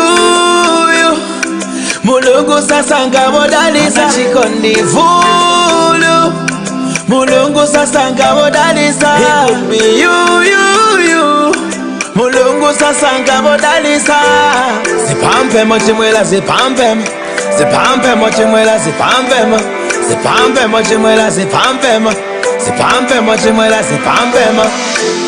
While you feeling so weak, life yako senda mo ifonila. You look at people like me, Kona mugati na fikiro kala so. That's not right, that's not right. Nili na story. Hatu basi banye basanga na mwani mwonekela, but nili na story. You can never know unless you walk in my shoes, yeah. Zipampe mochimwela zipampe. Speak what you wanna see in your life, yeah. Zipampe mochimwela zipampe. God wanna see if you got faith, yeah. It could be you. Mulungu sasa ngabodalisa chikondi fulu. Mulungu sasa ngabodalisa. It could be you. Mulungu sasa ngabodalisa chikondi fulu. Mulungu sasa ngabodalisa. Tenza kupitana muma studio kapena chinga chitemwa itinga rekodeko. Tenza kuhimbila mahala kuchitila kuti bantu basibe nyimbo. Kuyaba kufutika. Tenza kuyenda na mendo kunipa. Beze kutiseka. Lelo bapese kativa mbopemba. Zipampe mochimwela zipampe. Speak what you wanna see in your life, yeah. Zipampe mochimwela zipampe. God wanna see if you got faith, yeah. You. Mulungu sasa ngabodalisa chikondi fulu. Mulungu sasa ngabodalisa. It could be you. Mulungu sasa ngabodalisa. Zipampe mochimwela zipampe. Zipampe mochimwela zipampe. Zipampe mochimwela zipampe. Zipampe mochimwela zipampe. It could be you. Mulungu sasa ngabodalisa. Mulungu sasa ngabodalisa.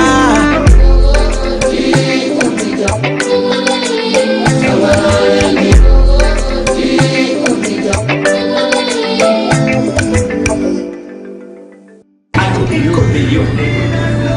It just could be.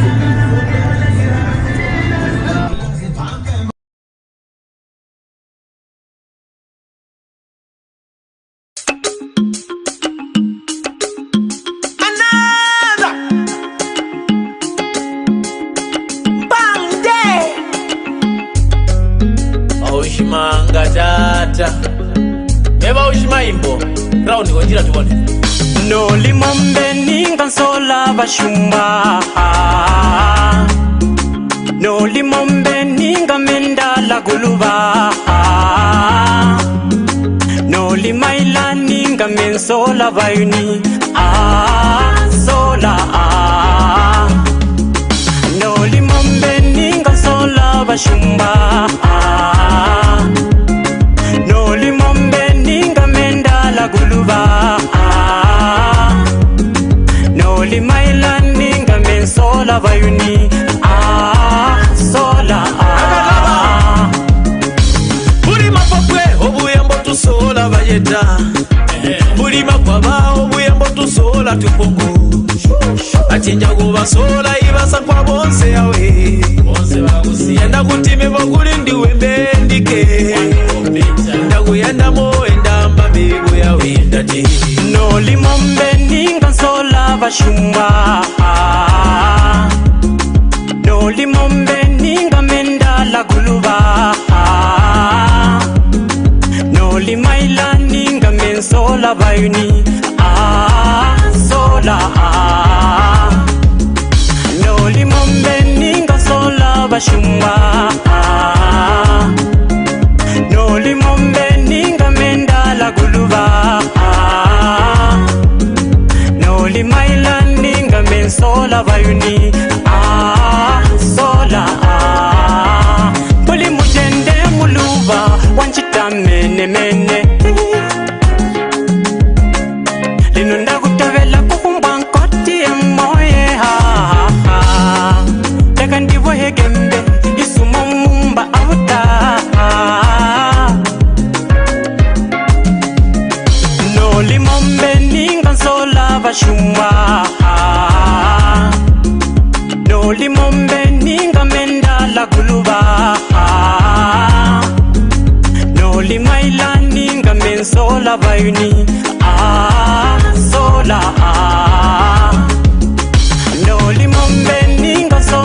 bashumba Noli mombe ninga menda la guluba Noli maila ninga men sola vayuni sola Yebo utani bunyemi utani kugarali batanda basankwanda jana memura iya Inga kuguyanda kweguyanda moye Inga tabuli muhita uli munyono munono gwagongwe jana myama mewo Daguyanda moye Jaguti noli mombe ninga sola bashumba Oyo wangu Noli mombe ninga menda la guluba Ndona muriangu wa mingulwa Noli maila ninga men sola bayuni sola Ndugu yama yama Noli mombe ninga sola bashumba Noli mombe ninga menda la guluba Noli maila ninga men sola bayuni sola Ibuhija kutibama iboro zini ya kukaramia kunyima It's the love I have for you Bange Maushimanga tata Ndagarigo Dongo Punchline Entertainment Music.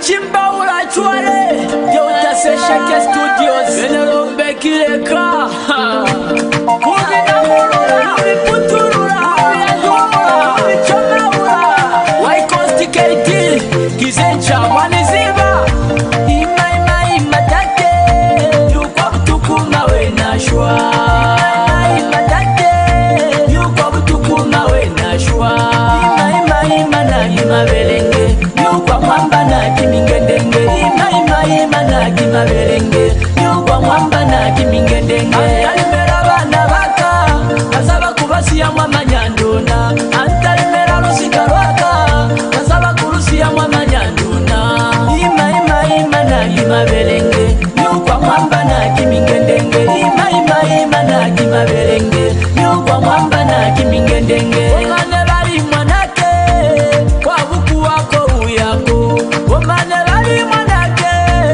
Kwa buku wako uyako Ulori kuteka mwanake Babalele mwanake Ulori kuteka mwanake Babalele mwanangu Twareliza zila kachenu Senyu kulavuma Twareliza zila kachenu Senyu kulavuma Kambele niva ukwezi Kambele nina tichwana Kambele niva ukwezi Kambele nina tichwana Ima take Yukwa kutukuma we nashua Ima take Korobola we nashua Ima na kimaberenge Yukwa mwamba na kimingedenge Ima na kimaberenge Yukwa mwamba na kimingedenge Antalimera bana baka Kasaba kubasiya mwama nyanduna Antalimera rusika rwaka Kasaba kurusiya mwama nyanduna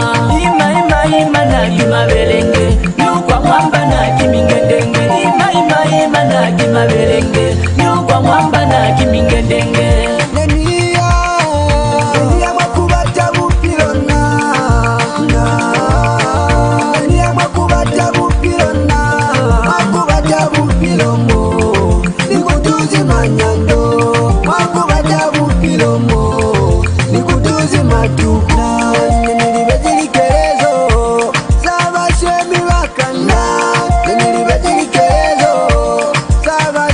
Bakana,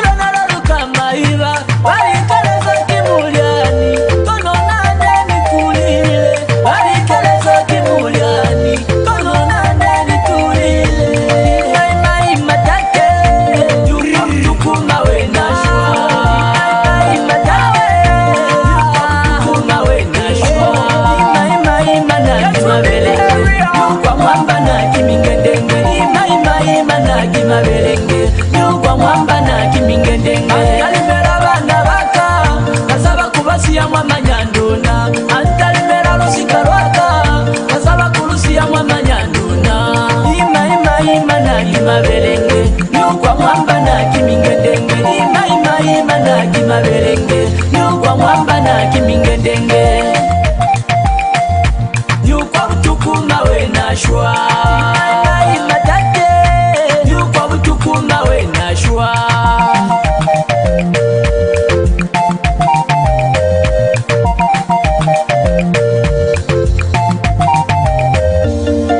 Another KD production. So shake music. This is the Nuke the Production.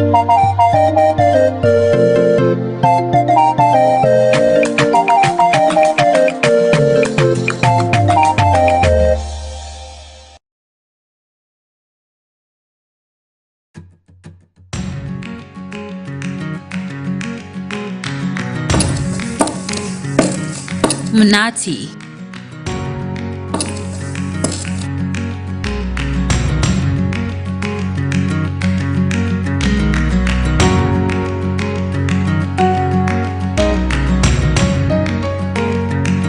Meaning something sweet.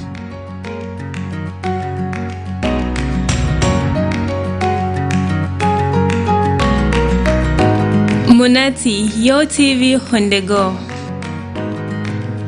Catch us anywhere, anytime, as long as you have a device and internet. Munati TV is Zambia's first internet TV station.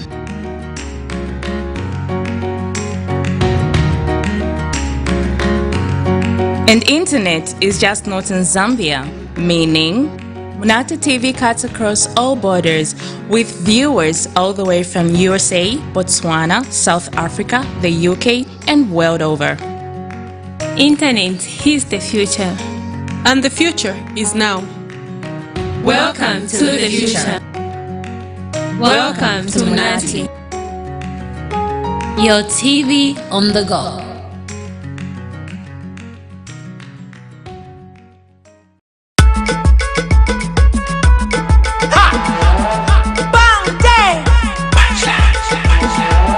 Aushimanga tata Neba ushima imbo Chiri kumoyo chiri mwamuka mwini uri kumbali ngataji pandurura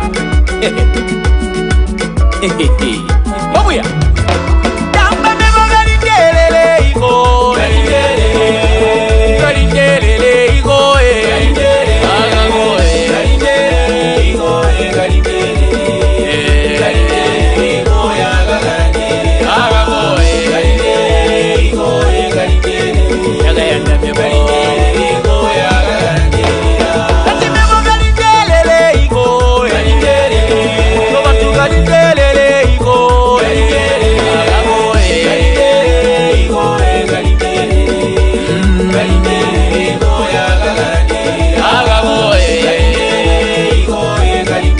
Agago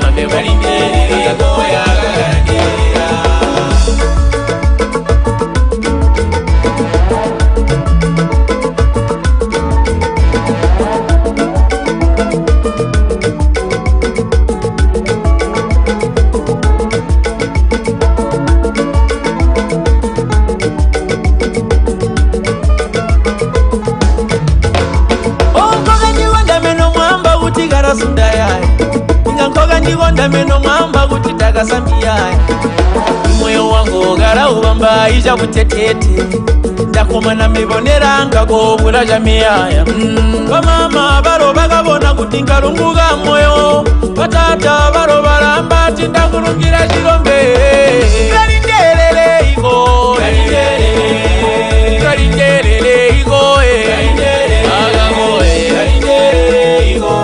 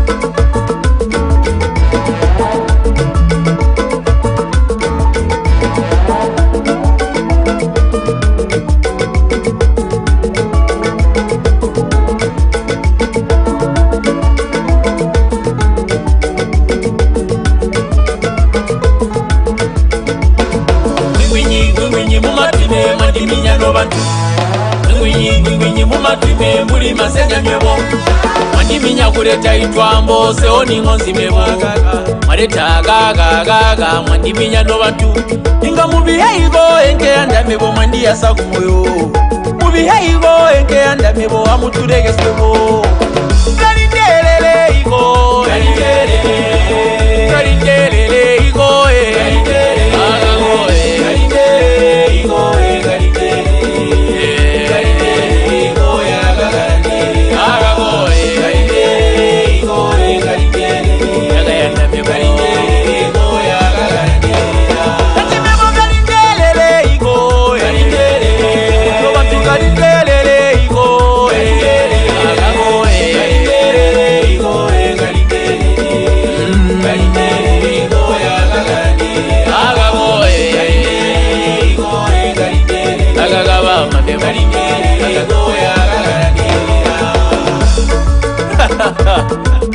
Main pamumba Dr. Toilet Kati yobu ya manatati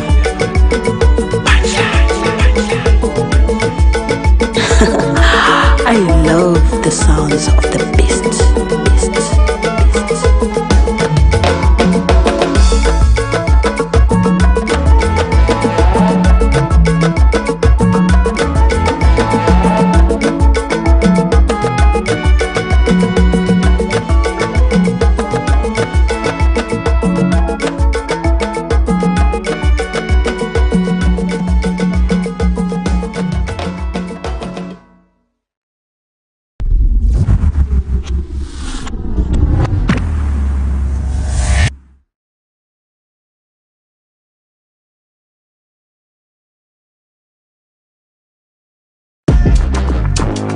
Cheers to the remix. Jazzy boy. With the queen. Running it. Toast to my boo-boo, baby. Come on up on a footy, baby. Cheers to my boo-boo, baby. Come on, I go if you love me, baby. Ting-a-ling-a-ling as a tingling feeling. Every time when I you whispering in my ears, really, it's a sweet feeling. In back a matter when you see me smiling. My best of a man and it got it my chin and nazi woman is a silica man down in num. Money figures of a man and it got it pick up. You are my zaddy, dada, na mutima uma do da do. Chada, my pretty baby. Give me five if you love me, baby. Cheers to my pretty baby. Give me five if you love me, baby. Oh, man, if you get up on me, then you got him on pick up. Oh, man, if you get up on me, then you got him on pick up. Cheers to me, handsome baby. Happy is what I isn't you the man that made me, yeah. Woman investa mushe. You're handsome, but your love is such a beauty. You must really, baby, you got the fire that I need. Every day that me wake up. Boy, I got you on my mind, but still it's my heart that you take up. I thank God that he made you fine. You was fun, but you made me shine. Cheers to my pretty baby. Give me five if you love me, baby. Cheers to my pretty baby. Give me five if you love me, baby.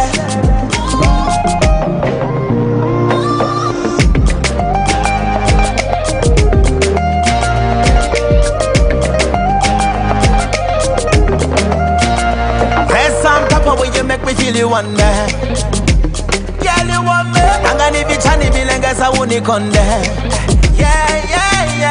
I'm fascinated by the belly. belly like chiconde. Call you now, me no London. Can you make it easy, baby? Nothing you be so easy, baby. Can we multiply one by one? Find out what time we had another one. Cheers to my pretty baby. Give me 5 if you love me, baby. Cheers to my pretty baby. Give me 5 if you love me, baby. Yeah, yeah. What's it, amiga? Y'all feeling this, yeah? Zambia to everywhere. Just a boy. Running it.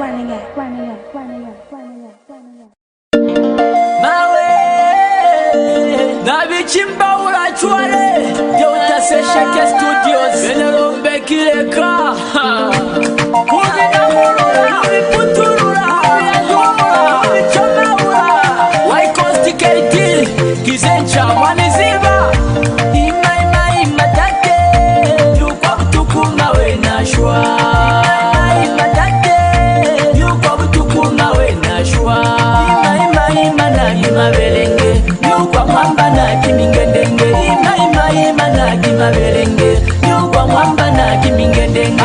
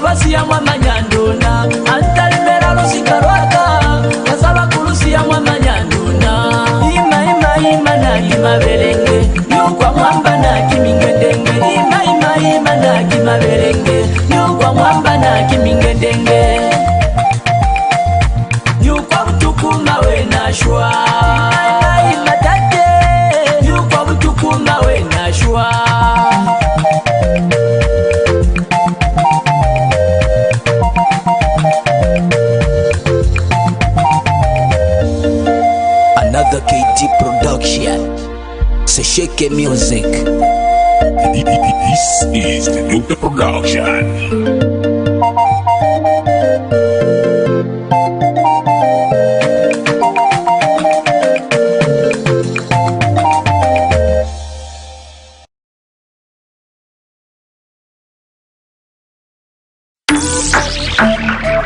Clear ice cream now. T-boy pon the line one more time, yeah. I know you got the feeling, I know you feel it, you love the feeling. I wonder how long you'll be there, right by my side, how long will you be there? Once you come in, no breaking up. Can't live alone, me not get enough. Who could see a pack of that is off? Can't live alone, me not get enough. The one that come up, future, your certificate go for more. Park at a bed, no one not in panga. Love my baby, me never get more. Na bella jota, pass me the water. Dance for me, baby, manga hula daddy water. Na bella jota, pass me the water. Dance for me, baby, manga hula daddy water.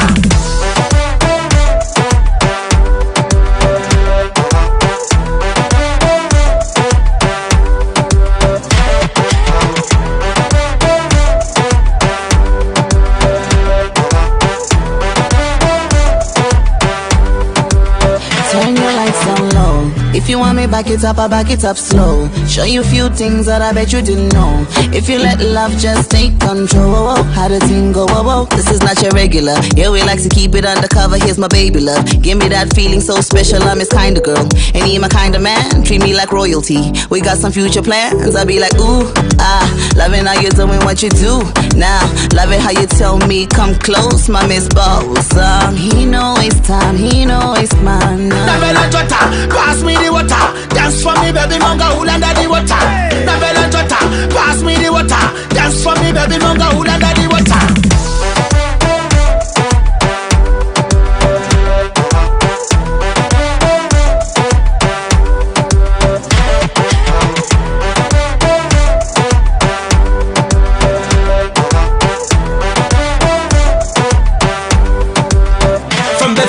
You came in my life and you give me favor.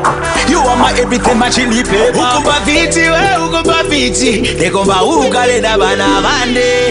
Hey, I got a remedy for love and passion. Two babies have been man. Get down for me, girl, I love you when you do it for me. Get down for me, girl, I love you when you do it for me. Uptown Beats. Pass me the water, dance for me, baby, manga hula daddy water. Na bella jota, pass me the water, dance for me, baby, manga hula daddy water.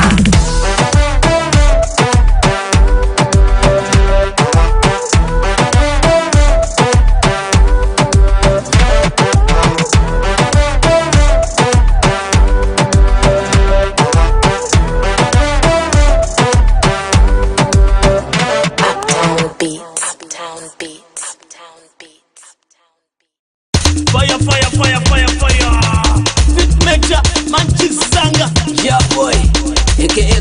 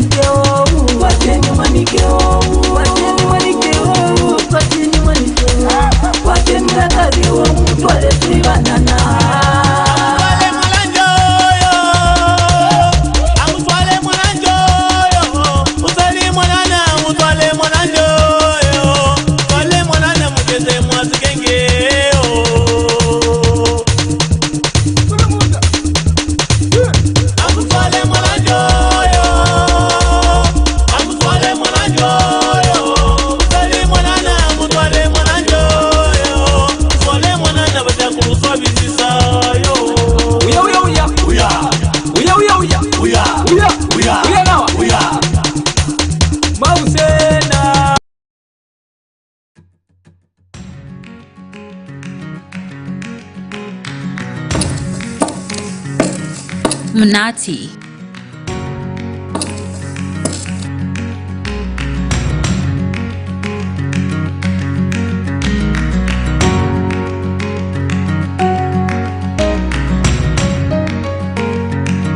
Meaning something sweet.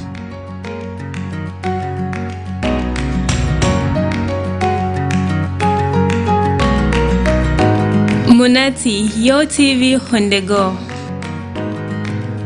Catch us anywhere, anytime, as long as you have a device and internet. Munati TV is Zambia's first internet TV station.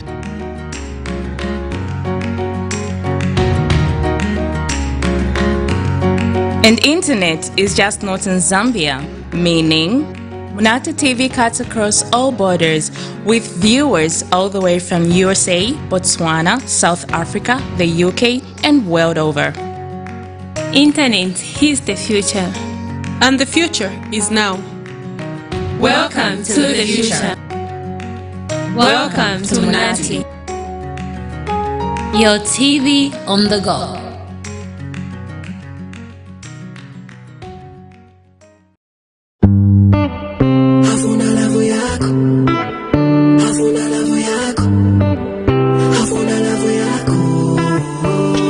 Afuna your love, not your money, yeah. Afuna attention, not time, yako. Afuna your love, not your money, yeah. She want to be with you, but you too busy kusovela. Yeah. She need your love and care, but you too busy na mavela. Oh.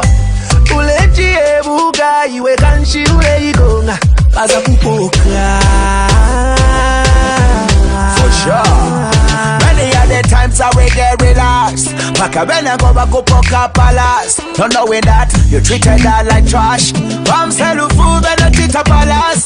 So many times I will get them there. Them won't leave but them hang in there. Habidi bachabe kuti one day. Uzamo pasa attention one day. Yeah. She want to be with you but you too busy kusovela. Yeah.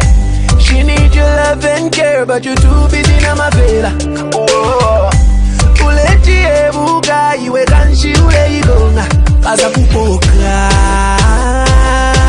Waka na bila kiasi. Ukazali wako angu pimpa love love. Kapati la chikundi sumo pasa love love. Can't you see you the one that she want, you the one that she need, you the one that money. Yeah. Akabila. Oh, attention yako.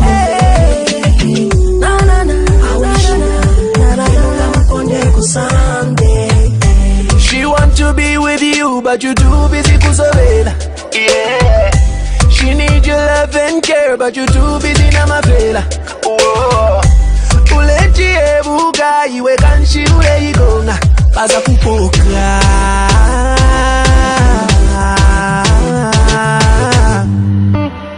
Afuna love yako. Afuna love yako.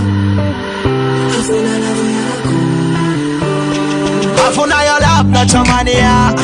Afuna attention, not time, yako. Afuna your love, not your money, yeah. Afuna your love, not your money, yeah. Afuna attention, not time, yako. Afuna your love, not your money, yeah. Afuna your love, not your money, yeah. Afuna attention, not time, yako. Afuna your love, not your money, yeah. Ba ba ba ba ba ba ba. She want to be with you, but you too busy kusovela. Yeah. She need your love and care, but you too busy na mavela. Oh. Uleji ebuga, iwe kanshi ule igonga. Baza kupoka. Baza kupoka.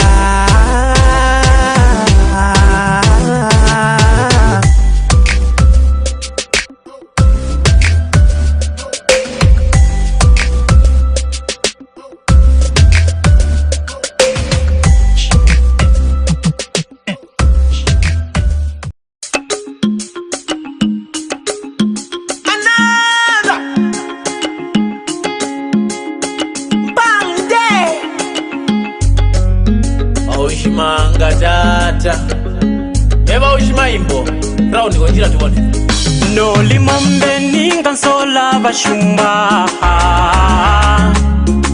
nolimombe ningamendala guluba nolimaila ningamensola bayuni sola nolimombe ningansola bashumba nolimombe ningamendala guluba nolimaila ningamensola bayuni sola buli mapopwe obuyambo tusola bayeta buli makwaba obuyambo tusola tupongo achinja kubasola ibasa kwa bonse yawe yenda kutime bokuli ndiwe mbendike ndakuyenda moenda mbabibu yawe ndati nolimombe ningansola bashumba nolimombe ningamendala guluba nolimaila ningamensola bayuni sola nolimombe ningansola bashumba nolimombe ningamendala guluba nolimaila ningamensola bayuni sola buli mujende muluba wanchitamene mene lino ndakutobela kukumba nkoti emoye leka ndiboyegembe isumo mumba abuta nolimombe ningansola bashumba nolimombe ningamendala guluba nolimaila ningamensola bayuni sola nolimombe ningansola bashumba nolimombe ningamendala guluba nolimaila ningamensola bayuni sola yebo utani kunyami utani kugalalinda batanda basakwanda tana mimuraiya inga kuguyanda kweguyanda moye inga tabuli kuhita uli munyono munono kwagongwe jana myamambewo ndakuyanda moye shakuti nolimombe ningansola bashumba oyo wangu nolimombe ningamendala guluba ndona mulyango wa mingulwa nolimaila ningamensola bayuni sola nugo yama yama nolimombe ningansola bashumba nolimombe ningamendala guluba nolimaila ningamensola bayuni sola ibuhwija kuti bama iboro nzini yakukaramye kunyema it's the love I have for you bange maushimanga tata ndakaliko tongo Punchline Entertainment Music.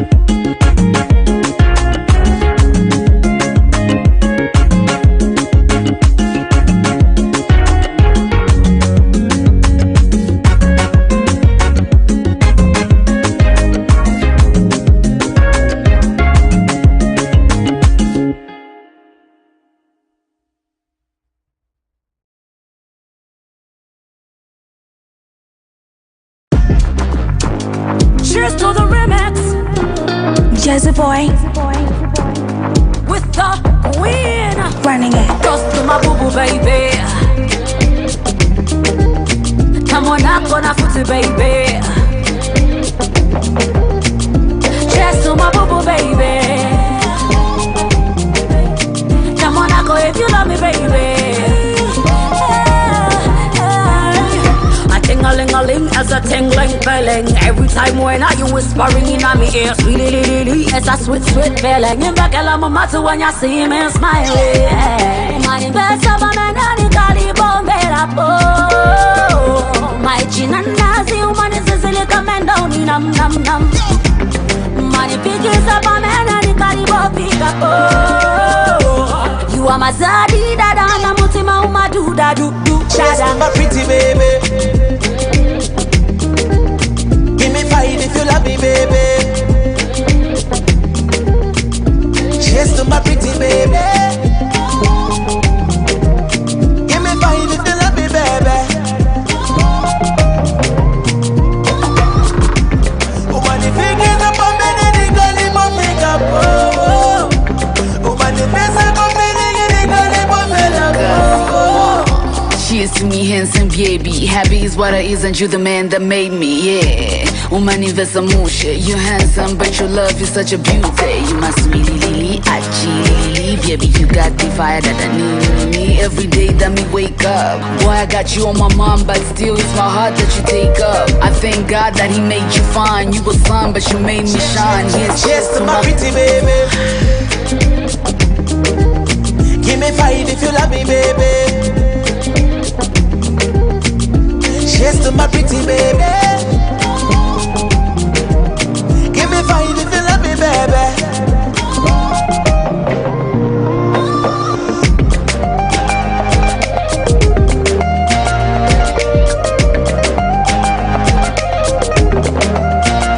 There's some papa when you make me feel you one day. Girl, you want me. I'm gonna be Johnny Bilengas, I won't conde. Yeah. I'm fascinated by the belly like chiconde. Call you now, me no London. Can you make it easy, baby? Nothing you be so easy, baby. Can we multiply one by one? Find out what time we had another one. Cheers to my pretty baby. Give me fight if you love me, baby. Cheers to my pretty baby. Give me fight if you love me, baby. Yeah. We sit amiga. Y'all feeling this, yeah? Sound to everywhere. Just boy. Running it. Fire. Fit major, Manchester Zanga. Yeah, boy. AKA Crucify. Fire. Amutwale mwananjo yo. Amutwale mwananjo yo. Utwale mwanana, amutwale mwananjo yo. Utwale mwanana mugeze mwazigenge yo.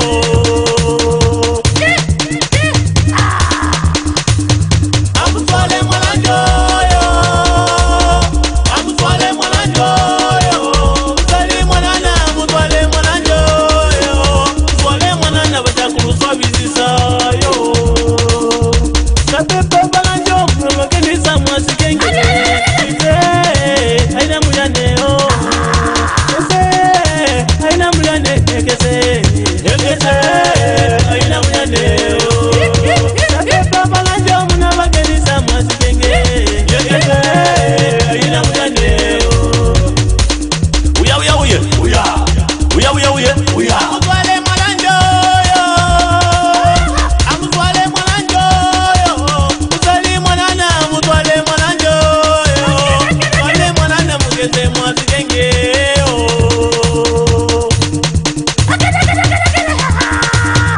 Amutwale mwananjo yo. Amutwale mwananjo yo. Utwale mwanana, amutwale mwananjo yo. Utwale mwanana batakuruswa bizisa yo. Imiba mwana, babata wabona. Imiba mwana, mina babata wabona. Feliku bata wabona, bono abamuwona.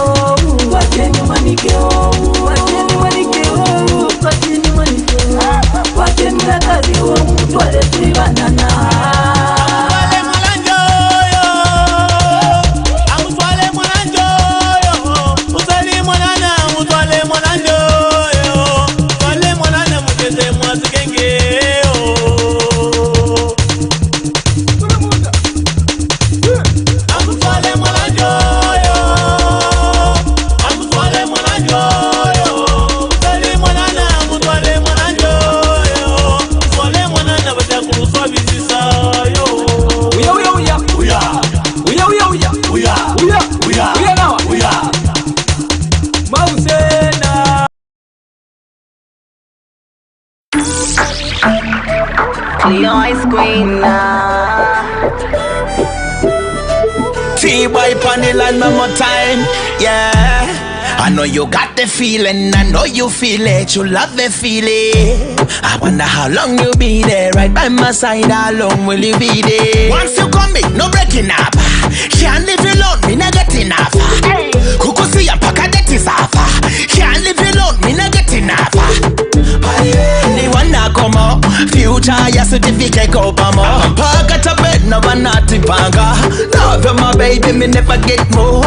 Navela Jota, pass me the water. Dance for me, baby, manga, hula daddy water. Navela Jota, pass me the water. Dance for me, baby, manga, hula daddy water.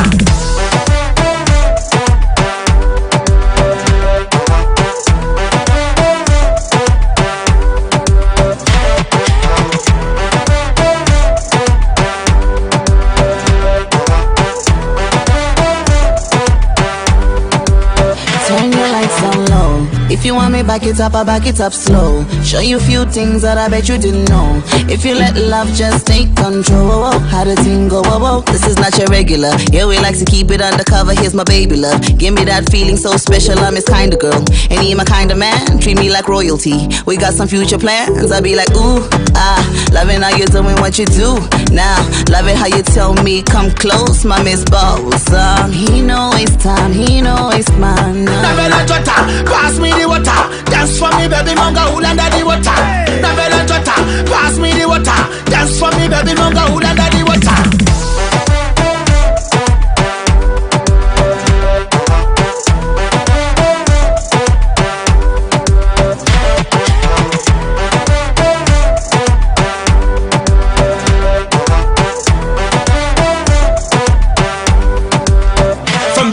You came in my life and you give me favor. You are my everything, my chili paper. Ukuba viti, ukuba viti. Ekova ukale da bana bande. Hey, I got a remedy for love and passion. Two babies have been man. Get down for me. Girl, I love you when you do it for me. Get down for me. Girl, I love you when you do it for me. Uptown Beats. Pass me the water, dance for me, baby, manga, hula daddy water. Navela Jota, pass me the water, dance for me, baby, manga, hula daddy water.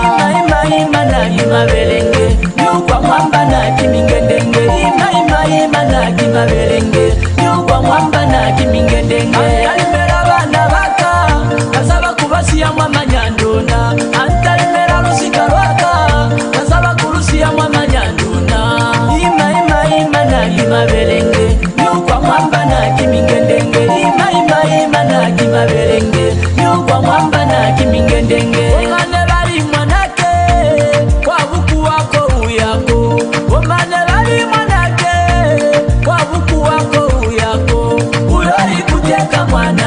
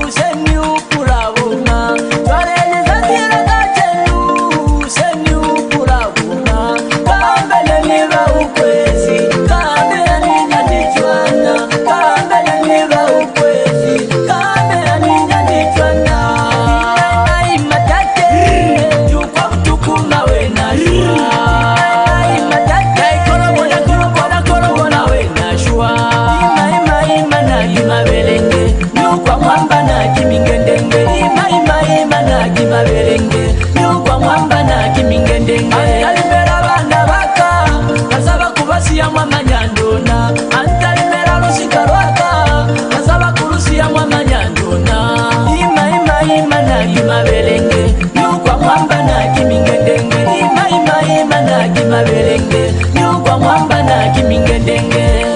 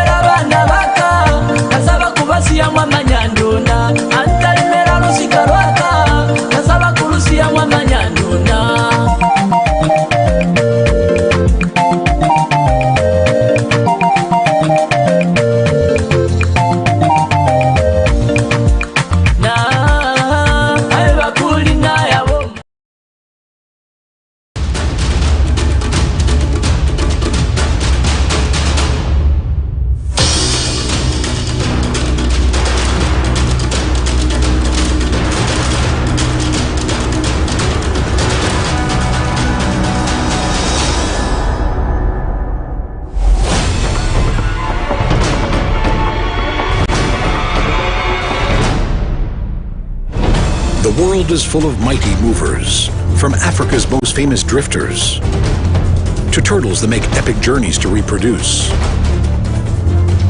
seabirds that don't come to land for years,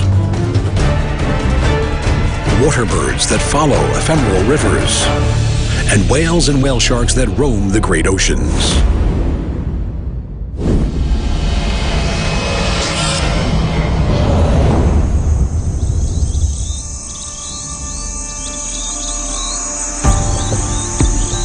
The colossal plains of the Serengeti span an enormous 30,000 square kilometers of East Central Africa.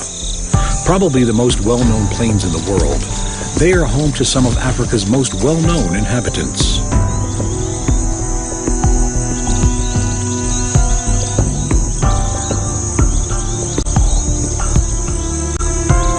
Hundreds of thousands of zebra live together in the Serengeti. Their distinctive eye-catching stripes are as unique as fingerprints, and even within the largest of gatherings, no two zebra will be found with exactly the same stripes.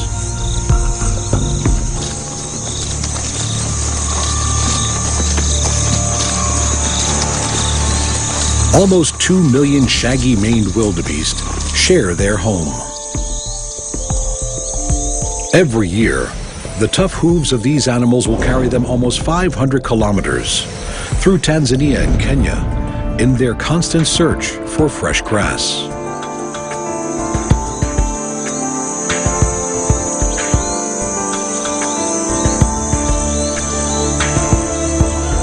It is a journey that will cost many their lives.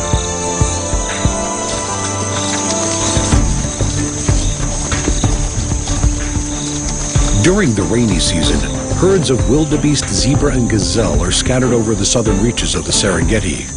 But once the rains cease, it is not long before precious rivers and streams dry up.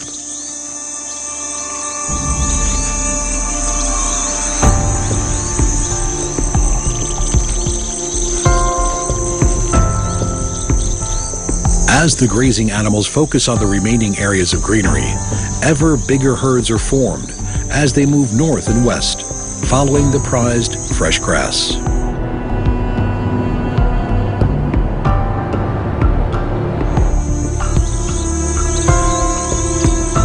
Columns of animals 40 kilometers long can form as over 1 million wildebeest and hundreds of thousands of zebra and gazelle join together.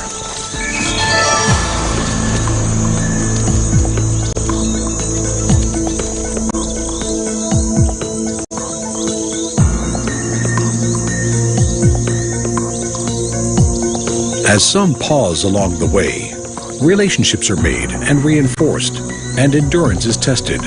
But the crowd keeps moving.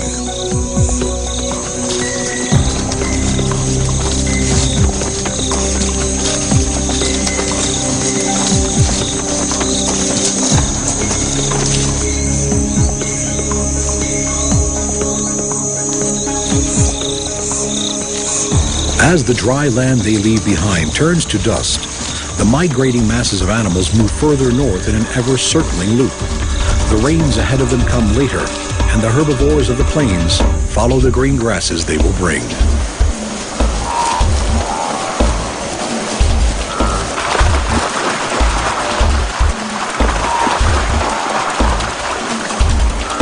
The land of the Masai Mara in neighboring Kenya is the northernmost part of the Serengeti Plains. While for the grazing animals the border between the countries may not present a problem, the rivers that run across the plains most certainly do.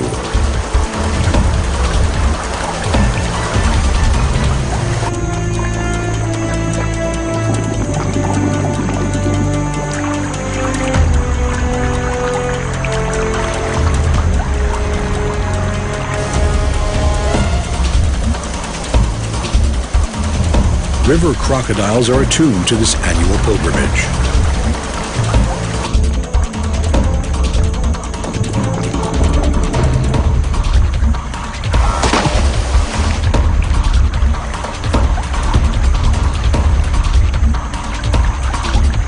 As they play Russian roulette with their lives, this is the most hazardous part of their journey, and one that cannot be avoided if they are to complete their exodus north.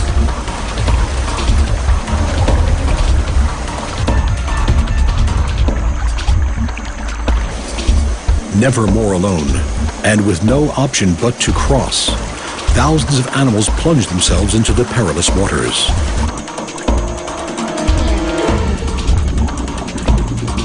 Many other animals are already there.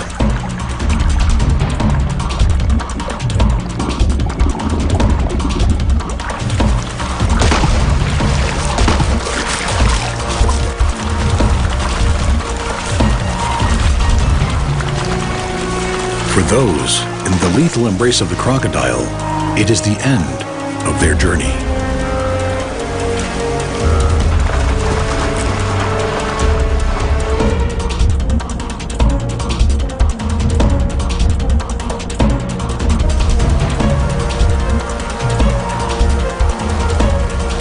Despite the dangers, the voyagers continue in what is the largest mass movement of mammals anywhere in the world.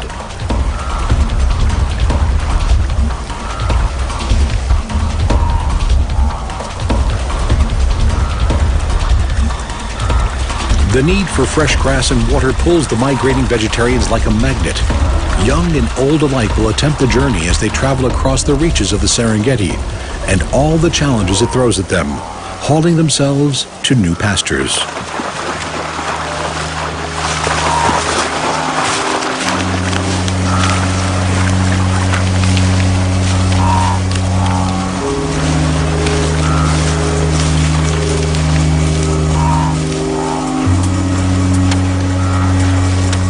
We do not fully understand how these hardy animals know which way to go. But it is likely that it is more than just following the rains and new growth. More than just following the lightning and thunderstorms that predict these. It is likely that the instinct etched into the DNA of those that have survived this journey for generations must surely play a part.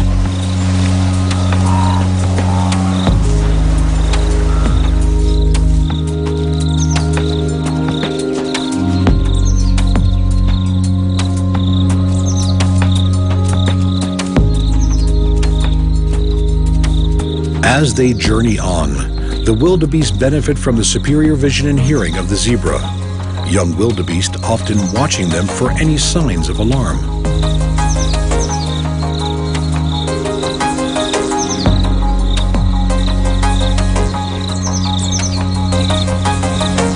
While both zebra and wildebeest eat similar grasses, they have preferences for different parts of the plant, and coexistence is peaceful.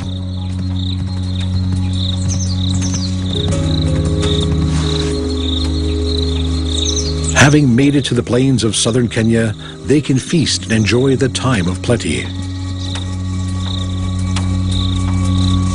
But they cannot stay. These grasses do not contain enough of the phosphorus they need, and when the southern rains begin again, they start to leave.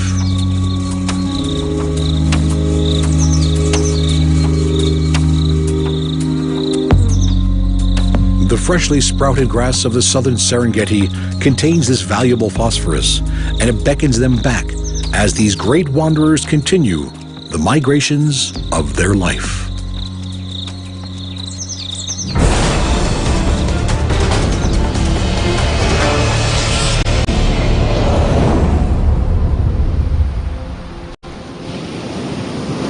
The most abundant sea turtle in the world, olive ridleys have extraordinary nesting habits.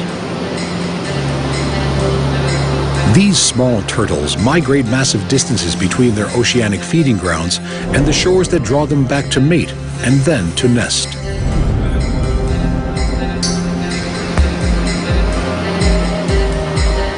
It's an effort that will have taken this female almost everything she has.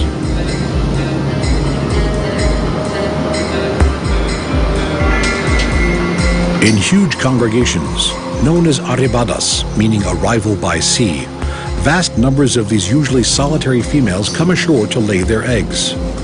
They will do this once or twice every season, and for a few days every year, their tropical nesting beaches will be crammed with thousands of turtles.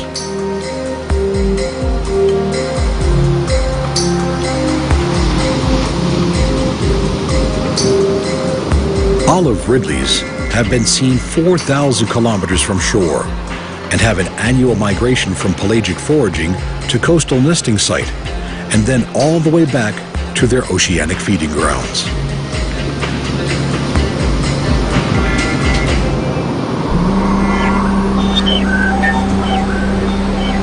It is a massive effort for each of these small turtles, and for some, it will be their last.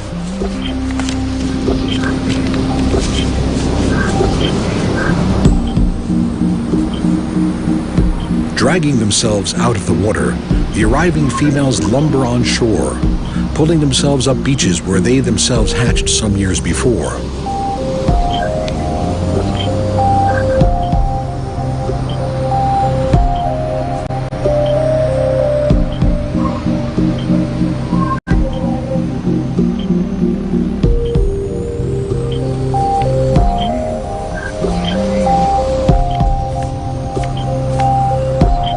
Clearing away sand with her front flippers and digging with her rear ones, she prepares her egg chamber.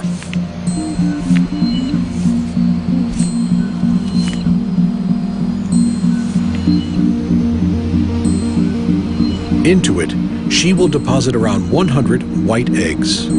This could be the first of up to 3 batches she will lay in one season.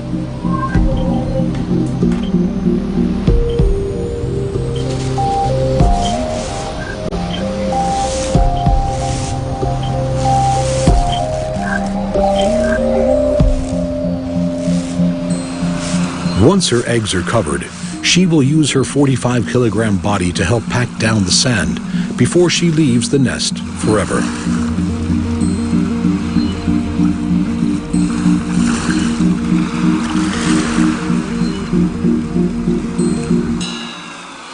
Their work done, the wary females make their way back to the ocean, leaving their eggs to incubate in the warm sands. They will never see their offspring as these oceanic wanderers disappear back into the welcoming swell of the ocean.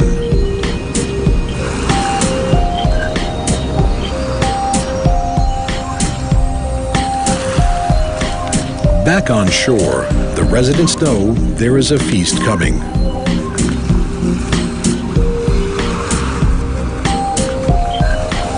Just under 2 months after being laid, the tiny turtle hatchlings will emerge from their eggs into an unwelcoming world.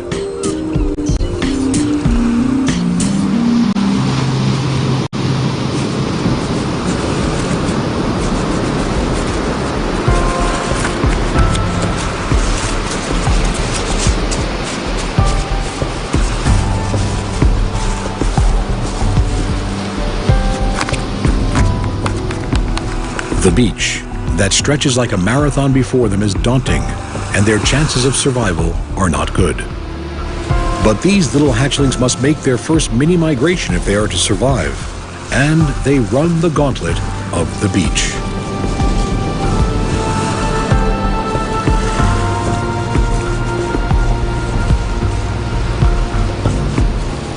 Black vultures are usually carrion eaters, but for them and other wading birds, the bite-sized and bountiful turtle hatchlings are a snack too tempting to pass up.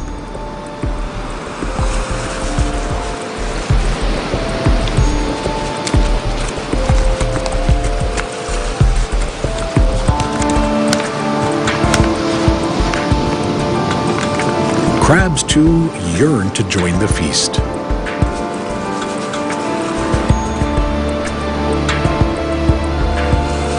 Endearing little ghost crabs, with their fast and jerky movements and powerful pincer claws, are one of the main causes of mortality for turtle hatchlings.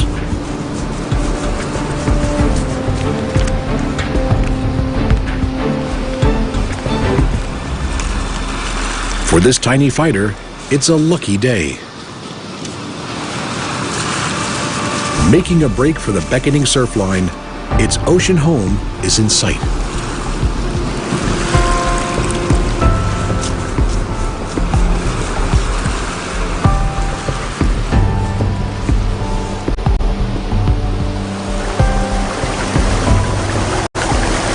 For the next few years, the hatchlings are lost to the ocean currents, until they too are old enough to journey all the way back to this very spot.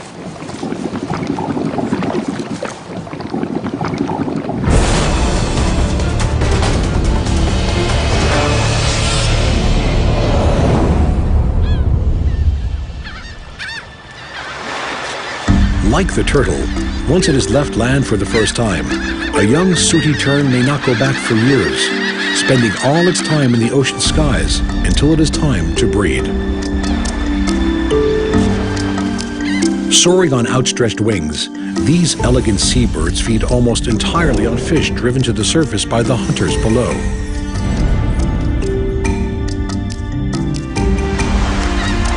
Sooty terns themselves rarely rest on the ocean surface. Their feathers are not water repellent and would get waterlogged, hampering their graceful flight. For this bird, life is in the sky.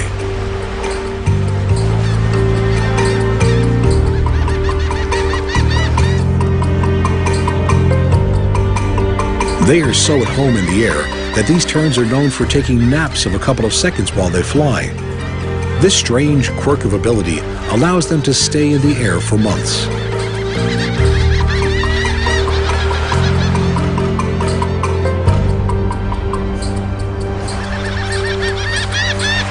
After many weeks at sea, the breeding season beckons, and the terns answer the call, heading inland to the tropical islands of their nesting sites.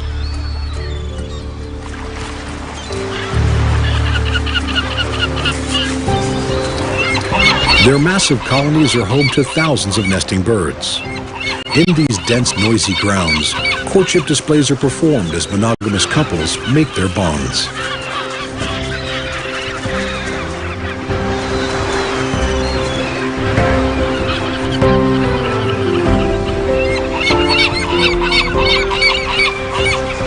Both parents will incubate a single egg.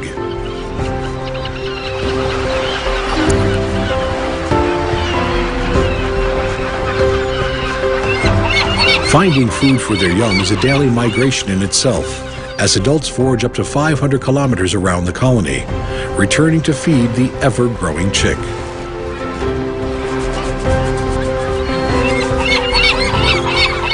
Once the breeding season is over, sooty terns go back to their pelagic lifestyle and spend the next few months back at sea, wintering through the tropical oceans until the need to breed draws them back into land once more.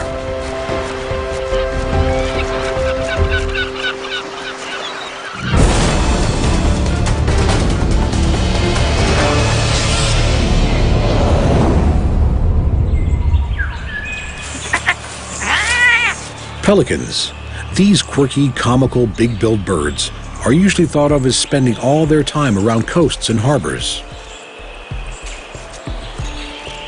They are widespread in Australia's lakes, rivers, billabongs, and estuaries, or other waterways, with enough food for their fish-loving lifestyle.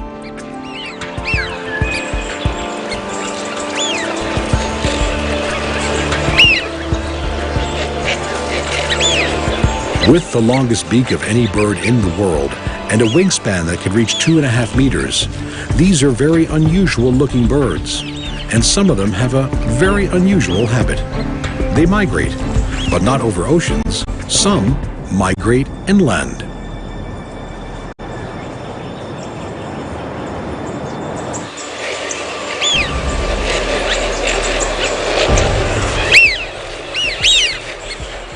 In the arid center of Australia lies Lake Eyre, a dry salt pan that is the lowest point in the country's vast landmass. When rare rains bring water to the parched outback rivers, they begin to flow and bring water and life into Lake Eyre, and the pelicans follow them. Stopping at creeks and billabongs along the way to their ephemeral paradise, many of the birds that make this inland journey are heading back to the place of their birth.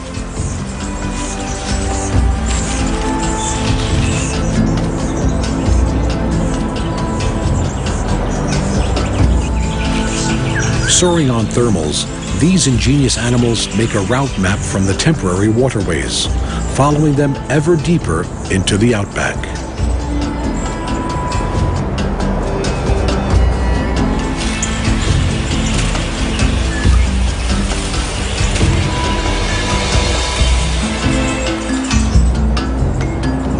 Finally, their destination is in sight.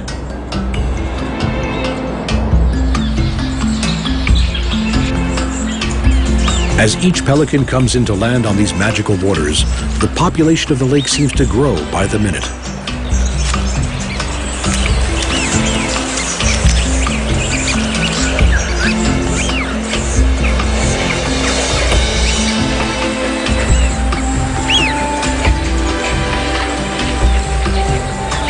Many of these birds will have flown hundreds of kilometers to get here.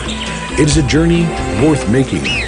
The lake only has a covering of water once every 8 years, and it is filled only 3 times in the past 150. It is a place worthy of migration.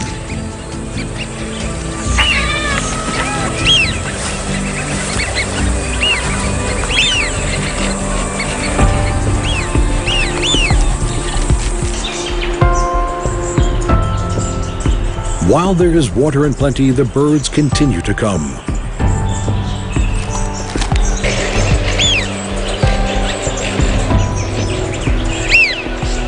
Soon, thoughts turn to breeding.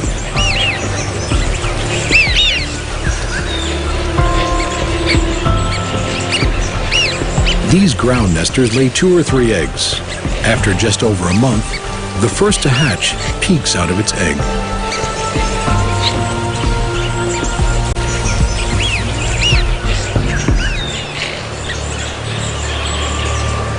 For the first few weeks of its life, the young chick will be reliant on the bounty its parents bring from the lake.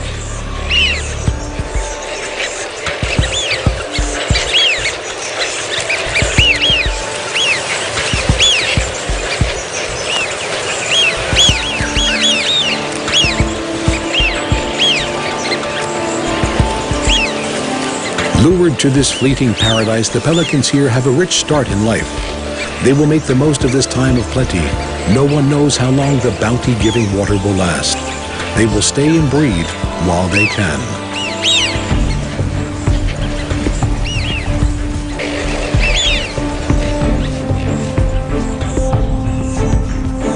Once the waters start to recede, it's time to leave.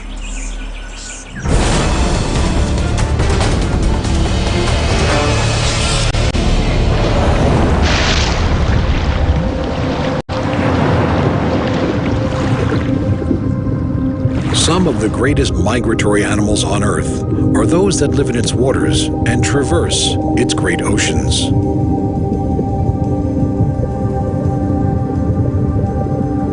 From baleen whales that travel from the nutrient-rich polar waters to warm tropical seas, to the whale shark, whose migrations we barely understand.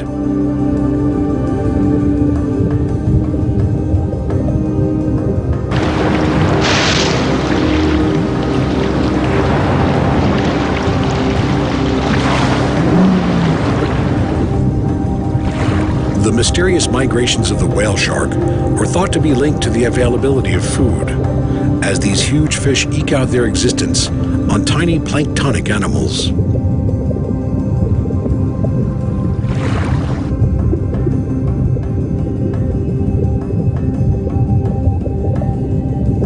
These enormous fish migrate massive distances during their lifetime, with individuals traveling thousands of kilometers, journeys that may take them years.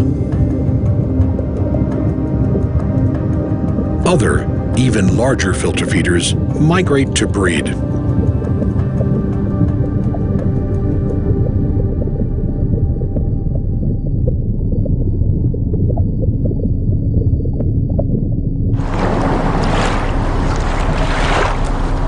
Journeying the length of the oceans to give birth in the warmer waters of the tropics can bring the phenomenal blue whale surprisingly close to its shores as it graces coastlines with its presence.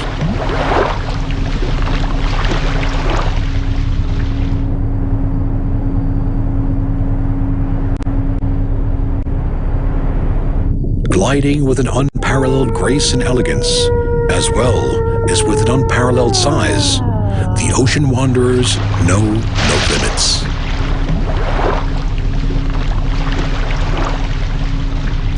We are in awe of them all, the Great Plains wanderers, the massive journey to land of the nesting turtles, as well as the breeding sooty tern, the inland migrations of the pelican, and the huge voyages of the ocean giants.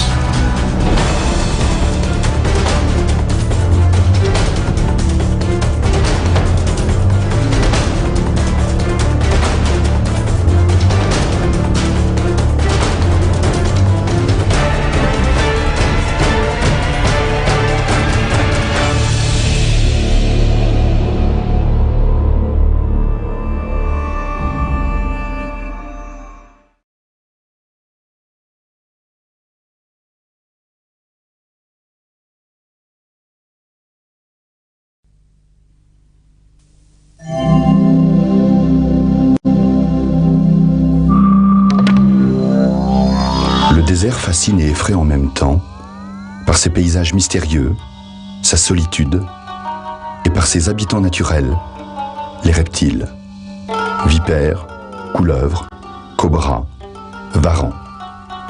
La cohabitation avec les autres animaux sauvages ou domestiques ainsi que les humains est délicate.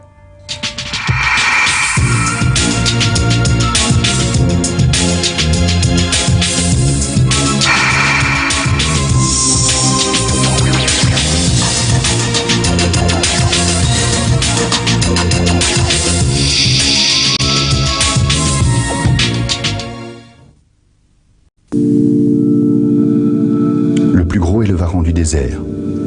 Sa taille peut dépasser 1 mètre. Avec son appétit féroce, il est le prédateur le plus redouté des serpents. Il possède une longue queue cylindrique, capable de décrocher de puissants coups de fouet.